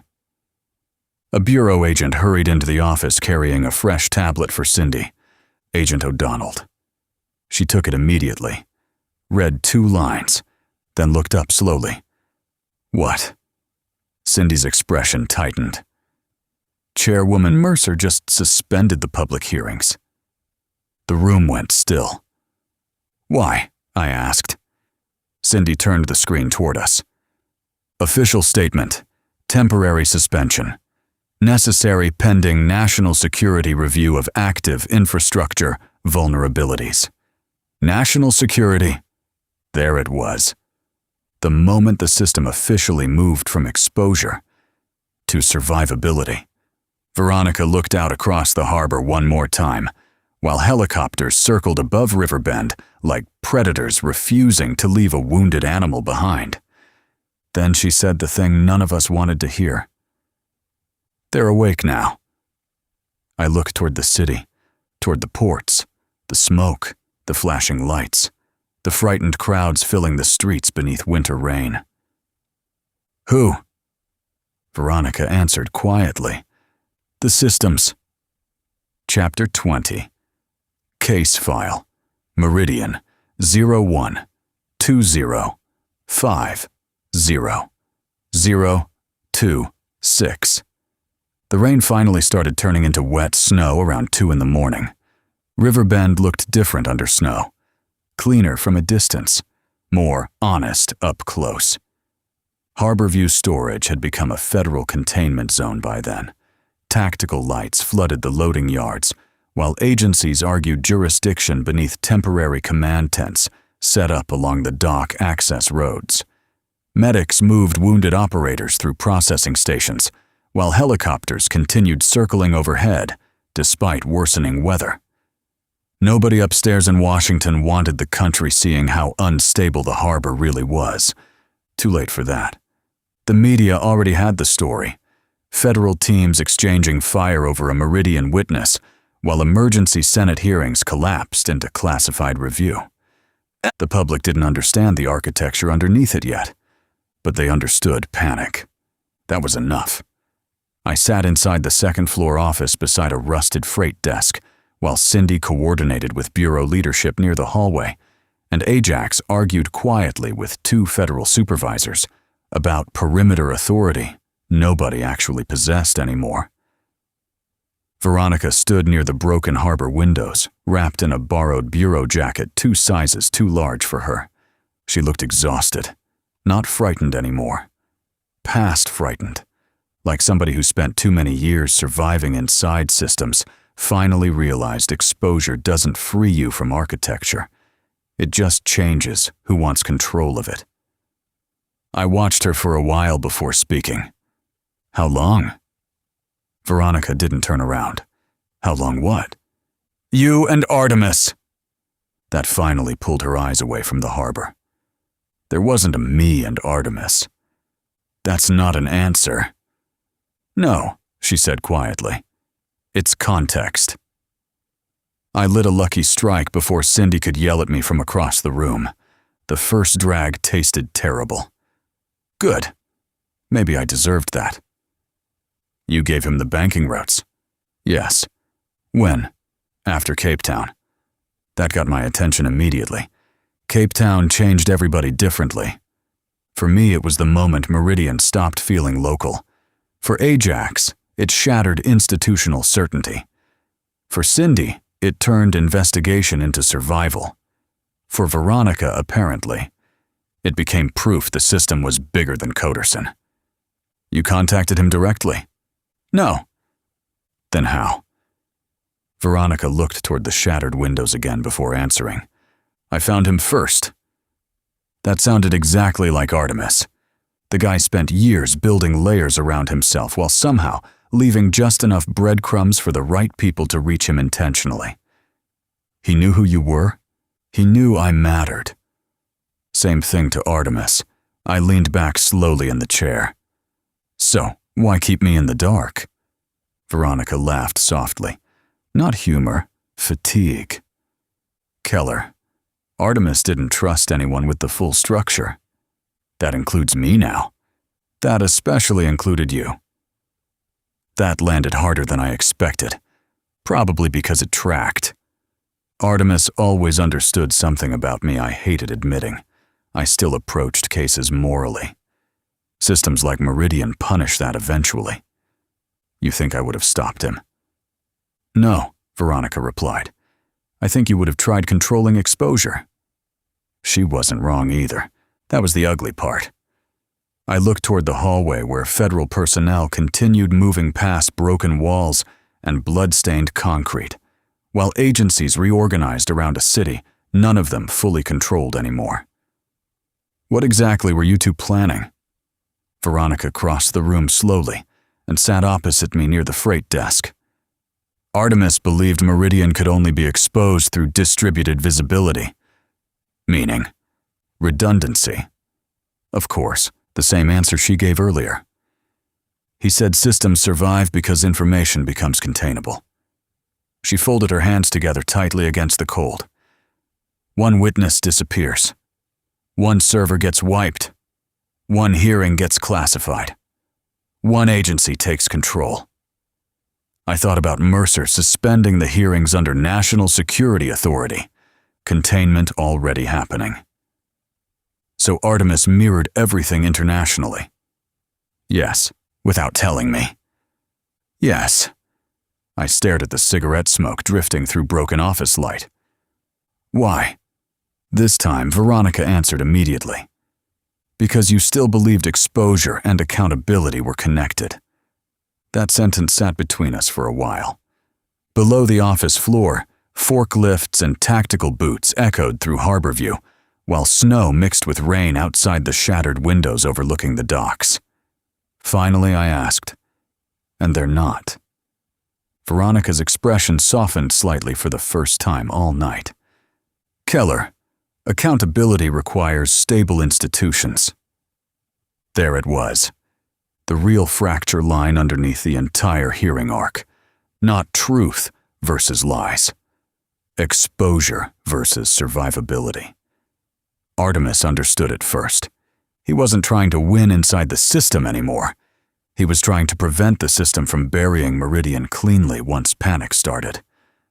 You know where he is? No. I studied her carefully. She meant that. Mostly. But you know how he thinks. Yes, that was probably more dangerous. What changed after Cape Town? Veronica looked down at her hands before answering. The ports. I waited. In Riverbend, Coderson still looked compartmentalized. Executive offices, shipping lanes, shell companies. She shook her head slightly. Cape Town destroyed that illusion. How? Because the same behavioral patterns existed there too. Exactly.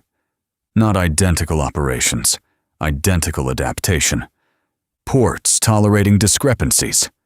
Financial systems normalizing irregularities. Authorities protecting continuity over scrutiny. Meridian wasn't a master blueprint. It was scalable behavior. Veronica continued quietly. Artemis realized something before the rest of us. She looked toward me carefully. The system wasn't hiding Meridian anymore. What was it doing? Absorbing it. That one hurt because it explained everything. The hearings, the language shifts, the oversight reviews, the national security framing. The system's first instinct wasn't justice, it was integration management. I crushed the cigarette into an old coffee cup beside the desk. So, all this time, Artemis was building parallel exposure structures behind my back. Veronica nodded once. He thought if you knew everything, you'd eventually try protecting people instead of detonating the architecture. Maybe I still would.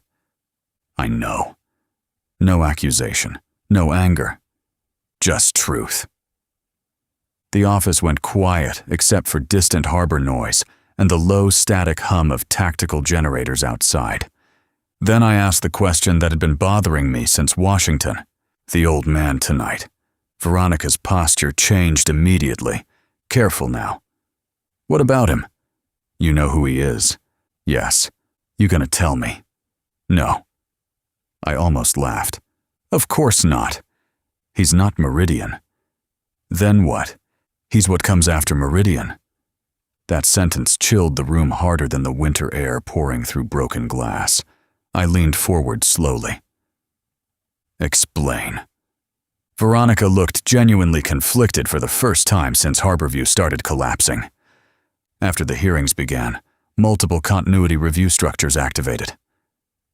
There's that word again. Because it matters. She lowered her voice instinctively, despite nobody standing close enough to overhear. Keller, there are people whose entire careers exist to prevent institutional panic during systemic exposure events. Government crisis management. No. She shook her head. Deeper than public administration, infrastructure continuity, economic stabilization, interagency survivability. I stared at her. You're telling me there are entire systems built around preserving operational trust? Yes. And they knew about Meridian. They knew about vulnerabilities. Important distinction to her. Not the whole architecture. Maybe true, maybe not. Hard to tell anymore. Outside the office, Cindy finally finished arguing with Bureau Command and walked toward us carrying a fresh update folder. She looked exhausted too. Washington just issued temporary financial stabilization guidance. Veronica closed her eyes briefly. There it is. What? They're already adapting publicly. Cindy handed me the folder. Emergency federal recommendations. Maintain banking confidence. Avoid speculative infrastructure claims. Preserve freight continuity. Discourage public panic narratives. Same machine. New language. I looked back toward Veronica. You know what Artemis never understood? What? People still get crushed underneath exposure. Her eyes drifted toward the harbor again. I think, she said quietly, that's exactly what Artemis understood. Snow drifted sideways through the shattered office windows, while Harborview storage groaned beneath generators, radios, and federal movement spreading through the building below us. Riverbend sounded different after midnight. Quieter. More dangerous. The panic downtown had settled into something colder now. Protest crowds thinning into scattered groups around police barricades. News helicopters still circling overhead. Freight horns echoing somewhere out on the river, where stalled ships sat waiting for systems to decide whether movement still mattered more than scrutiny. Veronica sat across from me beneath flickering emergency lights, while Cindy reviewed federal stabilization directives near the hallway. Ajax finally stopped arguing with tactical supervisors long enough to collapse into a metal chair near the office entrance. He looked terrible now. Pale, exhausted, fighting through pain the same way stubborn men always do when they don't trust anyone else to stay standing. I looked back toward Veronica. What about Joey Walsh? That changed her expression immediately. Subtle, but real. Not fear.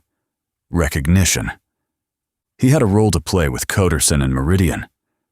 Veronica stayed quiet for several seconds before answering. Joey wasn't Meridian. Interesting answer. Didn't ask that. No, she replied softly.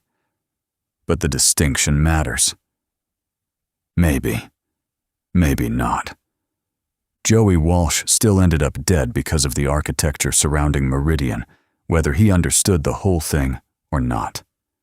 He worked operational pressure, Veronica continued, collection, intimidation, debt leverage, union coercion, contractor compliance. That tracked perfectly. Joey always felt adjacent to the machine instead of central to it. The kind of man systems use because he creates movement without needing strategic visibility. Who handled him? I asked. Different people at different times. Of course, fragmentation again.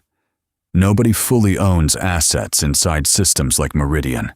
They circulate through compartments, depending on operational need. He reported through Coderson? Sometimes.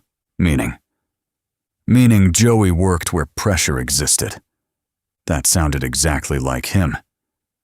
I thought back to October, the confrontations, the escalating violence, Walsh circling closer every chapter like Meridian finally deciding Riverbend required local correction instead of passive observation. He came after me personally. Yes. Why? Veronica's eyes lowered briefly. Because by October you stopped looking like an investigator. I waited. You started looking like disruption. That sat heavily between us. Not investigator. Disruption. That was probably the moment Meridian changed its internal assessment of me. Early on, I was noise, a nuisance, local interference. By October, I threatened continuity. What was Joey told about me? Veronica leaned back slowly. Not much at first. Just that you were destabilizing containment structures connected to Riverbend. Containment structures. Everything eventually reduced to systems language. But later, I asked. He heard about Cape Town. Ajax looked up from the doorway at that. Everybody heard about Cape Town. Not wrong. Cape Town became the point where Meridian stopped feeling theoretical internally. Too many agencies. Too many dead operators. Too much exposure velocity. Veronica nodded slowly. After Cape Town, people inside Coderson started realizing Meridian wasn't compartmentalized anymore. Meaning Riverbend could no longer isolate itself from the larger architecture. Exactly. That was the real reason October became violent. Not because Meridian suddenly noticed Keller, because the system realized the walls between nodes were collapsing publicly. I lit another lucky strike despite the freezing air already wrecking the office atmosphere. Cindy looked annoyed. Didn't stop me. Good sign she was tired too. What was Joey's actual assignment? Veronica answered carefully now. To pressure uncertainty. That phrase sounded intentionally constructed. What does that mean? He wasn't sent to kill you. Ajax muttered quietly. Comforting. He was sent to destabilize you emotionally, Veronica continued. Surveillance pressure, escalation, unpredictability, physical intimidation. That tracked even worse, because it sounded professional, not assassination. Destabilization. Make the investigator paranoid enough to break his own pattern recognition. I thought about Joey showing up repeatedly through October, applying pressure, watching movement, forcing mistakes, escalating tension. Not random violence, behavioral warfare. He knew about Meridian. He knew enough. Enough for what? To understand continuity mattered more than legality. There was the thesis again. Everything inside Meridian eventually reduced toward continuity. Movement protected, exposure minimized, pressure redirected. What changed? I asked quietly. Why'd he escalate physically? Veronica looked toward the harbor windows before answering. Because you stopped backing away. Simple answer. True answer. The office fell quiet again while snow drifted through broken glass, and helicopters continued circling above Riverbend, like the city itself had become evidence too large to process. Finally, Ajax spoke from the doorway. You know what keeps bothering me? Nobody answered immediately. He rubbed at the side of his head before continuing. Everybody keeps talking about Meridian, like it evolved naturally. Veronica looked toward him carefully. But pressure systems don't stabilize themselves accidentally. Ajax looked around the room slowly. Somebody, somewhere, recognized the architecture was useful. That changed the air again, because it was the question underneath the whole series now. At what point does tolerated corruption become strategic dependency? Veronica didn't answer immediately. Interesting. Ajax noticed too. You know something. I know enough. Then say it. She looked genuinely exhausted now. Meridian survived because too many institutions benefited from continuity. She paused. But eventually, some people started viewing the architecture itself as necessary. Nobody in the room moved. Necessary? That word was worse than criminal. Because necessary systems get protected even when everyone knows they're compromised. I looked toward Veronica carefully. Joey Walsh understood that. No. Veronica shook her head immediately. Joey understood pressure and survival. He wasn't strategic. Then her expression darkened slightly. But he did understand one thing better than most. What? That once systems start protecting themselves, Veronica looked directly at me. They stop caring who gets buried underneath stabilization. That sounded exactly like Joey's world. Disposable men protecting disposable systems until the architecture eventually consumed them too. I thought about Walsh, dead in October. Blunt force trauma. Violence escalating faster than anybody intended. Not a mastermind. Collateral. Another body underneath continuity.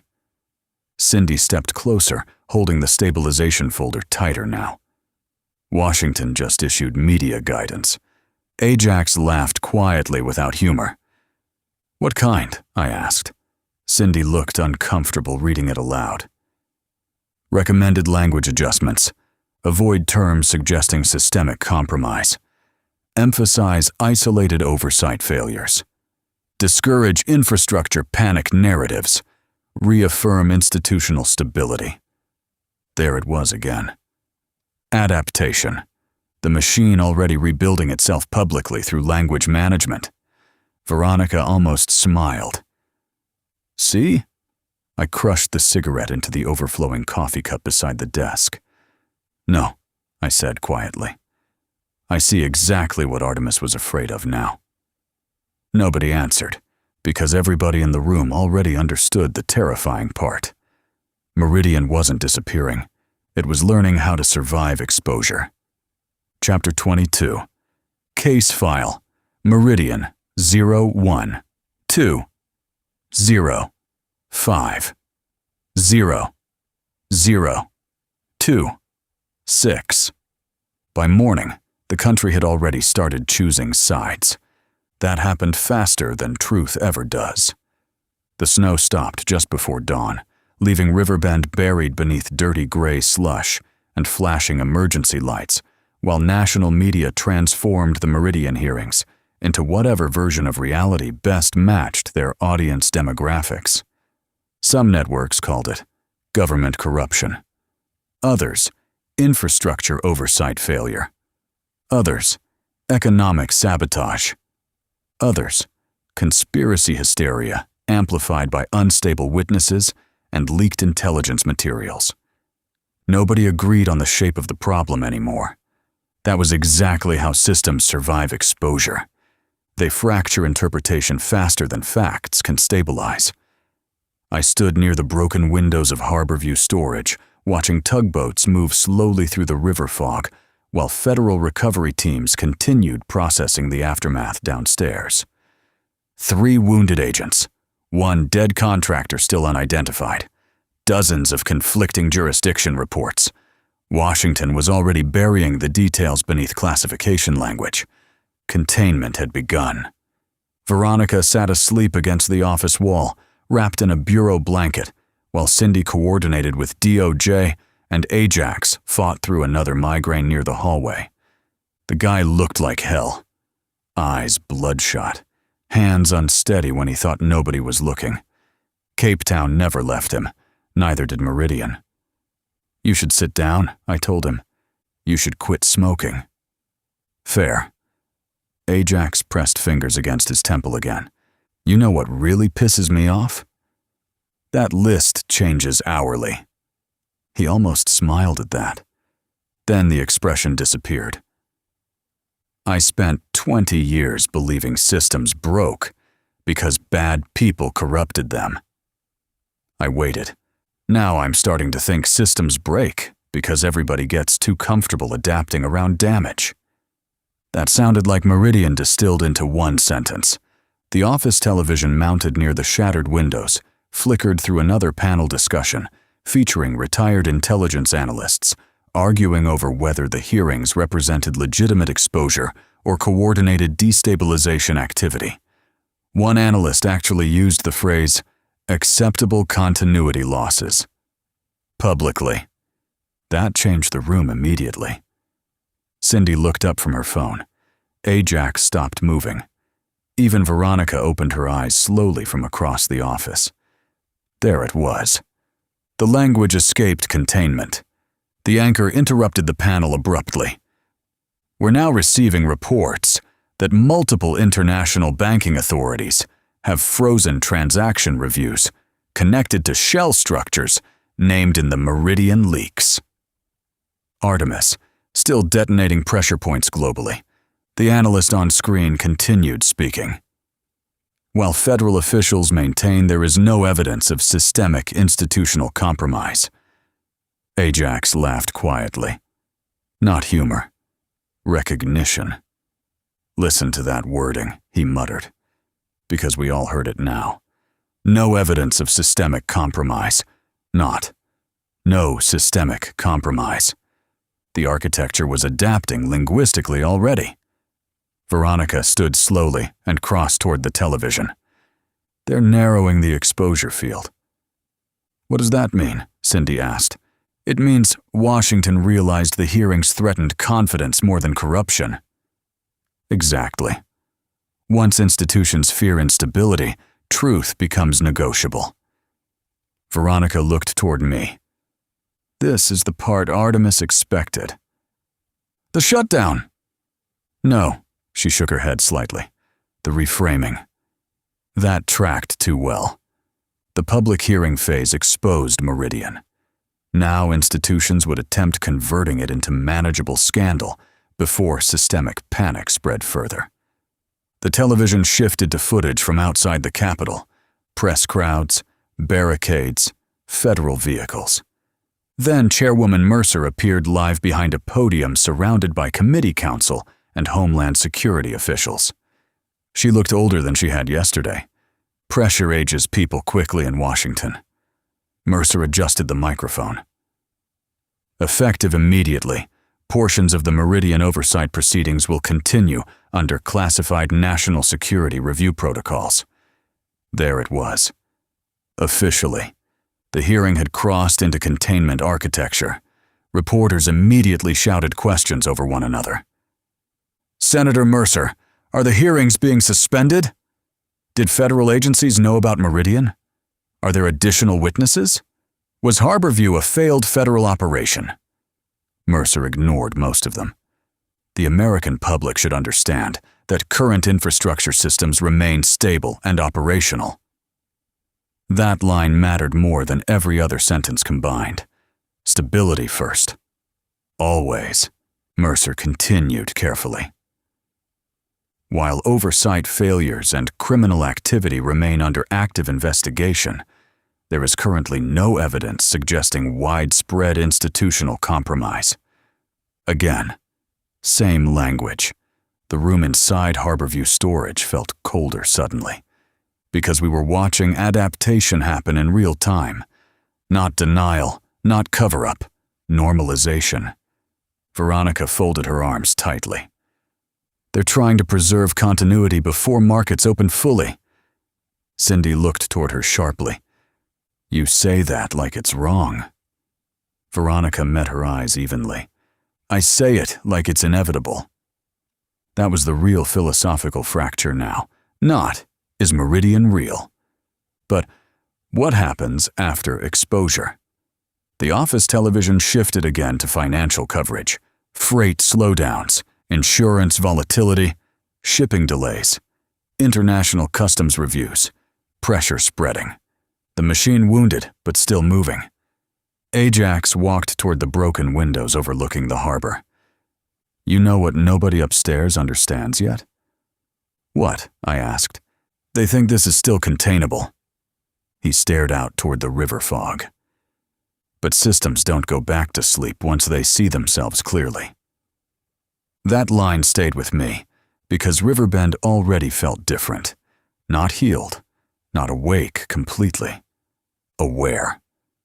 The city now understood something lived underneath normal life all along.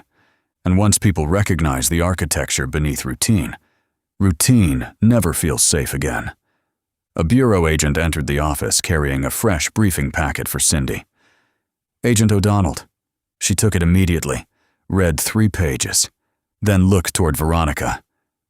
"Washington wants her moved." "Where?"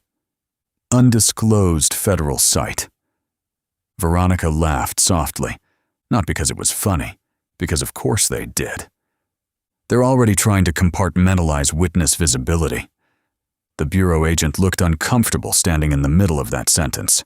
Orders came from Joint Review. "Meaning nobody wants ownership," Ajax muttered. The agent left without arguing. Good survival instinct. I looked toward Veronica carefully. "You going?" "No." That answer came too fast. "Veronica, if I disappear into federal custody right now, I become sealed testimony." Not wrong. Washington would bury her beneath classified review panels until the architecture stabilized publicly. The hearings would continue. Reports would be issued. A few executives prosecuted. Some agencies embarrassed. Then the system would recover. Same machine, different names. "You think Artemis knew this would happen?" "Yes." "And he still pushed the leaks globally." Veronica nodded once. "Because once international review begins, no single government controls exposure velocity anymore." Exactly. Distributed pressure. That was the real strategy. Not proving Meridian existed. Preventing institutions from quietly absorbing the damage afterward. The office went quiet again, except for harbor generators and distant helicopter noise drifting through the broken windows. Then Cindy's phone rang. She answered immediately. Listened. And for the first time since Washington, she looked genuinely frightened. "What happened?" I asked. Cindy lowered the phone slowly.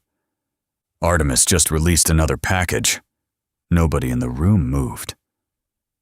"What kind of package?" Cindy looked directly at me. "Continuity memorandums." That phrase landed like a bomb, because banking routes exposed movement. Continuity memorandums exposed awareness. "How bad?" Ajax asked quietly. Cindy swallowed once before answering. "They're signed." Chapter 23. Case File. Meridian. 01205. 0026. The signed memorandums detonated the country before noon. Not because they proved Meridian existed. That part already escaped containment. The memorandums proved something worse. People inside legitimate institutions understood enough about the vulnerabilities to discuss them privately years before the hearings ever began. Awareness changes everything. By 10:30 in the morning, every network in America had stopped debating whether Meridian was real and started asking how long systems knew adaptation was happening underneath them. The wording spread everywhere. Acceptable continuity losses. Nobody could bury the phrase anymore. It sounded exactly like what it was. Bureaucratic language wrapped around human damage. Harborview storage remained under federal lockdown, while Washington scrambled to contain the political blast radius. Outside the warehouse, Riverbend looked exhausted now. The anger from the night before had cooled into suspicion. Crowds still gathered around barricades downtown, but people weren't shouting as much anymore. They were listening, watching, trying to decide whether the systems they trusted were incompetent or complicit. Most hadn't realized those things could overlap. I sat near the shattered office windows with cold coffee and another lucky strike, while Cindy coordinated with bureau leadership 2 rooms away. Ajax slept finally, or pretended to. Hard to tell anymore. The guy sat slumped against the wall beneath a tactical floodlight, with his coat pulled tight around him, and one hand still resting near the pistol at his side, like his body forgot how to stand down completely after Cape Town. Veronica stood near the television mounted above the office doorway, while another panel of former intelligence officials tried desperately to narrow the public interpretation of the hearings into something survivable. Important to remember, these memorandums discuss infrastructure vulnerabilities, not coordinated criminal conspiracy. There it was again. Language management, reduce architecture into oversight, reduce oversight into review, reduce review into stability. Veronica folded her arms. They're already rebuilding narrative control. I looked toward her. You expected otherwise? No. She shook her head slightly. I just hoped the hearings bought more time before adaptation started. That line stayed with me. Bought more time. Not victory. Not exposure. Time. That was what Artemis really understood. Not how to destroy Meridian. How to slow the system's ability to absorb exposure before public awareness stabilized. The office television shifted suddenly to live footage from outside the Capitol again.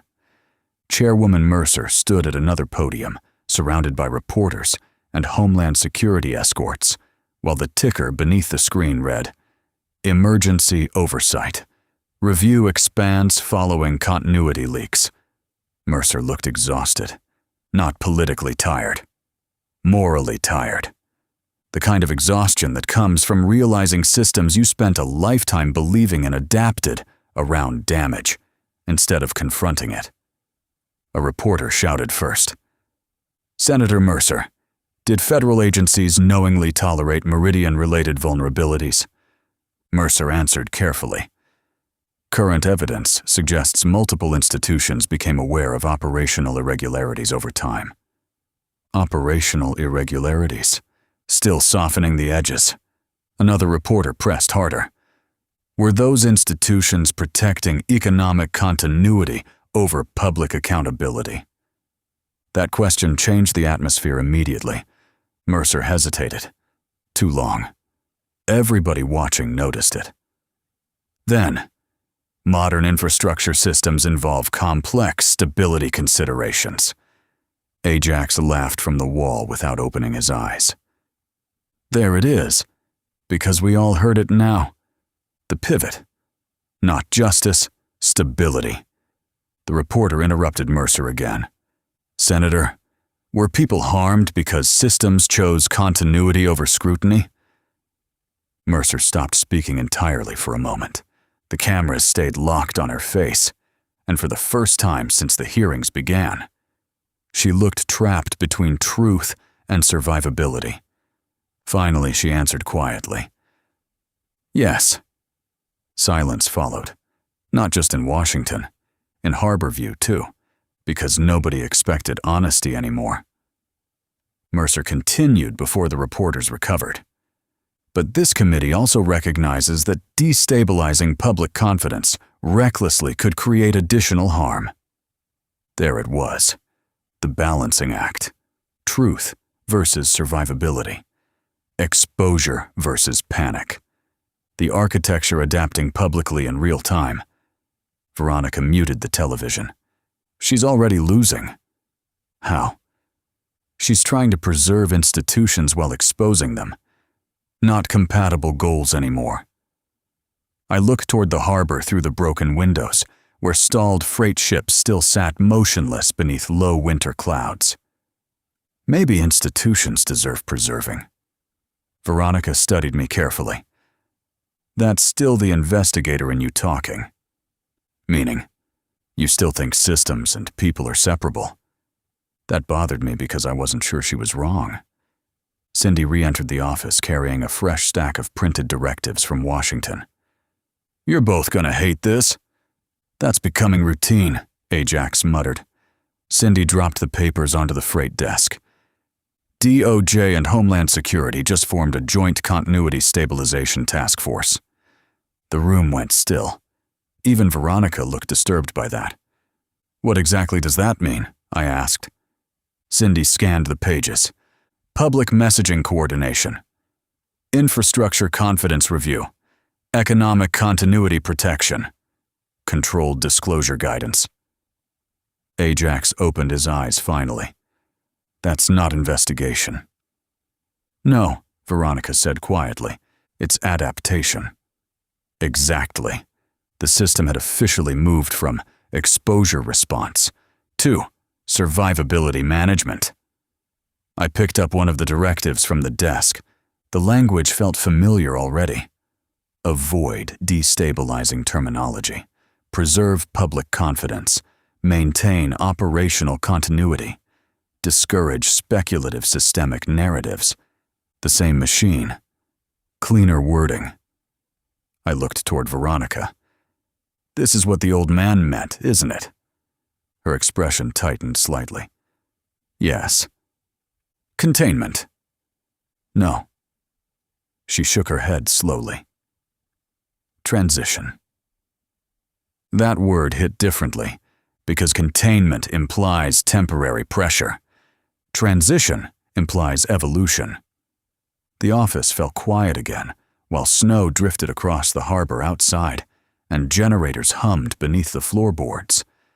Then Cindy's phone buzzed sharply in her hand. She checked the screen and immediately looked toward me. What? Artemis! That got everybody's attention now. She answered immediately. Where are you? Long pause. Then, no, you don't get to disappear after this. Another pause. I watched her face tighten harder every few seconds.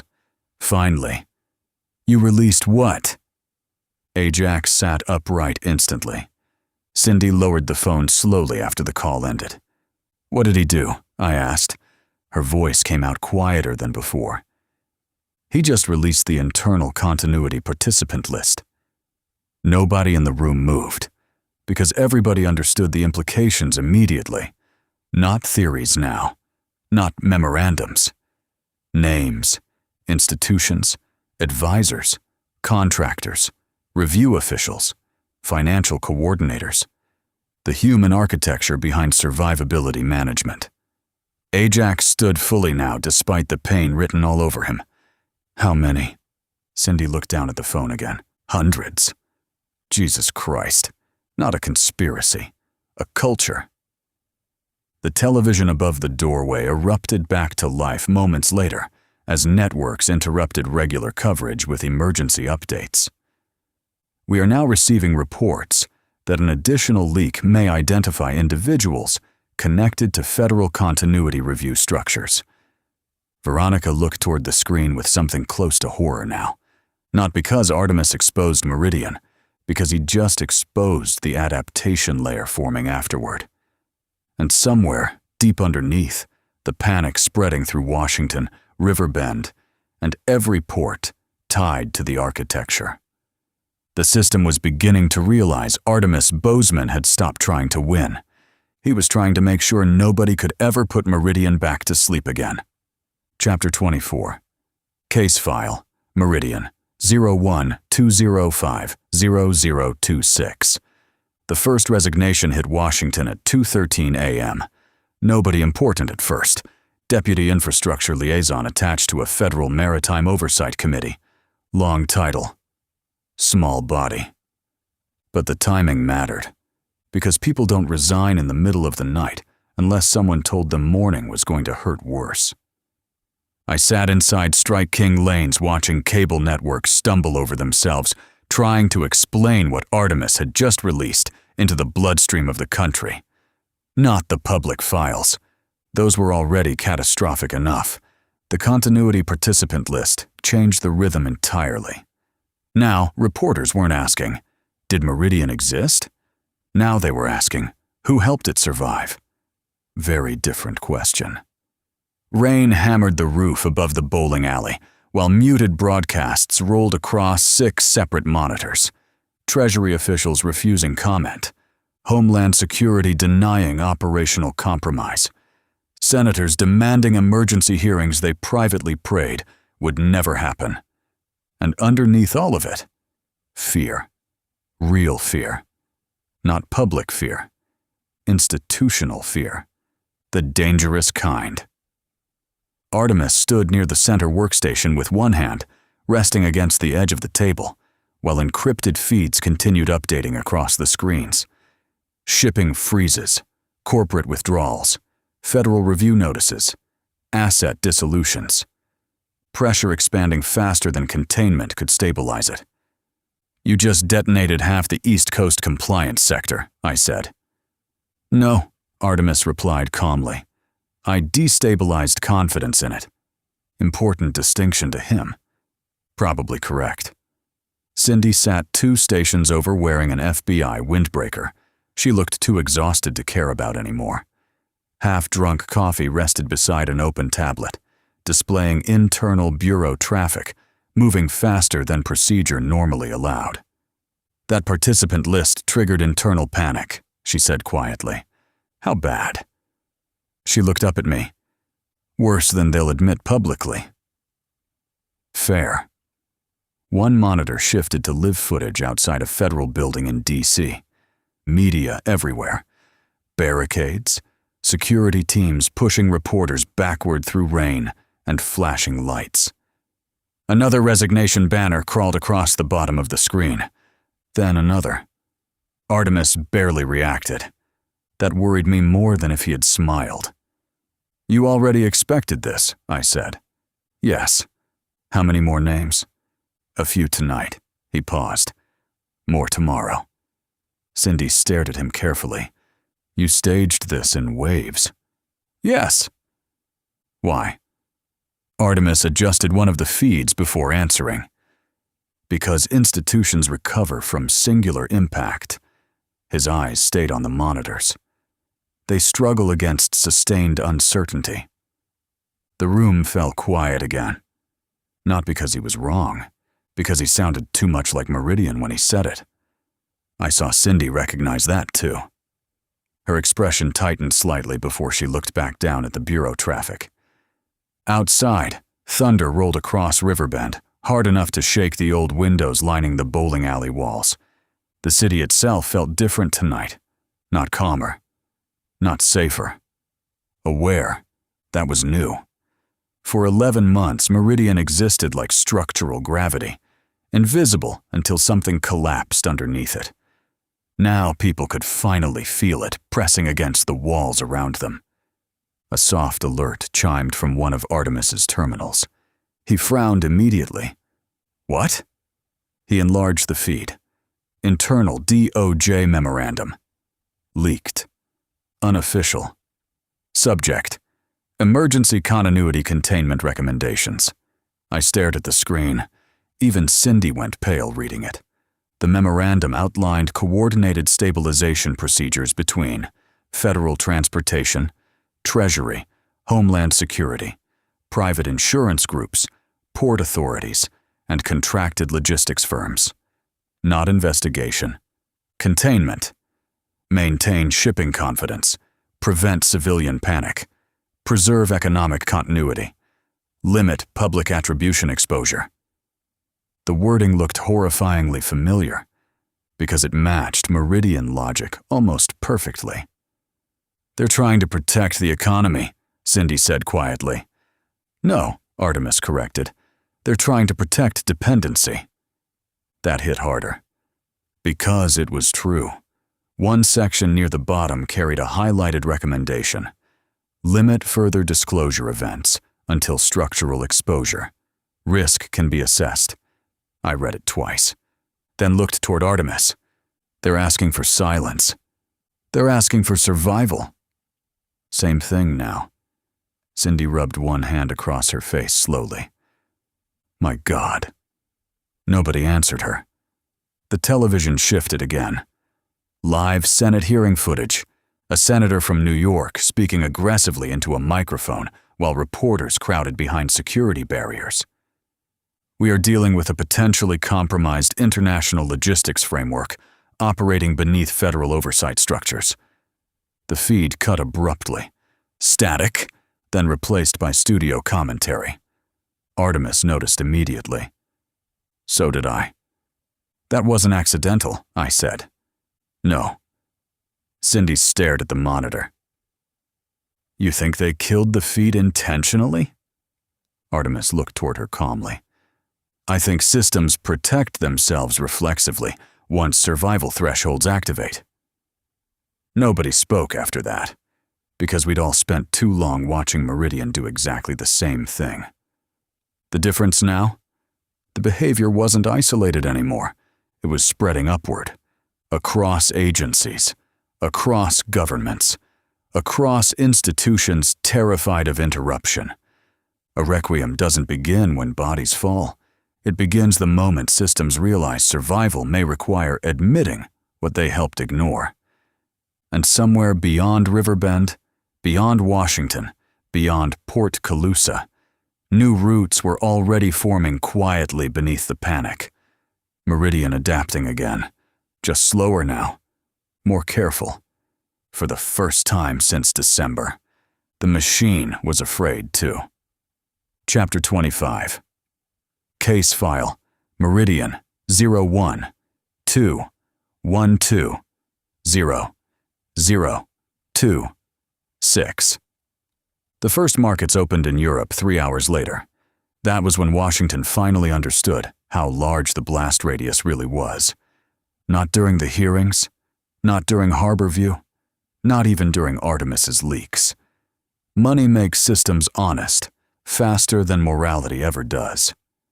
I sat inside Strike King lanes, watching international financial feeds bleed red across Artemis's monitors, while winter light slowly crawled through the frosted front windows, facing the empty parking lot outside.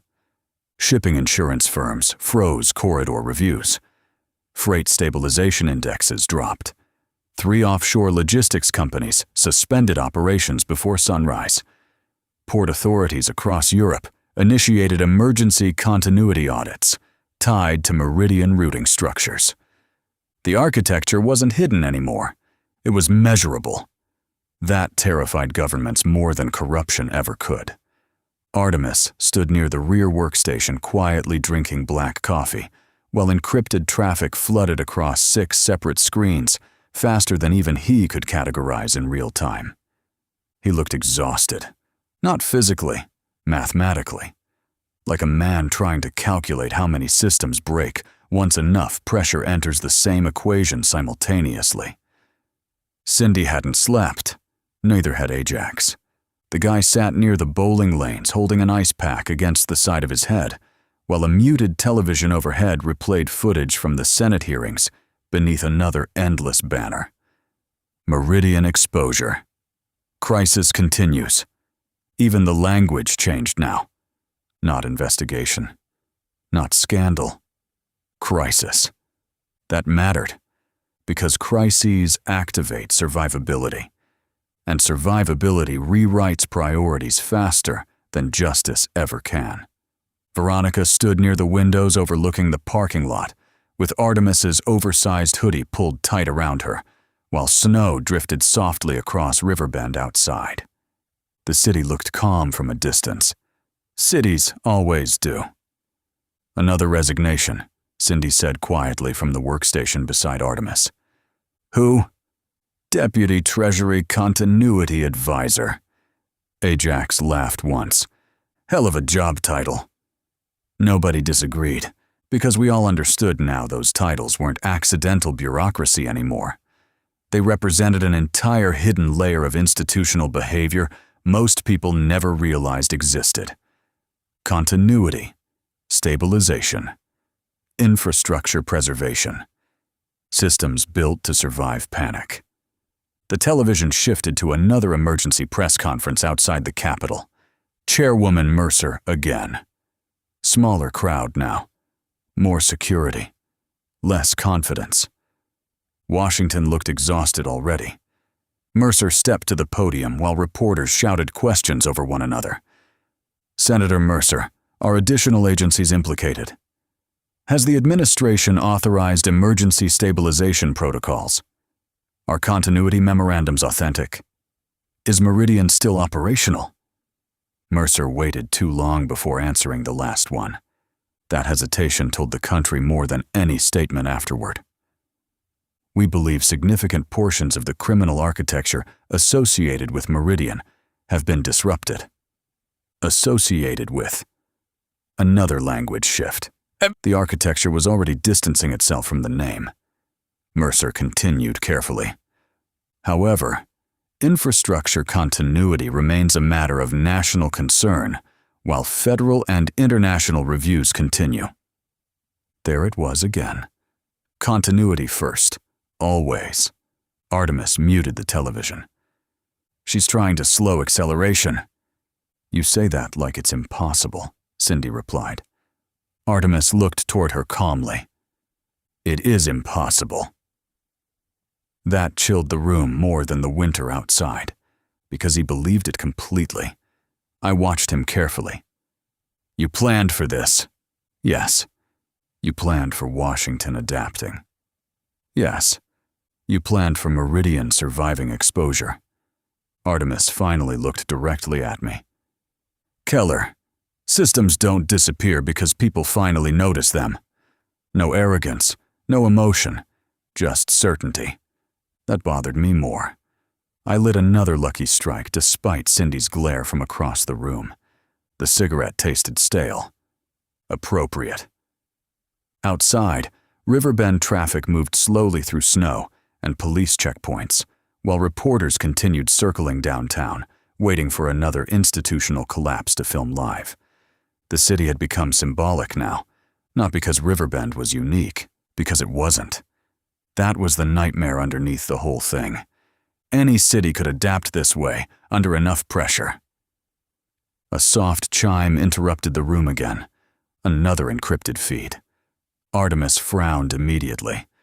Not surprise this time. Concern. What? He enlarged the message silently. Internal review structures activated. Exposure no longer containable. Transition phase commencing. No signature, no identifiers, just language. But Veronica went pale anyway. They've started reorganizing. Ajax looked up sharply from the booth. Who? Veronica swallowed once before answering. The survivability layer. That phrase sat heavy in the room. Not Meridian, not government. Something worse. The adaptation phase after exposure. I looked toward Artemis. You know what that means. Yes. Explain. Artemis leaned back slowly against the workstation. It means systems have officially stopped trying to prevent exposure. He paused. Now they're trying to survive it. Exactly the transition Walter and the old man kept hinting toward. The hearings exposed Meridian. Now the architecture underneath modern infrastructure was attempting to evolve around the damage publicly. Cindy rubbed both hands across her face. My God. No, Veronica said quietly, while staring at the message on screen. This is the part they prepared for.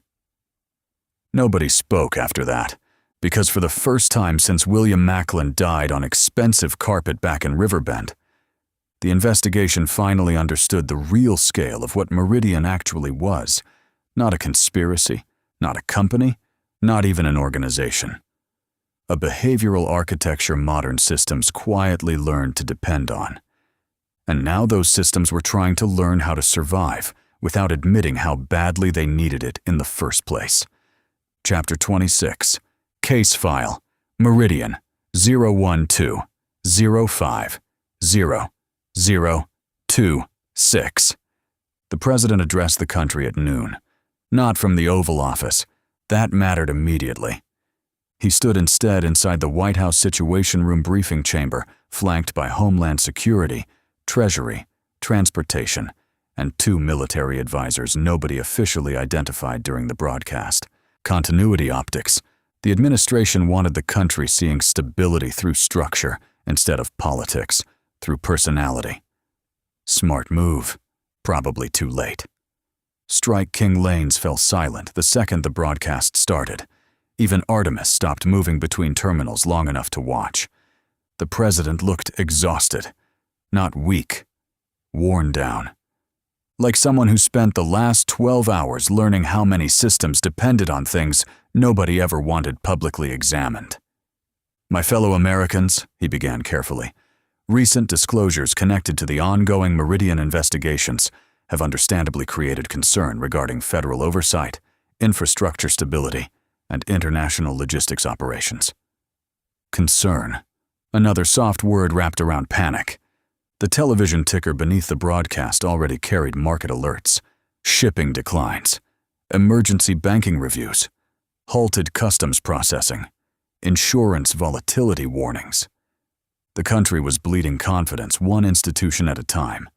The president continued. While criminal misconduct and operational failures remain under active investigation, the American people should understand that essential infrastructure systems remain functional and secure. Ajax laughed quietly from the bowling lane seating area. Translation? Nobody panic while we figure out how bad this really is, Cindy answered. Accurate. The president shifted tone slightly. We must also recognize that reckless dissemination of sensitive continuity materials may create additional vulnerabilities, affecting both national and international economic stability. There it was. The pivot. Artemis. Not named directly. Didn't need to be. The system was beginning to publicly classify exposure itself as a threat vector. Veronica noticed it too. They're transitioning from investigation to damage control. No, Artemis said quietly from behind the monitors. They're transitioning from damage control to narrative preservation. Important distinction. The president continued speaking, while graphics behind him displayed freight movement charts and infrastructure maps, carefully designed to reassure people who suddenly realized how much invisible architecture their lives depended on daily. America's institutional framework remains resilient. That line almost made me light another cigarette. Resilient. Maybe. But resilience and honesty rarely survive together long term. The broadcast ended 12 minutes later, with promises of bipartisan review panels, international coordination, and temporary continuity oversight reforms. Not justice. Not accountability. Stabilization. The television immediately shifted into analyst commentary. One former intelligence director spoke first. The public needs to understand that modern infrastructure systems involve operational tolerances most civilians simply aren't familiar with. There it was again. Tolerance. Everything always reduced toward acceptable levels of damage. Cindy muted the television before the guy could keep talking. Can't listen to this anymore. Nobody blamed her. Outside, snow continued falling softly over Riverbend, while National Guard vehicles rolled slowly through downtown intersections beneath federal floodlights and media helicopters. The city looked quieter today, not safer, suppressed. Like everybody understood the wrong thing might push the whole atmosphere sideways again.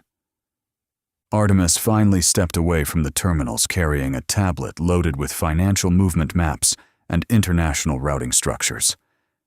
You need to see this. Never good words anymore.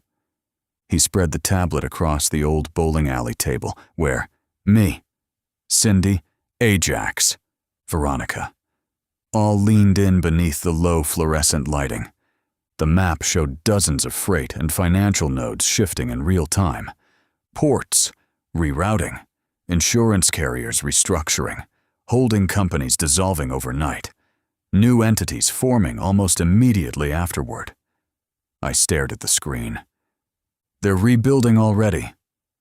Yes. No hesitation.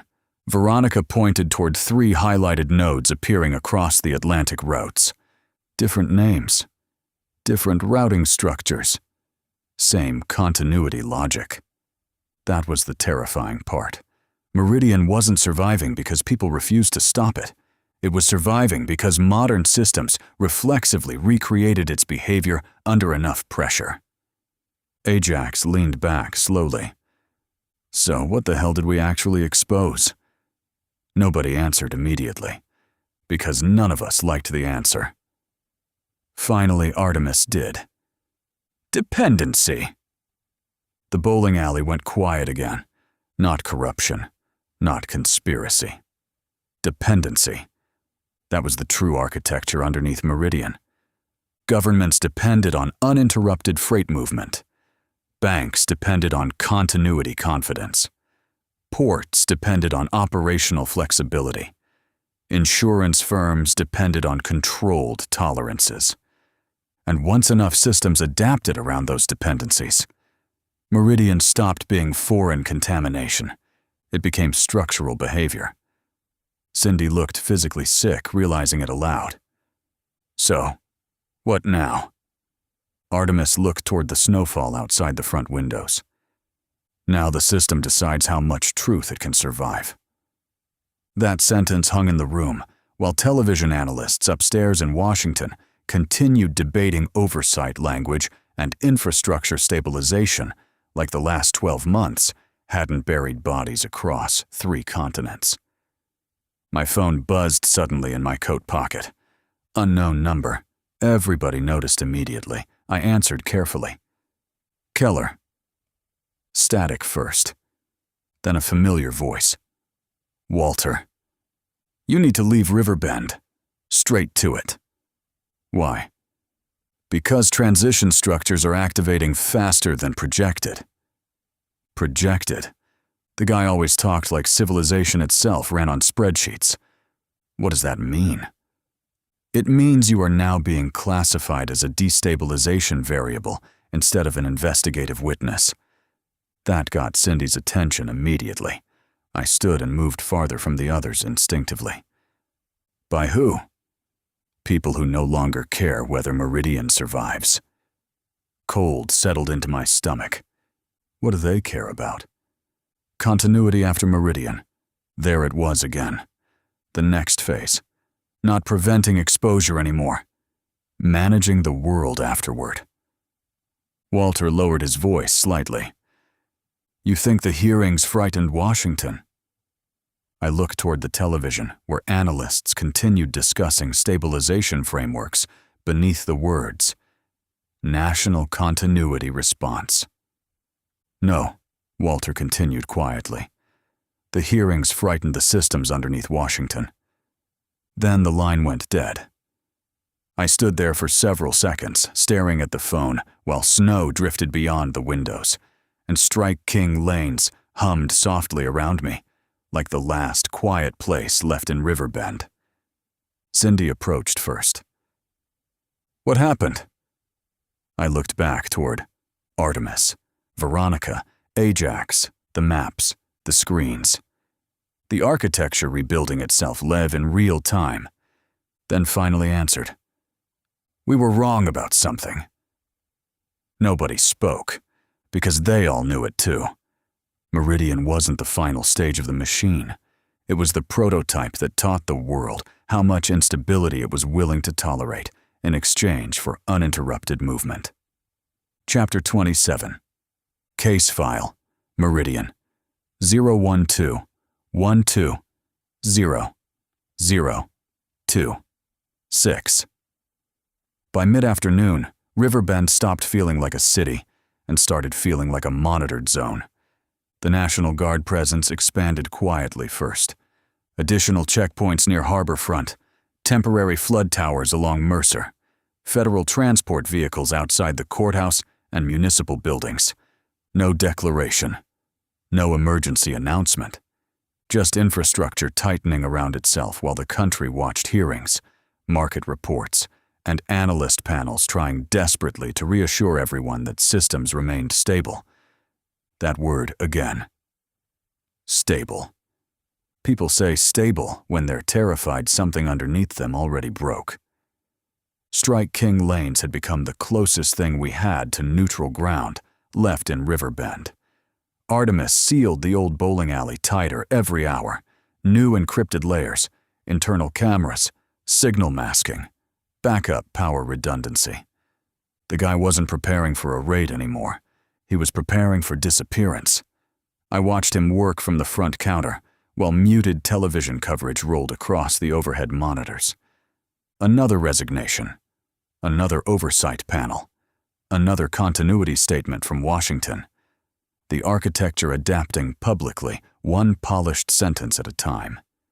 Ajax stood near the entrance windows, looking out toward the parking lot where snow drifted across abandoned lanes and darkened storefronts. You know what this reminds me of? Cape Town. No. He shook his head slowly. The week before a storm makes landfall. That tracked, not impact. Preparation.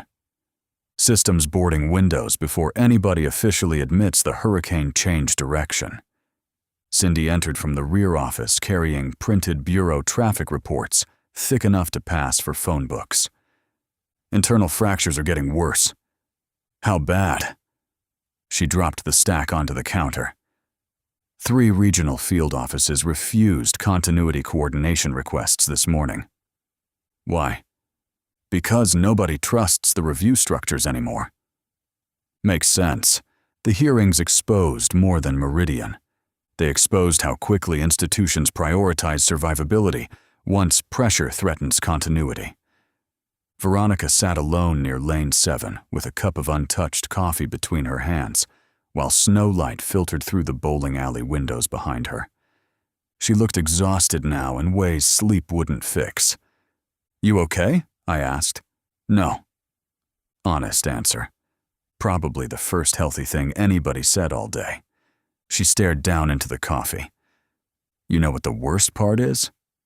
Lot of competition there. The system learned the wrong lesson from Meridian. I leaned against the lane divider beside her. What lesson? That continuity matters more than transparency. There it was again, the central infection underneath everything. Not greed, not corruption. Fear of interruption. A television overhead shifted suddenly into breaking coverage from Washington.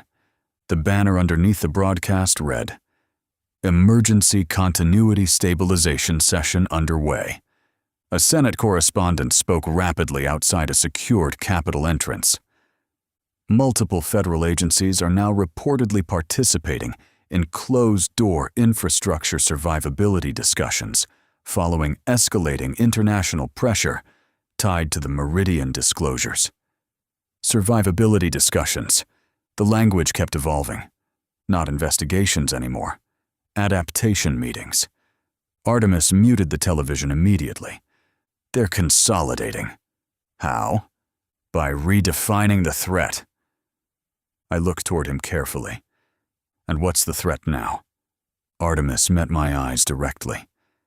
Instability. That word landed hard because it explained everything happening since Harborview. The hearings mattered less now than the reaction to the hearings, not what Meridian did. But what exposure might do to systems depending on continuity. The front door buzzer sounded suddenly. Everybody in the bowling alley froze. Nobody was supposed to know we were here. Ajax moved first, weapon already drawn. Body tense instantly, despite the headaches wrecking him physically. Cindy killed the front lights, while Artemis pulled camera feeds onto the monitors near the counter. One figure outside, male, long dark coat, no visible weapon. Walter. Of course. Ajax swore under his breath. I'm really starting to hate his timing. Artemis studied the monitor carefully. Interesting reaction again. Not fear, recognition. You've met him before, I said. No. Lie. Small one. But there. Walter stood motionless outside beneath drifting snow, while National Guard vehicles rolled through the distant intersection behind him. The guy always looked like he belonged slightly outside the same reality as everybody else around him. Not mystical, not cinematic. Institutional. Like he came from rooms ordinary people never realize exist. Cindy looked toward me. We don't open that door. Walter spoke through the external intercom before anyone touched it. If I wanted you compromised, Strike King would already be dark. Silence followed, because everybody inside immediately believed him. Artemis finally nodded once toward the rear lock system. "Let him in." That surprised everyone except Walter. The door buzzed open. Cold air followed him inside as he stepped into the bowling alley carrying snow across the faded carpet floors, beneath fluorescent lights and muted television coverage. He looked around slowly at Artemis, Veronica, Ajax, Cindy, the monitors, the maps. Then finally toward me. "You're behind schedule." I didn't realize civilization had a calendar reminder. Walter ignored that. The transition phase accelerated overnight. There's that phrase again. "Because you still don't understand the architecture correctly." Artemis stepped forward from the workstation. "No," he said quietly. "He understands it perfectly now." That shifted the room immediately. Walter looked toward Artemis carefully for the first time. Recognition. Real recognition this time. Interesting. "You're Bozeman." "Yes." The silence afterward felt loaded in ways I didn't like. Not strangers then. Not fully. Walter studied Artemis for several seconds before speaking again. "You moved too aggressively." Artemis didn't blink. "You moved too slowly." That landed hard enough even Ajax looked up from the doorway. Two men arguing strategy, not philosophy. Walter glanced toward the television, where another analyst discussed continuity stabilization initiatives beneath a scrolling market recovery banner. "You forced acceleration before survivability structures were prepared." Artemis crossed his arms. "That's the only reason exposure survived at all." Neither man raised his voice. Didn't need to. The room already understood what this really was. Two different responses to systemic corruption. Walter believed controlled adaptation preserved civilization. Artemis believed controlled adaptation protected the machine. And somewhere in the middle, people kept dying. Veronica stood slowly from the lane seating. "What happens now?" Walter answered without hesitation. "Now the system decides who becomes acceptable loss during transition." Nobody spoke after that, because for the first time since the hearings began, Meridian itself no longer sounded like the most dangerous thing in the room. Chapter 28. Case file. Meridian. 01212. 0026. Chapter 28. Case file. Meridian. 012-1-2-0-0-2-6. Nobody trusted the room anymore after Walter and Artemis started speaking to each other like veterans of the same war. That was the problem with hidden architectures. Eventually, you realize the people standing closest to the truth stopped believing in the same solution a long time ago. Snow drifted steadily outside Strike King lanes, while muted news coverage painted the bowling alley walls in flashes of red and blue emergency graphics. Continuity review. Expanded. Global freight instability. Emergency Senate session underway. The language kept evolving. The architecture kept adapting. Walter removed his gloves slowly near the front counter, while Artemis remained beside the monitor banks, with both arms folded tight across his chest, like he was physically restraining himself from escalating the conversation further. Ajax watched both men carefully from the entrance hallway. "You two know each other?" Walter answered first. "No." Artemis answered immediately afterward. "We know the same systems." That sounded worse somehow. Cindy stepped closer beside me. "I really don't like any sentence being spoken in this room anymore." "Fair." Veronica sat back down near lane 7, looking exhausted enough to disappear into the shadows around her. "What did Walter mean?" she asked quietly. "About acceptable loss during transition." Walter looked toward her. The same thing Meridian always meant. No comfort in his voice, no apology. Pressure redistribution. Jesus Christ. Artemis shook his head immediately. That's the exact thinking that built Meridian in the first place. No, Walter corrected calmly. That's the thinking that kept global infrastructure functional after Meridian embedded itself. Important distinction to him, maybe to Washington too. Not to the dead. The television overhead shifted to footage from Port Calusa, where federal review teams now moved through shipping yards beneath armed security, while reporters stood outside barricades, broadcasting live into the cold Atlantic wind. One anchor spoke rapidly over the footage.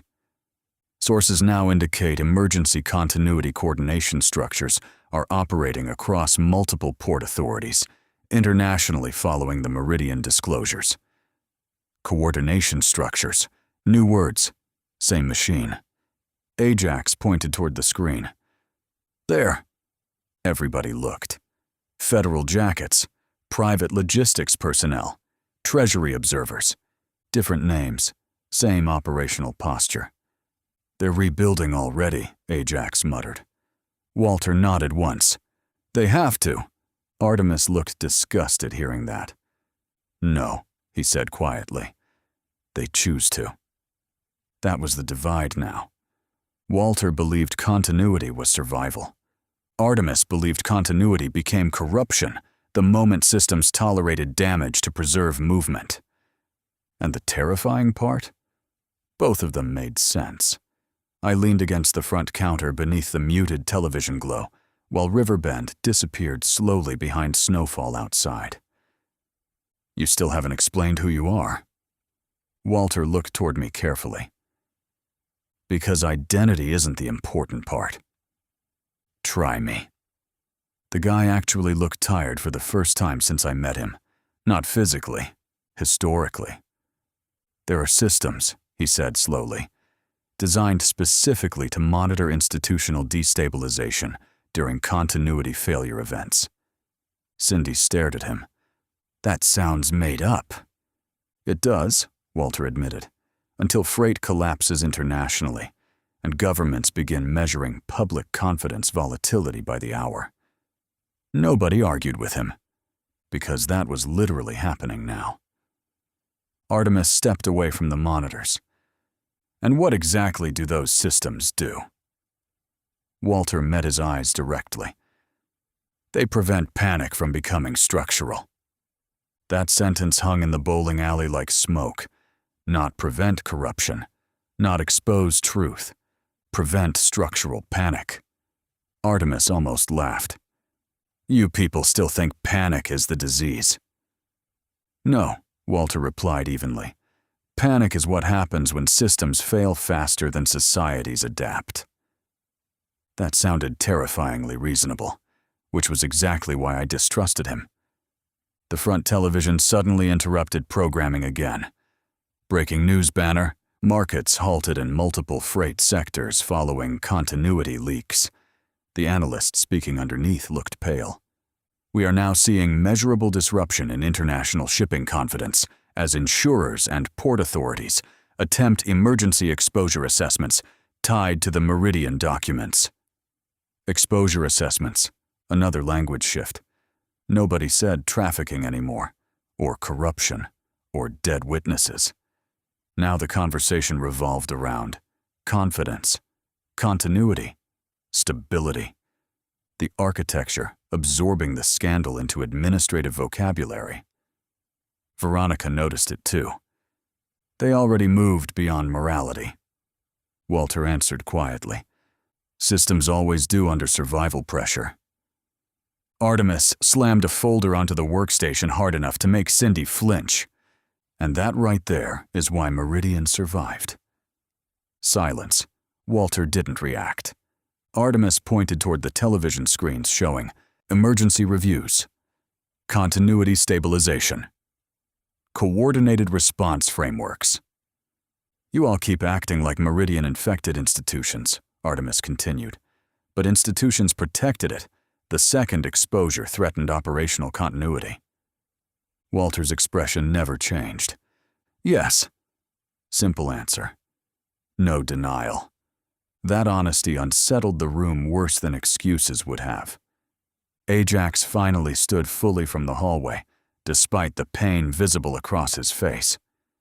You know what I can't figure out? Nobody answered. If everybody upstairs understood enough to monitor this architecture, he looked between Walter and Artemis carefully. Why the hell didn't anyone stop it before bodies started piling up? Walter answered immediately. Because nobody understood the scale early enough. Artemis answered immediately after. Because stopping it threatened systems people valued more. The room split between those answers instantly. Cindy believed Walter. Veronica believed Artemis. Ajax looked sick because he suspected both were true. And me? I kept thinking about William Macklin dead on expensive carpet, while Riverbend moved around him like normal life mattered more than uncomfortable truth. That was Meridian's real power, not invisibility, normalization. A soft alert sounded across Artemis's monitor wall again. Another encrypted message. This one different. No routing trace, no headers. Just one sentence. Public phase. Concluding. Private phase initiating. Nobody in the room moved. Walter closed his eyes briefly. Bad sign. What does that mean? I asked. Walter looked toward the snow-covered parking lot outside before answering. It means the hearings failed. Artemis disagreed instantly. No. He looked toward the message carefully. It means exposure succeeded. Then why does that sound worse? Cindy asked quietly. Because we all understood the terrifying part already. Public exposure had limits. After that, systems moved behind closed doors again. More careful, more fragmented, more insulated. The architecture surviving by becoming harder to see. Walter looked directly at me. You need to decide something very quickly, Keller. What? Whether you still believe this ends with accountability. The room fell silent again, while television analysts upstairs in Washington discussed stabilization frameworks and emergency continuity partnerships like the last year of death and exposure had simply become another policy challenge to survive. And for the first time since the hearings began, I wasn't sure anymore whether Meridian had been exposed or merely taught how to evolve publicly. Chapter 29. Case File. Meridian. 01212-0026. The room fell silent again while television analysts upstairs in Washington discussed stabilization frameworks and emergency continuity partnerships like the last year of death and exposure had simply become another policy challenge to survive. And for the first time since the hearings began, I wasn't sure anymore whether Meridian had been exposed or merely taught how to evolve publicly. The conference room lights hummed overhead. Nobody moved. Olivia stood near the television mounted against the wall, arms folded tight across her chest. The lower ticker crawled beneath another panel discussion. Supply chain, continuity talks, expand to private logistics partners. Emergency infrastructure review, act expected next session. Public-Private Stabilization Council under discussion. Dennis let out a dry laugh from the coffee station. Look at that, he muttered. A year ago, half these people didn't know Harborfront existed. Ajax sat at the far end of the table, shoulders square but quieter than usual. The scar tissue along his temple had faded some since Cape Town. The damage underneath hadn't. Cindy stood behind him with a folder tucked under one arm. New task force structure, she said. Draft only. She slid the file across the table. Olivia opened it first. Her expression flattened immediately. I leaned over. The heading read, National Continuity Logistics, Oversight Initiative. Subheading, Recommended Public/Private Infrastructure Partners. My stomach tightened before I even reached the names.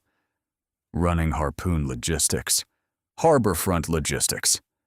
3 shell entities Artemis had already connected to old Meridian movement layers. 1 dissolved, 2 reorganized, all alive. Dennis swore quietly. "No way!" Cindy looked sick. "That's not all." She opened another page. Cross-jurisdiction advisory appointments, former consultants, contract investigators, risk analysts, people I had never met, people who had never touched a dock, people who had spent entire careers studying systems from conference rooms. The machine was rebuilding itself using experts, not operators, not shooters, not ghosts, administrators, policy, compliance, public language. Meridian with a press badge. Olivia closed the folder. "Jesus!" Nobody answered. The television upstairs shifted again. A senator I didn't recognize stood before a podium discussing resilience. He smiled while speaking, talking about modernization, partnership, visibility, trust. The same words Hawthorne used in Riverbend before people started dying. My phone vibrated. Unknown number. The room looked at me. I answered. Martin Keller. Silence. Then breathing. Slow. Measured. Female voice. Older. Calm. "You taught them fear." Every muscle in my body tightened. "Who is this?" "They were never afraid before you." The room had gone still. Ajax was already watching me. Cindy, too. The voice continued. "Exposure creates adaptation, Mr. Keller. History proves that." My hand tightened around the phone. "Who are you?" "You're asking the wrong question." The line crackled softly. "You should be asking what comes after Meridian." Click. Dead. The room stared. I lowered the phone. Nobody spoke for several seconds. Olivia finally broke the silence. Was that her? I thought about Victoria, about Harborfront, about October, about every message signed Marty. No. I slipped the phone into my coat. Different voice. Ajax stood slowly. What did she say? I looked back toward the television. Another expert panel, another policy discussion, another room full of people planning how to survive exposure. She said I should stop asking who Meridian was. Silence. Dennis frowned. What the hell does that mean? I watched the screen, watched the banners, watched the language. Stabilization. Continuity, partnership, resilience. The same machine, different suit.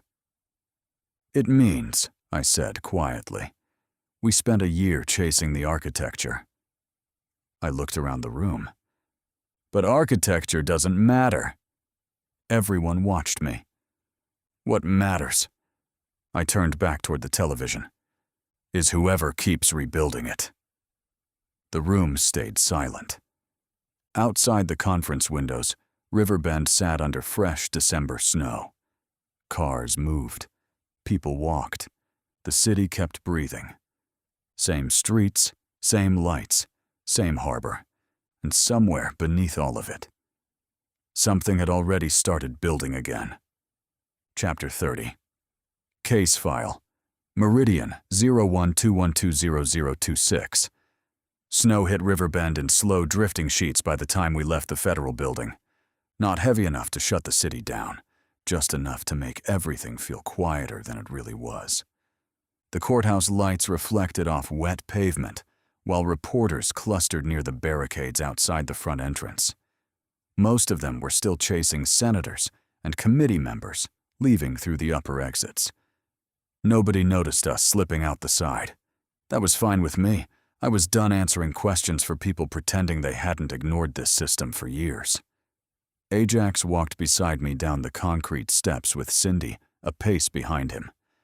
Dennis headed toward his sedan across the street, while Olivia stayed near the entrance. phone already pressed to her ear as another crisis dragged her back into the machine. The hearing had ended 3 hours ago. Washington was already reorganizing the narrative. That part happened fast. Always did. Media's shifting tone, Cindy said quietly as we reached the sidewalk. They're calling it an infrastructure vulnerability issue now. Dennis snorted from ahead of us. Of course they are. I lit a lucky strike beneath the awning while snow drifted past the orange tip. The cigarette tasted stale. Or maybe I was finally getting tired of them. Hard to tell anymore. Ajax stopped beside me. You believe the caller? I exhaled smoke into the cold. Which part? That Meridian already moved on. I looked across the street toward the Harbor District. Pier 14 sat somewhere beyond the skyline, and snow haze, invisible from here, still there, still functioning, still moving cargo. Yeah, I said. I do. Ajax studied me for a second. You sound almost certain. Because we're looking at this wrong. Cindy crossed her arms against the cold. How? I looked at both of them. We treated Meridian like an organization. That's what it was, Ajax said. No, I answered. That's what we needed it to be. The wind pushed snow down the avenue between buildings. Sirens echoed somewhere deeper in the city. Riverbend never really slept anymore, not after the last year. Organizations can be dismantled, I continued. You arrest leadership, freeze accounts, seize property, run trials. I flicked ash into the snow. But Meridian survived because it stopped being people a long time ago. Ajax didn't answer, because he already understood where I was going. Systems survive, I said quietly, especially profitable ones. Cindy looked uneasy. You think someone else stepped in? I think someone was always waiting. That hung there between us, not a theory anymore, a probability. The hearings hadn't killed the machine. They had exposed market demand. Governments needed continuity. Ports needed movement. Corporations needed stability. And fear created opportunity faster than greed ever could. A black SUV rolled slowly past the curb. None of us reacted outwardly, but every one of us tracked it. Old habits. The SUV continued through the intersection and disappeared into traffic. Ajax rubbed the back of his neck. You know what bothers me most. What? That nobody denied anything today. He looked back toward the federal building.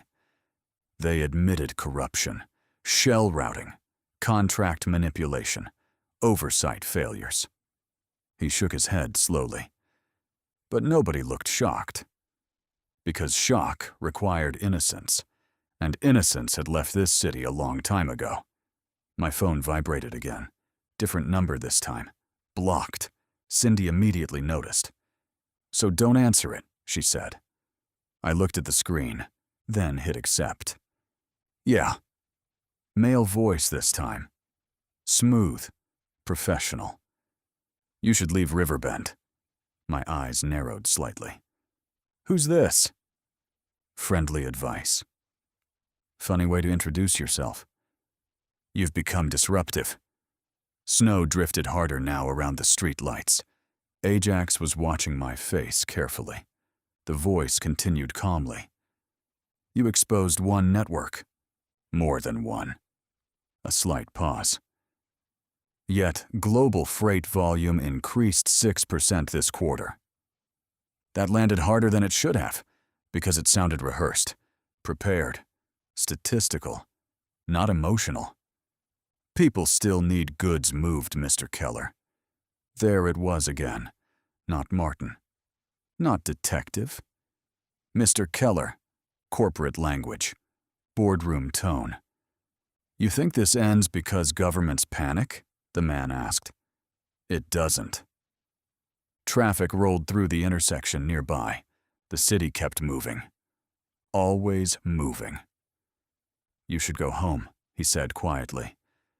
Enjoy what's left of your life before larger people solve larger problems. Click. Deadline.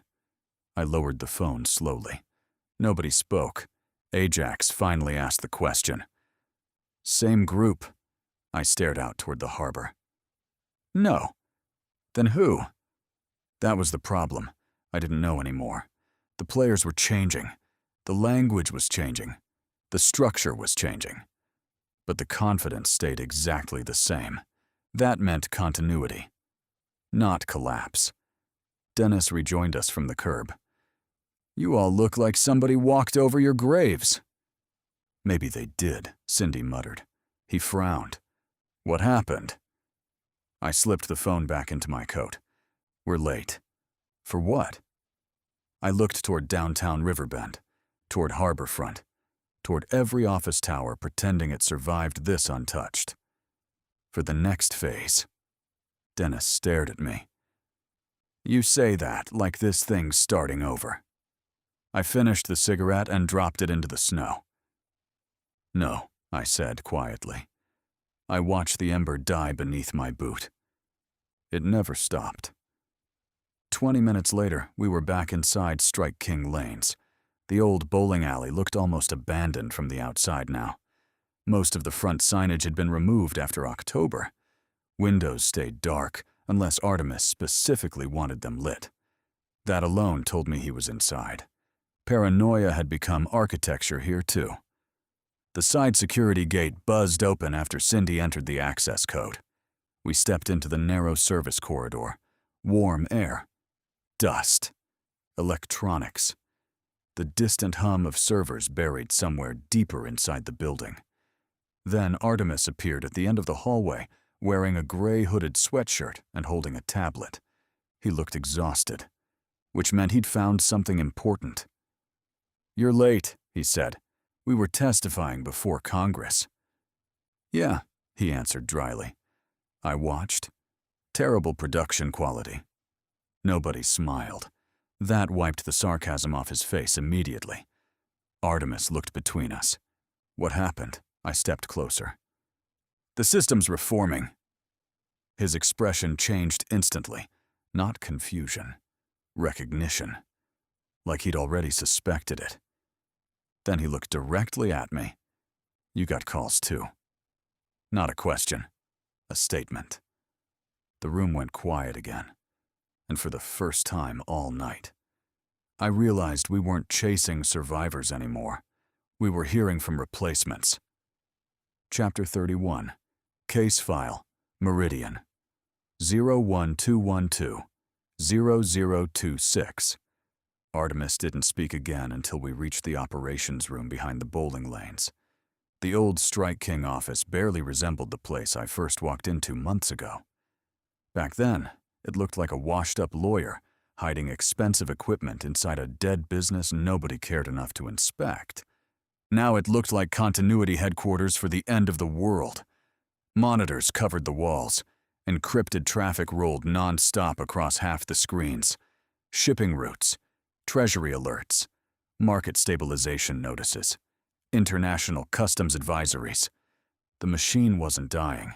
It was reorganizing in real time. Artemis tossed the tablet onto the center table. 3 calls, he said. I looked at him. What?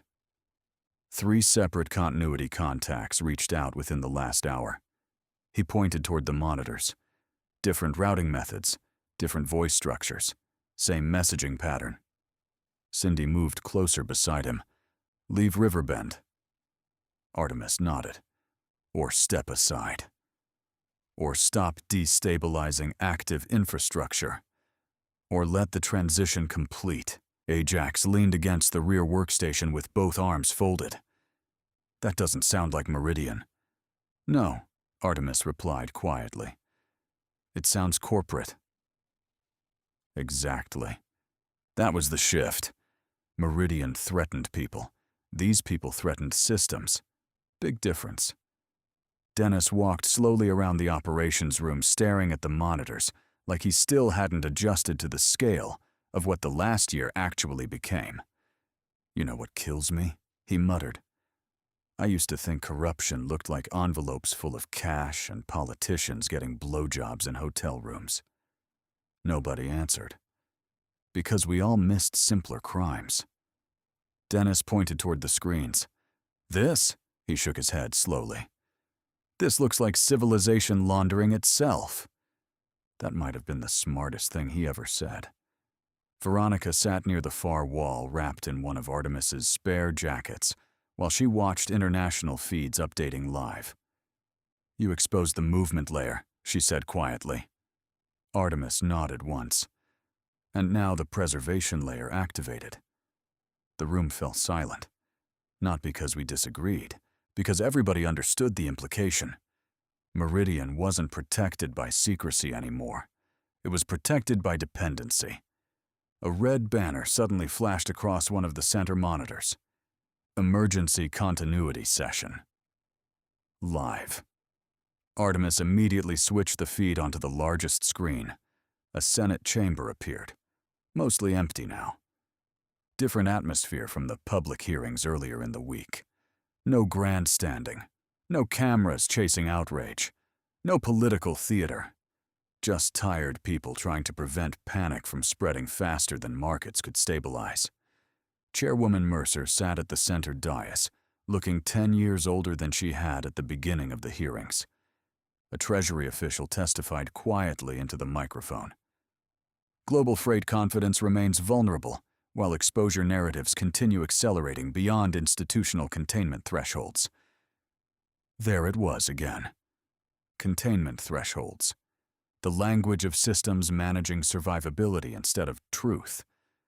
Mercer rubbed one hand across her forehead before responding. Can current continuity structures absorb additional destabilization events? The Treasury official hesitated. Too long. Then, not indefinitely. Nobody in the room around me spoke, because the country had officially reached the point where federal officials were discussing societal stability like a damaged bridge struggling to hold weight. The official continued. Public confidence degradation is now affecting operational coordination between private infrastructure entities and federal oversight mechanisms. Translation: nobody trusted the system anymore. And once trust dies, everything expensive starts shaking. Ajax watched the screen carefully. They're terrified. Yes, Walter's voice said from the doorway behind us. Nobody spun toward him this time. That probably should have bothered me more. Walter stepped into the operations room carrying snow across the concrete floor, while his dark overcoat dripped melted ice beneath the fluorescent lighting. The guy looked exactly the same every time I saw him. Calm. Measured. Like panic belonged to other people. Dennis frowned immediately. How the hell do you keep getting in here? Walter ignored him. They're afraid because Meridian proved something dangerous. Cindy crossed her arms. And what's that? Walter looked toward the Senate feed. That modern systems prioritize continuity over morality under enough pressure. Mercer continued questioning officials on screen, while senators behind her looked increasingly exhausted and increasingly aware that none of them controlled the situation anymore. Artemis finally spoke. That realization changes governments permanently. Walter nodded once. Yes. Simple answer. No comfort attached to it. The Senate feed shifted suddenly as another advisor approached the microphone. Homeland Security. We are now observing fragmentation risk between regional infrastructure coordination authorities and federal continuity oversight groups. Ajax laughed quietly. They really can't stop inventing names for this thing. Walter looked toward him. Names create distance. That landed hard, because he was right. Nobody says trafficking anymore. Nobody says dead witnesses. Nobody says corruption. Now it was oversight pressure, stability events, continuity adaptation, language washing blood off architecture. I moved toward the monitor wall while snow continued falling outside Strike King's reinforced windows. Who were the callers? Walter looked at me carefully. Not Meridian. I figured that part out. They're transition coordinators. The room went quiet again. Veronica looked visibly uncomfortable hearing the term spoken aloud. What exactly does that mean? Cindy asked. Walter answered calmly. When exposure reaches systemic scale, continuity structures activate secondary frameworks designed to preserve operational survivability. Dennis blinked. Do you people hear yourselves talk? Nobody answered him, because the terrifying part. The language fit the behavior perfectly. Artemis stepped toward Walter. And who authorized these structures? Walter met his eyes directly. No one. That surprised everybody. Walter continued before anyone interrupted. They evolved naturally after enough institutional failures. There it was again. The same answer Meridian always hid behind. Adaptation. The system teaching itself survival. The Senate chamber feed erupted suddenly into raised voices as one senator demanded access to classified continuity memorandums withheld during closed review sessions. Mercer slammed the gavel hard enough to echo through the speakers. Order. Nobody listened. The Treasury officials looked nervous now. The Homeland Security advisors looked defensive. The senators looked afraid. Not politically afraid. Structurally afraid. Because somewhere during the hearings, Washington realized the machine underneath modern infrastructure might actually be larger than the governments pretending to regulate it. Walter watched the feed silently, then finally said the thing nobody in the room wanted to hear. The hearings already failed. Artemis shook his head immediately. No, the hearings exposed the architecture. Walter looked toward him. Yes, he paused. And now the architecture is learning. The room fell silent again except for Mercer's gavel echoing through the speakers and snow tapping softly against the reinforced windows outside. And for the first time since William Mackland died. I finally understood the real danger underneath Meridian. Not corruption, not secrecy, not even power. It was the possibility that modern civilization had quietly become too dependent on invisible compromises to survive without them. Chapter 32. Case File, Meridian. 01 2 1 2 0 0 2 6. Nobody spoke after Walter dropped that line. The operations room stayed quiet, except for Senate audio crackling through the speakers and the low hum of Artemis's servers buried behind the rear wall. Outside, snow continued falling over Riverbend. Inside, the last year finally felt heavy. Not the investigations, not the shootings, not Cape Town. The realization. The possibility that Meridian wasn't an infection, that it was adaptation with a body count. Mercer's voice echoed through the speakers again. Committee will recess for 15 minutes. The Senate feed cut to analysts immediately. Of course it did. A retired infrastructure advisor appeared on screen already discussing resilience and continuity restoration, like the hearing hadn't just turned into a public nervous breakdown. Cindy muted it. Can't do this anymore. Nobody blamed her. Ajax looked worse by the hour. He sat near the back workstation, rubbing at the scar above his temple, while pain pulled tight across his face. Cape Town never left him. Never would. Dennis stood near the coffee machine, staring at the snowfall beyond the reinforced windows. You know what I keep thinking about? What? I asked. William Mackland. That got everybody's attention. Dennis shook his head slowly. Guy dies in his own house. Rich. Connected. Safe. He looked around the room. Now we're sitting here talking about international continuity structures like civilization discovered a hidden operating system. He wasn't wrong. The room fell quiet again. Because none of this should have started here. Not in Riverbend, not with a dead executive and a widow trying to survive. Walter stood near the monitor wall, watching the Senate feed replay highlights. Small failures expose large systems. I looked toward him. Meaning? History rarely announces structural collapse at scale. He finally turned toward us. It starts local. William. Connie. Riverbend. The whole year suddenly folded back on itself. The machine always felt enormous looking forward. Looking backward. It started with one body. Artemis broke the silence. We have another problem. He pulled a feed onto the center monitor. Port activity. Not Riverbend. Not Port Calusa. Cape Town. The room changed instantly. Container yards, floodlights, night operations. Different continent, same atmosphere. Cindy stepped closer. What am I looking at? Artemis enlarged the data overlays. Freight volume increasing. Insurance stabilization. New holding entities appearing. Ajax stood despite the pain. No. Artemis nodded once. Yes. Cape Town was moving again, not recovering. Moving. Veronica looked physically ill. That's impossible. No, Walter said quietly. It was inevitable. The highlighted companies appeared on screen.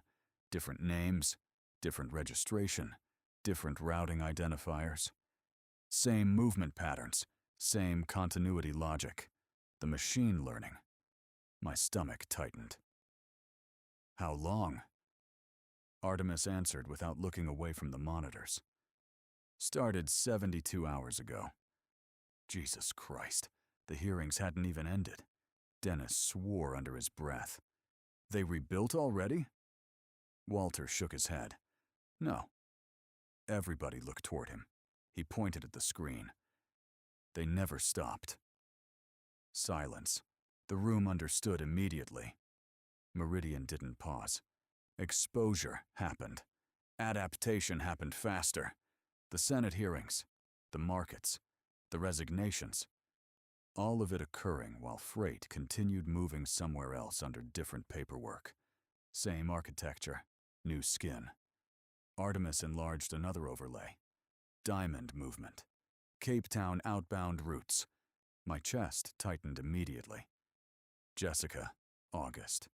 The containers, the winter port. Everything came flooding back at once. Ajax saw it too. His face hardened. No way. Artemis nodded. Conflict grading resumed. The room went dead quiet. Not because of diamonds, because of what diamonds meant. Currency, conversion, movement. The old engine turning again. Veronica sat down hard. They adapted internationally before Washington stabilized domestically. Walter answered immediately. Because freight waits for no government. That line belonged in Meridian. Artemis looked disgusted hearing it. People died. Walter met his eyes. Yes. No apology, no defense, just truth. The phone on Artemis's desk rang suddenly, not encrypted. Landline, old school. Nobody moved. It rang again. Third time. Artemis picked it up slowly. Bozeman. Silence. His expression changed immediately. Not fear, recognition. What? The room watched him. Artemis stood motionless. Then, no. Long pause. No, absolutely not. Another pause. His face went pale. What did he say? Cindy asked quietly. Artemis lowered the phone slowly. The Senate committee wants me. Nobody moved. They want testimony? Artemis shook his head. No. The room stayed silent. Walter already knew. I saw it immediately. Artemis looked directly at me. They want me to help build the continuity oversight framework. The words hit like a gunshot. Dennis actually laughed. Not humor. Disbelief. You've got to be kidding. Cindy looked horrified. Ajax looked furious. Veronica looked unsurprised. Walter looked tired. Of course he did. Artemis stared at the dead phone still in his hand. They want the architect who exposed Meridian. He couldn't even finish it, because everybody already understood. The system wasn't trying to destroy him. It was trying to absorb him. Same thing it always did. Take disruption. Rename it expertise. Convert exposure into policy. I looked toward the Senate feed replaying silently on the monitor wall. Mercer. Committees. Oversight. The machine adapting publicly. Then I looked back at Artemis. What are you going to do? The room waited. Outside, snow continued falling over Riverbend, while somewhere across the Atlantic. Cape Town moved cargo again. Artemis finally answered. Quietly. I don't know. And for the first time since I met him, I believed him. Chapter 33. Case File.